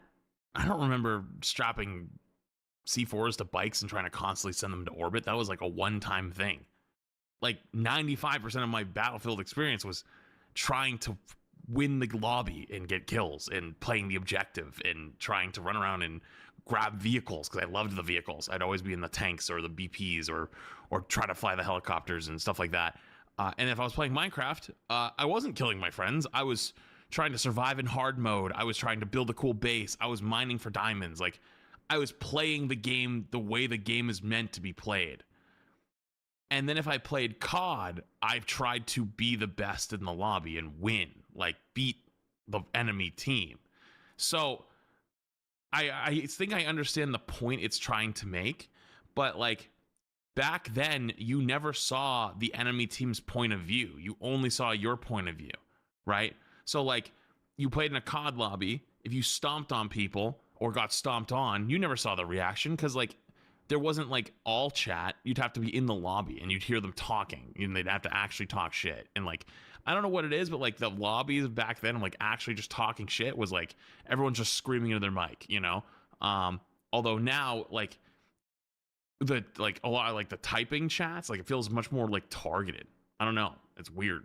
It's hard. It's weird though. That said, now that you can see everyone else's POV, I think that's what gets people being like, damn, like I'm missing out. Stomp some dude who has 30 minutes of playtime after You know? work. Every single game doesn't need a battle royale. Every single game doesn't need a ranked mode. Every single game doesn't need a battle pass and ultra dopamine hits every 5 seconds like these streamers want. And content? Back then it was trick shots and fun charges. It was either fucking badass or it was hilarious. But now it's nothing but top 10 meta weapons or how to shave 0.2 seconds off your TTK. Like bro, I mean, that's like the Mr. Beastification of YouTube, though. And like, it's kind of become like a don't hate the player, hate the game. That's what YouTube pushes, and that's what people click on. And it's like this endless cycle. You know what's funny? Weird little side topic for like a half a second.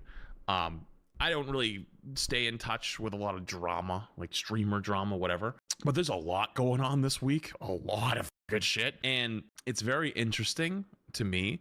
One, I'm glad that I always stay in my own little lane. For starters. For two, it's weird how a lot of people preach wanting authenticity. They want authentic creators. They want people to be themselves. They want people to see the goods, the bads, the ups, the downs, whatever. But then like if somebody makes a mistake, even if it's just like a minor mistake, they're like awful people now for it. And it's like you can't ever want authenticity or say you want authenticity out of people if they're not allowed to make mistakes and two, not be perfect people because they're being performers at that point. They're not people. Like you can't want authenticity out of people and want realness if you can't let them, one, make mistakes, two, you can't learn from mistakes, three, grow from mistakes, four, like understand that not everyone will have the same position and that's okay on things and like going from there, right? Also, what is that emote with the there's new emotes for Twitch. Because then they're just performers and performers will always be on or off. And so you're not seeing a real person, you're seeing a performance. Like if you go to a play, right? Or you go to the movies, you see a performer. They are performing for you. That's not who they are. You're not gonna see them in sweatpants eating some Pringles at 9 o'clock. Like you're seeing a performance. They're fully make-upped up. They're fully on, like their voices maybe an octave or two higher so that you like can really hear them / they can really make their point across / they're doing a performance, you know. And then if you see people that say like, oh, I want more realness, then they show you realness and you go, ew, no. It's like, well, then, you know, that's whatever. Am I a performer? Sometimes. I can tell you exactly where it is. So my performer comes in like during patch notes or during spectating bronze, spectating rank 1.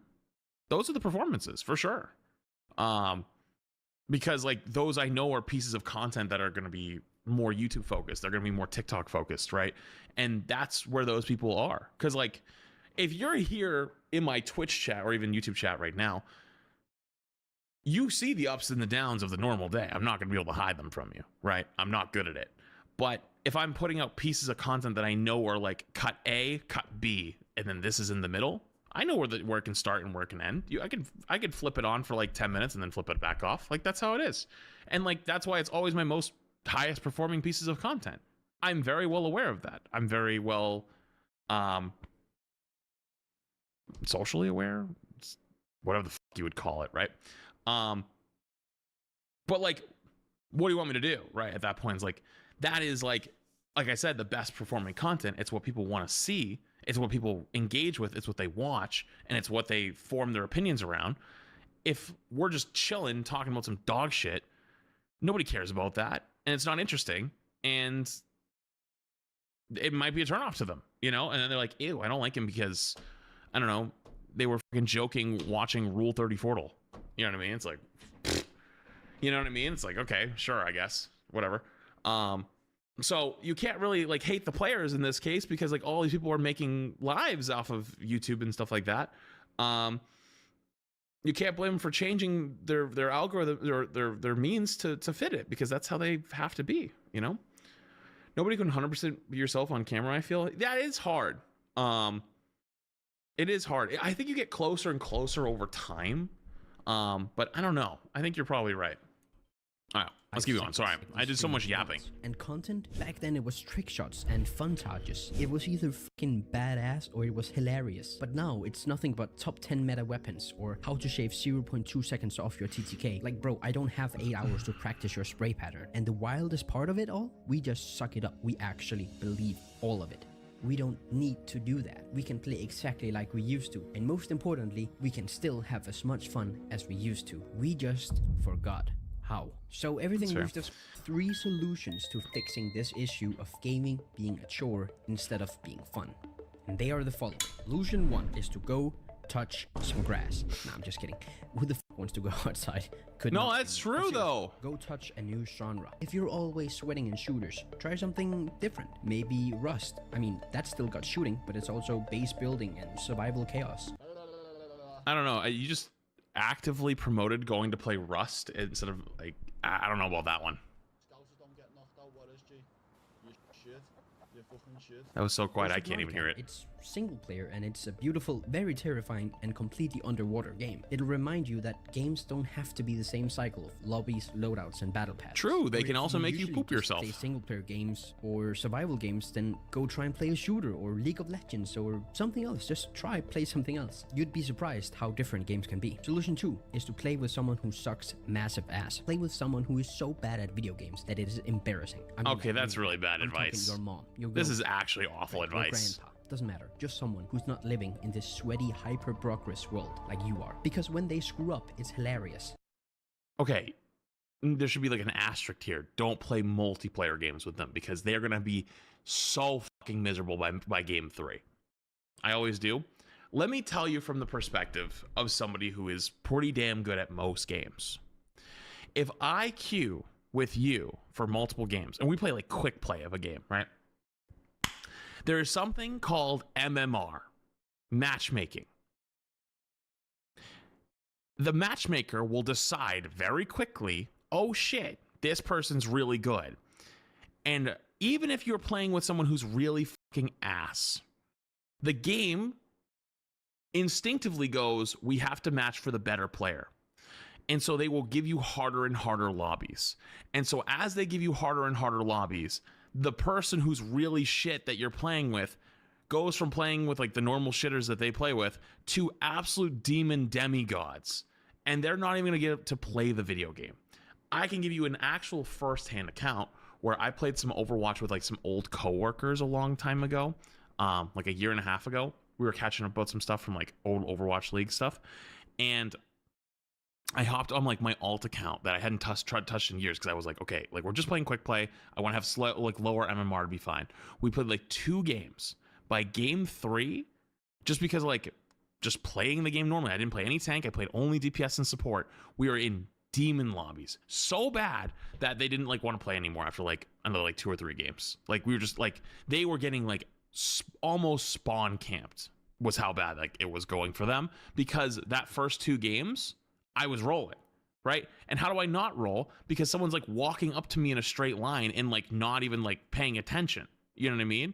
So it's like I'd have to intentionally miss shots and stuff like that. It's not like I was hard calming running it down. I was like walking around in circles, but I could hit shots because they're walking at me in a straight line. It's like fucking fighting a bot, you know? And so after playing a few games with them, they had a horrible time. They didn't want to play anymore. And I felt bad. But like, what do you want me to do? Like, I literally would have to go sit in the corner and do nothing. Watching You know what I mean? struggle with the basics reminds you how fun it was when you were new, and how little stuff in video games actually matter. You can even go and play some co-op games like MMR actually helps. It's only bad when you stack. The person whose video we're watching just gave advice for you to play with somebody or with friends that are really bad at video games. So I was just giving you the perspective of the other person who ends up making it a really bad experience for the person who's not good, you know? actually matter. You can even go I'm and sure play it's some like co-op after a few like games, It Peach is Takes probably Two not that fun, or you A know? Way Out. Now, solution 3 is to just go and waste some goddamn time. You heard me. No goals, no grind, no achievements. Just hop in a game and just play it. Don't worry about what weapon Snap with you the use. Yeah, Just then pick the a weapon you're usually not used to using. Or if you're a Rust nerd, just go live in the jungle instead of only living in the snow and being some tryhard who only raids bases the first 16 hours of wipe and then leaves the game. You know, just build some weird house in Minecraft. Don't worry about the elytras. You know, just do something that doesn't have a meaning, because that's when the best memories happen. When you're not sweating for camos or grinding XP. When you're just wasting time. You're just... I think grind is good in games. Like, for example, Elden Ring does a good job of grinding, right? Like, you fight really hard to get better at your mechanics, to beating bosses, or to going and leveling up and collecting souls and getting more items. I think that's good grinding. Very good grinding. I think the endless battle pass simulator is sickening. You know, like, it gets like when boring. You were a kid, you didn't do it for anything. You just did it because it was fun. So just waste some goddamn time, man. The easiest way to put all this is that video games mattered because they didn't matter. Stuff mattered because it was just fun, but it didn't actually matter if you had full diamond gear or the meta weapon or the highest KD. You know what I'm saying? It doesn't matter if you're the Minecraft kid, the COD sweat, or the League nerd. We should all be able to I have did fun beat in it video last games. 9-0. That's literally why they were made, and that's why we started playing that. Honestly, it's the same reason I even started this channel. If games were never fun, I would have never wanted to make videos about them. And I can only do that because of you. Yep, you, right there. The fact that you watched this whole goddamn video is the reason that I make them. And if you got any value out of it, which I hope, otherwise I just wasted like a week of editing, then I would be honored if you would hit subscribe after this video. Yeah, it was a good video. Thank you so much for watching. Now, go and have some fun. And if you're still here and somehow not sick and tired of me yet, then maybe go check out my video ranking the best shooter games coming to 2025. Arc Raiders. Arc Raiders is probably number 1. I hope it is. All right, good video though. Actually, really good. Again? Yep. Somewhere. Peeking out. You know you've not got any weapon? Yes.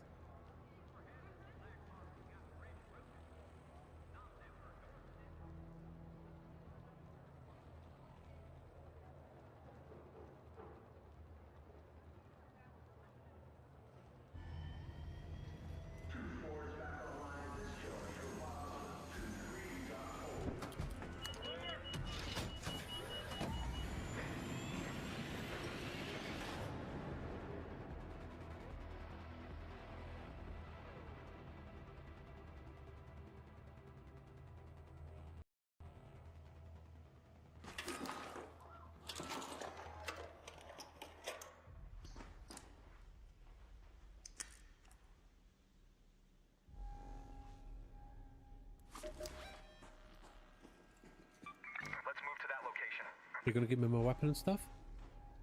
Oh, yep, probably.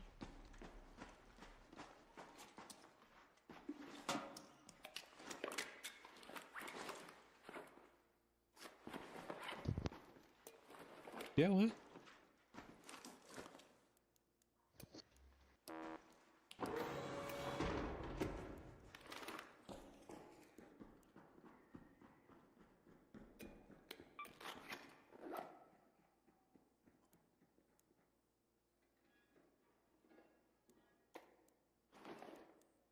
All right. Chemicals here.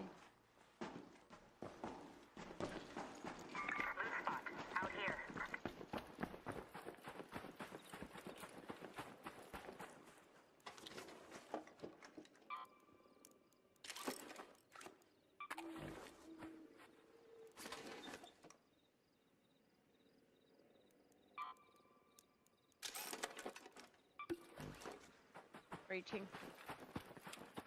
Andrew, I'm on my way.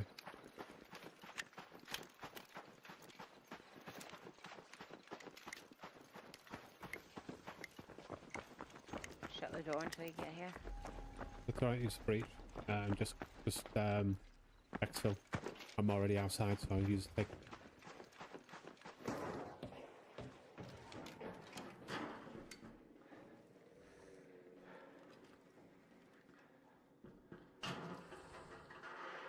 Alright.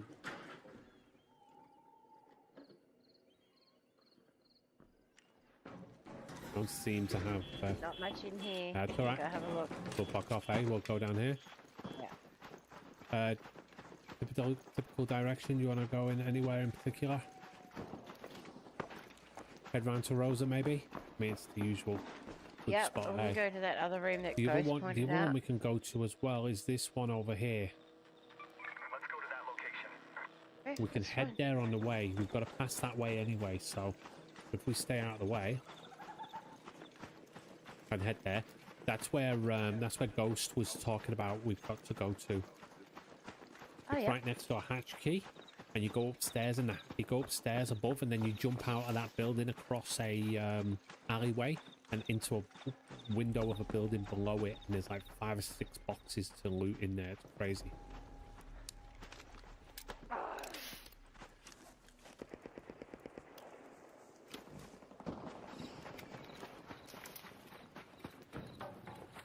Let's stick to on you.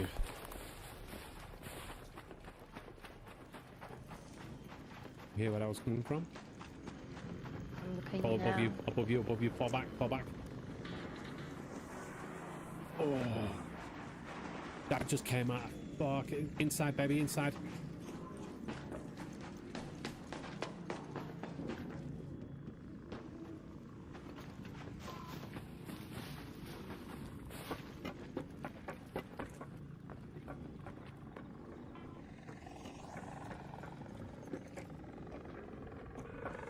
You It is just quickly. alerted the drone. Was already coming over the top of this. It doesn't No. change the fact. Righto, out of the way, I'll deal with it.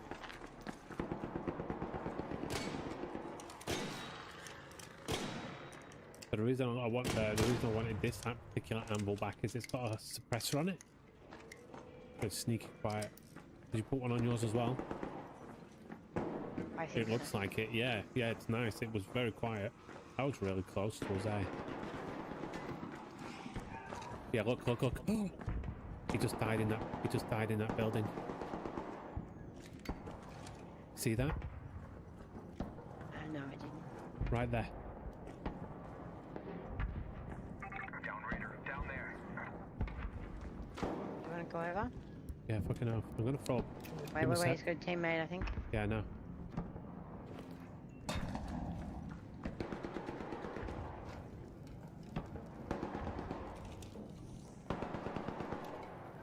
Here goes his teammate. Oh no, it's tumbleweed.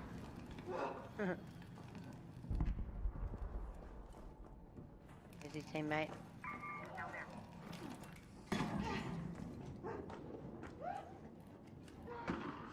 There it goes.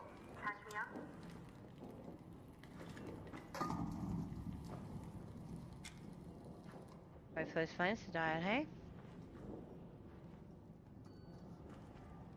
Ready? Yep, let's go. Watch out, there still could be a person in there, yeah? Yep.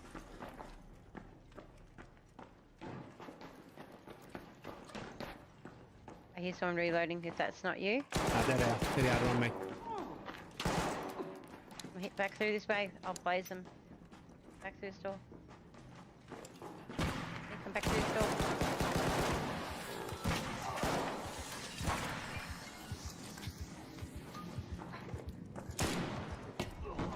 He got me. He got me. Come get him. You just fired up. You just threw a... Sorry. You got him. But yeah, you just blazed me. He's another guy on me. On me. I've lit him up. Yeah, I'm coming, I'm running. Raider, in there. Can you see him? I just marked him for you. No, I can't see him. He's right here. He's coming round to you now. Raider, out there. He's fucked. You just broke your shield. Can't see him. I've marked him. It's great. Still can't see him. Love that, but I can't see him. Here he is. Raider, down here. Yep. I'll heal my shield and come straight back down.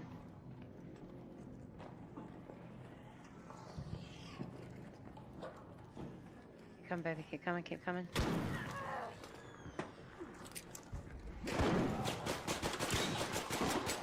Damn it, damn it, damn it, damn it. Sorry. There's like 3 of them still, is it? There's 4 people in there. There's 3 squads fighting. Yeah, right.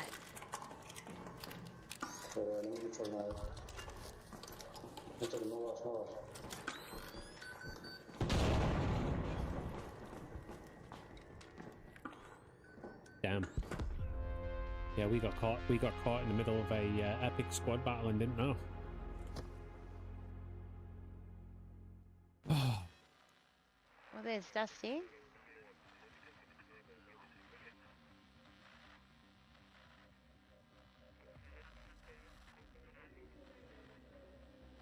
Good legend. How we traveling this morning?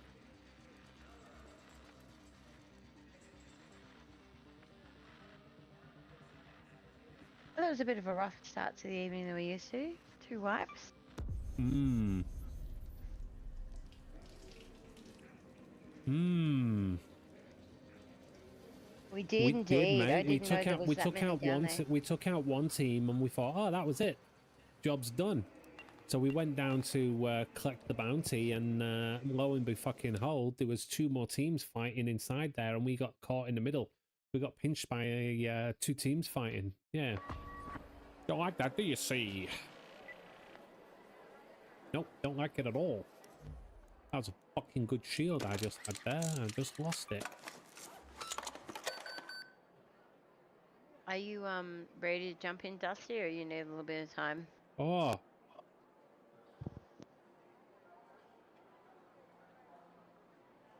Oh shit, you're already getting snow. Fuck, you're in for a cold winter then, huh, Bray? You're already getting snow this early in. You are getting a cold winter. We can do some full naked runs if you want and just see what we can scav. I don't mind, as Yeah. long as we're checking the locations that we need to check to do the Yeah, for real. blueprint checking. It doesn't bother me. We just need to make sure we stay on target. All right, so we've still got 26 minutes left of the night raid in Buried City. Not sure if the game, if we can get in this morning. I put a pick. Oh, because of the snow overnight. Oh Yeah. shit. Okay. Well, we'll play by ear, mate. We'll play it by ear, and if you can't, 10 inches of snow in one night. Holy shit balls! If you can't game, let us know, and we'll grab Devlin soon. Then you just let us know how you're traveling. Do your morning routine, and we'll go from there. Darling, have you seen what the volcano is called next to where we are? No? Volcano Rise. Huh. On the map. It's called Volcano Rise. It's pretty cool, isn't it? Alright. Are you full naked? I mean, give me a second. Oh, in the game, at this point, yes. Completely knickers. Alright. Are you sure you want to go in naked? Yes, I am. Then, Can I get you just to come and check something on my screen real quick though before we go in? yeah.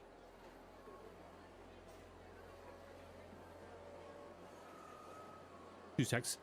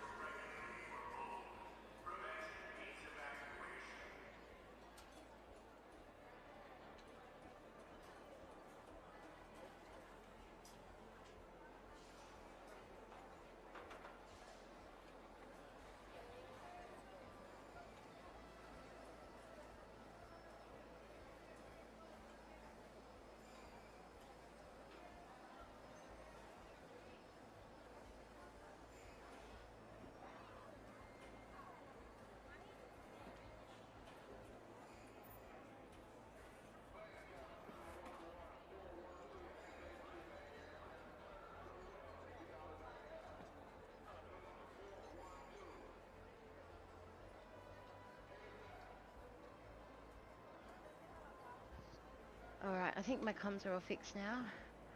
Have you got me There we go. clearly? Yep. Got that. Thank you. You know what, and It doesn't seem to be working properly.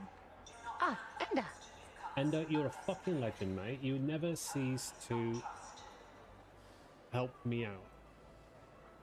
That, what you just did right there, was one of the things I was looking at doing.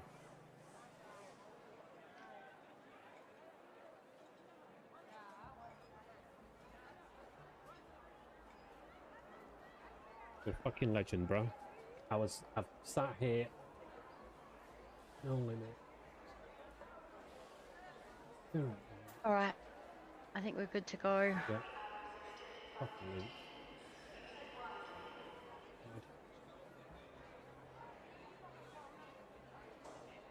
Discord.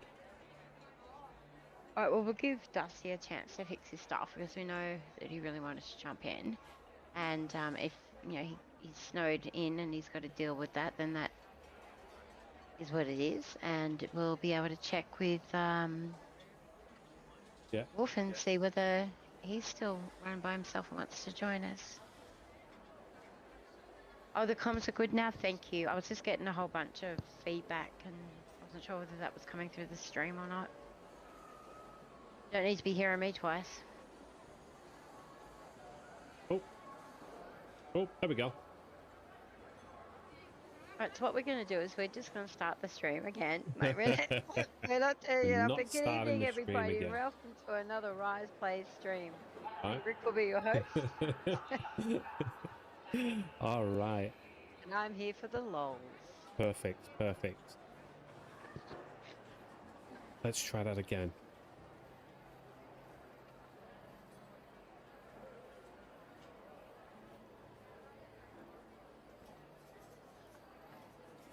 Disco. Whoop, whoop. It works.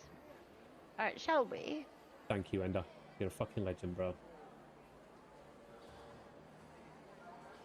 So he'll come up every now and again and just invite people to the Discord. Now, if you actually just type in Discord, it will actually now bring up the link so people can go ahead and just join the Discord as well. Just a long list of things that we have to get through, mate. It seems to be never ending. Task 1327. You guys weren't here. Thank you very much, mate. You guys weren't here yesterday for the sneak peek, were you? Yeah, let me give you guys just a quick sneak peek of something we've got in the line. Check this out.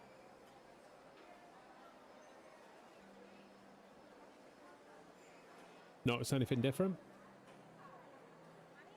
It's not showing on the screen No, for me it'll yet. catch up in just a sec. It looks like there's going to be two of you, Mr. Rise. That's weird. How can there be two cameras of just me? Maybe somebody else is going to be in that box. Maybe somebody else could be in that box. All right, let's get going. That's tomorrow night. That's tomorrow. people. That's tomorrow night or tomorrow afternoon, depending on if we can get everything up and going. Obviously, there's many things at work to make something like that happen. All right, full naked runs. Let's go and get it. We're still got the night raid. We're going in. Yeah, thanks, mate. Oh no, he was talking about me, Ender.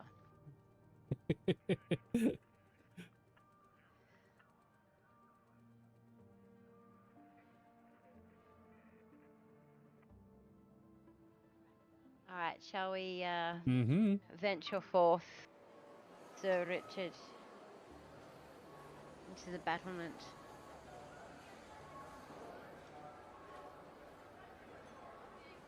Doesn't like what I'm trying to do. Are you sure? Mm-hmm.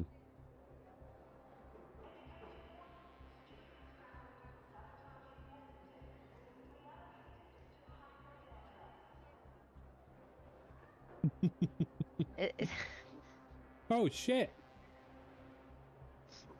Look at me with all the bankroll. You know why that is, don't you? Rigged. This shit is rigged, so the house wins. Absolutely, I would agree, mate. 1,000,000%. Let's say.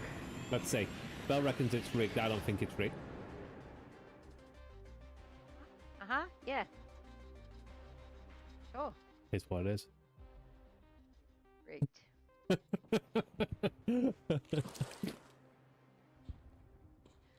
Ooh. Right, so I don't have a shield, I don't have anything, so if drones get alerted, it legitimately is just going to have to be whoever can deal with it, whoever can get out the way fastest. Drone hide. Out here, there's a gun opportunity in this box. I've gotten a gun out of here a couple of times. Yeah, make it work. So we're going to say make a wish. Like, I wish for an anvil. Let's make it achievable. I didn't get an anvil, but I did get a Stella Monster security checkpoint. I mean, what? That's my first one of those. Right, I'm awaiting. yeah. I'm just preaching.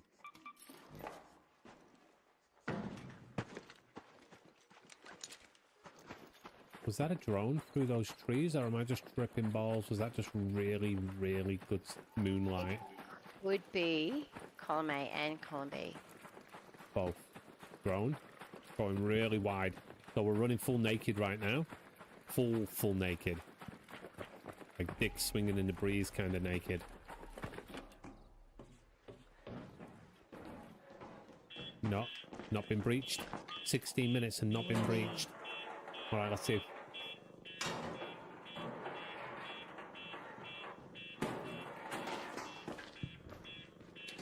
One gun box. No, I've got no gun box.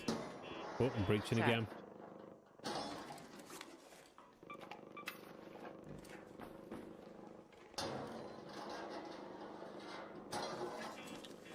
Is that you? Yeah. You grab the...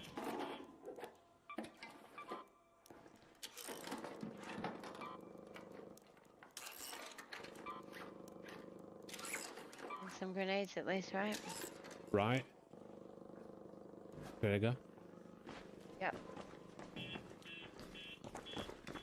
Sons of bitches scare the shit out of me every time, eh?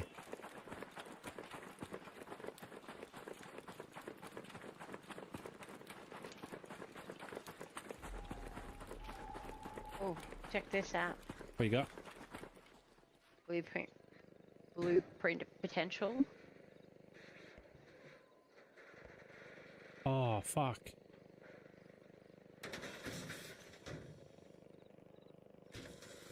Fucking oath, bro. Yeah, absolutely. You'd want to be suspended Yeah. off the ground to even consider that. What's that? Arc cells, you need them. Yeah, I've got ooh, arc cells. Make your shield recharges. Yep. Where are they, madam? Pink. Oh, you broke that. Nice. Yeah, do you have the proper equipment to take something down like that, mate? Thanks, Dan. Are you taking any of the other stuff, my darling?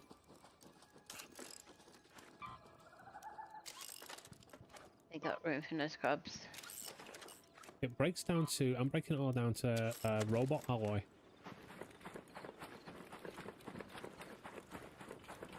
Because, yeah, if you're going to cut the power lines, you basically need to be stood on top of something that's not going to conduct to the ground. It sounds big. You've said that before.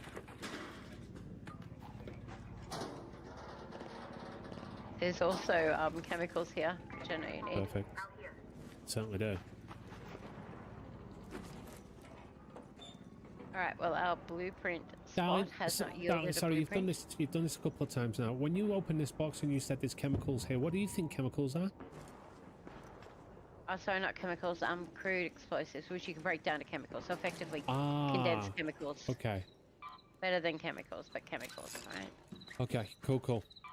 So you're talking about the broken down component of it. Okay, that's cool. Yeah, because I put it into a box that you had previously, and you're like, there's chemicals in there, and I opened the box, I'm like, it's fucking not. What the fuck?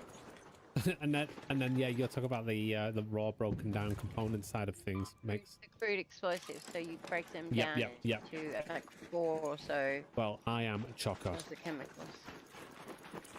How about yourselves? Yep, same. Should we just get the fuck out of dodge right there? 50 meters away.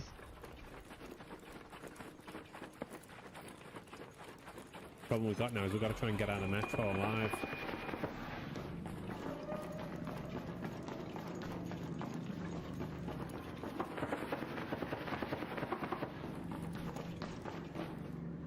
No rollers.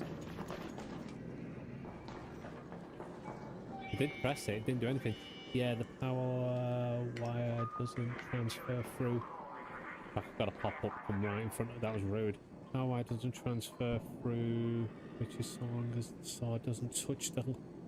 I don't like that. Doesn't touch... You're fine. Yeah, I'm aware of how electricity transfers, but you want to be off the ground, stood on something that doesn't insulate. So you want to be stood on like a fiberglass step ladder or something like that. I was talking on it. Still risky, but no chance in high winds. Yeah, nah, fuck that, bro. High wind. I have to deal with high winds and power lines all the time when I'm lifting from my crane. Just go on, darling. Go on and press button. Yep.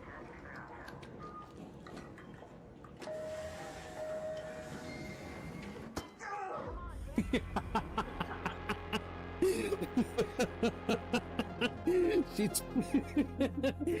finished using the button, and as she turned round, I belted her in the face with a sledgehammer. Ah, that was more fun than it should have been. In my belly. Alright, so basic bitch boxes. Hey man, I saw the picture. It's crazy. Yeah, so you say you put it up in the general in Discord, bro, yeah?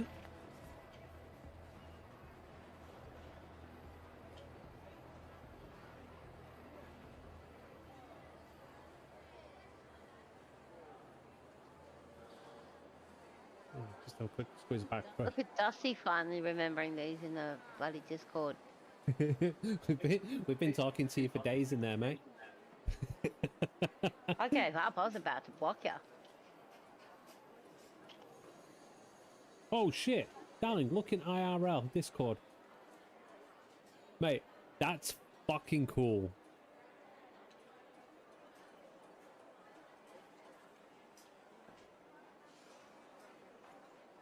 Yeah, fucking off.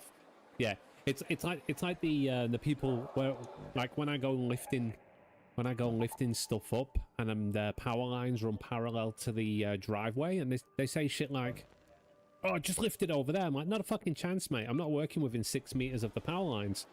And they're like, "Oh, other guys have done it." Said, I tell you what, then you go over there, grab that big metal stick, and you wave it close to those power lines, and you let me know how safe a distance I can get from those power lines before it arcs to you. No need to be a funny fucker. Yeah, it's nothing to do with being a funny fucker. You want me to risk my life to make your life easier, so you don't have to carry a bunch of timber 2 more extra meters. Fucking nonsense.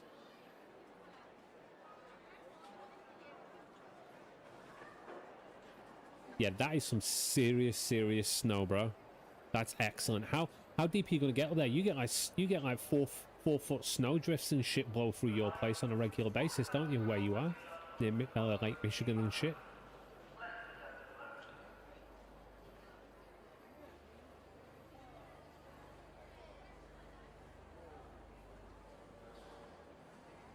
So they charge you to clear their power lines. That's fucking crazy.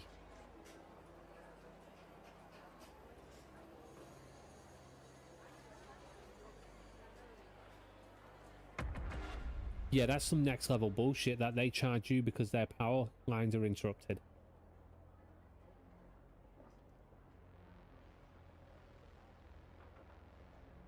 Or is it because the power lines are on your land and you've got private land?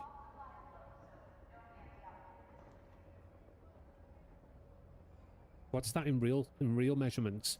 What's 38 inches in real measurements? What? Fuck off. I'm not going to get that shit as well, am I?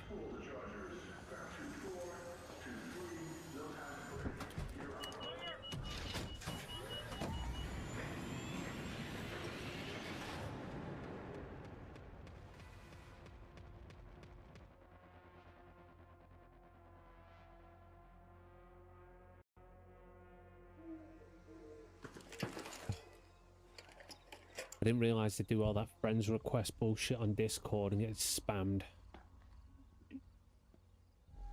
That's a straight negative. Sorry, tiny lady. I will not be accepting your friends request. Go to Plaza Rosa. Yeah, for sure, baby. Let's make it work.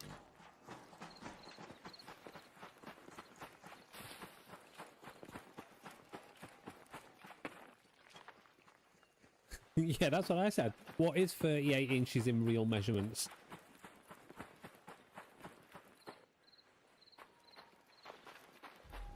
Look, 38 inches is a real measurement. Go and check your gun safe and see if you've got any 9mm. Oh!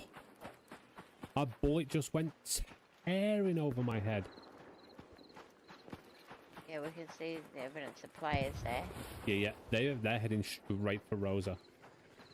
I'm gonna head straight for the front door. Got a drone coming right over the top of your head there, baby. Surveyor.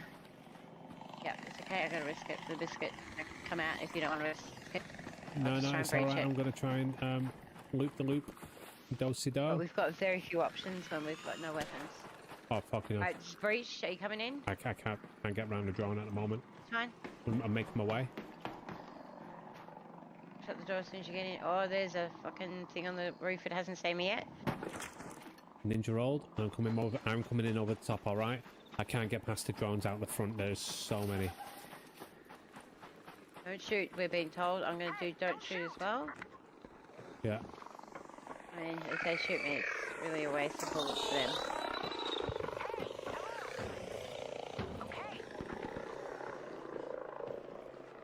Oh, Joke's on you, you really should shoot me. right. Is he down there with you? I've not seen him yet. All I've heard is don't shoot. Yeah, I'm up here fucking rinsing. Yeah, I'm just clearing these boxes as quick as I can fucking grab them. Oh. Purple bits. But you like the pink bits. I do. They do go purple if you don't treat them well, though. Do you happen to pick up any ammo? Nah. Alright, well if you get any light ammo, hit me with it because I've got a hairpin. Sounds good. Hey, we are... Yeah. I am chockers. Right. I'm just gonna see if this case upstairs has any Yeah, ammo. go and do your thing. Have a 45. 45 what, mate?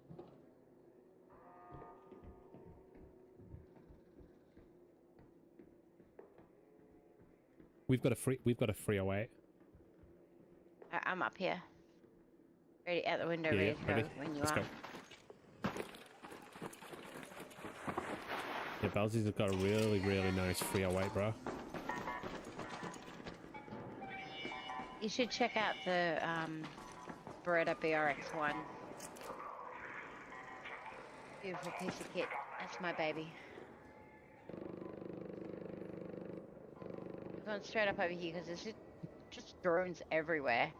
I'm running parallel to you. Baby, where are you? I just said running parallel to you on the opposite side of the building. Oh, you've gone down Yeah. Xville. You said, I'm ready to jump out the building with you. I said, okay, are you ready to run to Xville? You went, yes. I've come. Sorry, I didn't That's hear the Xville alright. part of it. Drones and all that fun stuff going off. Get inside But yeah. and yeah, out. the other button. Yeah, we've got a 20. We've got 22s. I've got a 223. A 308. A few little bits and pieces, mate. Laws are a bit different here though in Australia than they are where you are, so you can't shoot shit in your own backyard.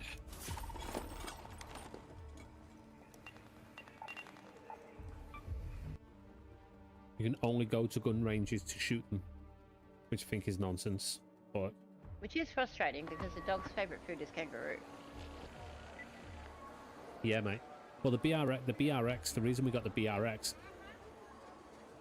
is because the BRX has swappable caliber kits, so you can have the whole stock and the whole kit and caboodle, and then within the space of swapping out 2 screws and a stay bolt, you can take the 308 component off it, take the bolt straight off it, put on a 6.5 Creedmoor and the 6.5 Creedmoor bolt with ejector, and it literally takes you about 2.5-3 minutes, and you've now got a 6.5 Creedmoor. Or you can take that off and put on a 223. Take that off, and you can also put on a 300 Win Mag. Alright, now just to clarify, I'm coming back in with a gun purely because I picked up a Yep. hairpin and 8 bullets. 8 singular light ammo bullets for this thing. So I do actually have a gun on me, but it is going to be for dire situations only until one of us finds some light ammo.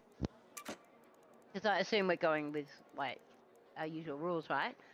Since we're running naked, we can bring back in whatever we've got, and we'll just keep trying to farm these blueprints, yeah? Yeah, for real. Okay. We got one more run left in the dam. No way. Anyone see what I'm seeing? What the fuck? Stella Montes has now got night raids. I pointed this out to you yesterday, and you acted like it was common knowledge. You mustn't have heard No, what I said. did not. What's the difference? You're inside underground.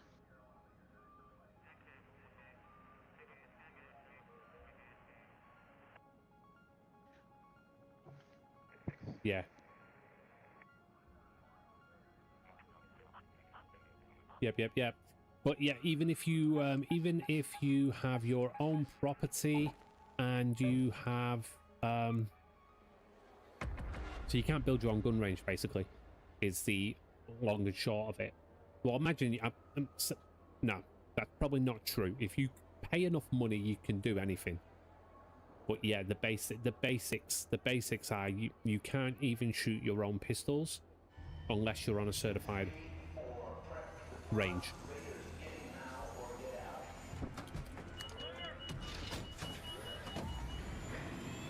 Wolf? Yeah, can do that. Hey, Wolf, are you still in the chat there, bro?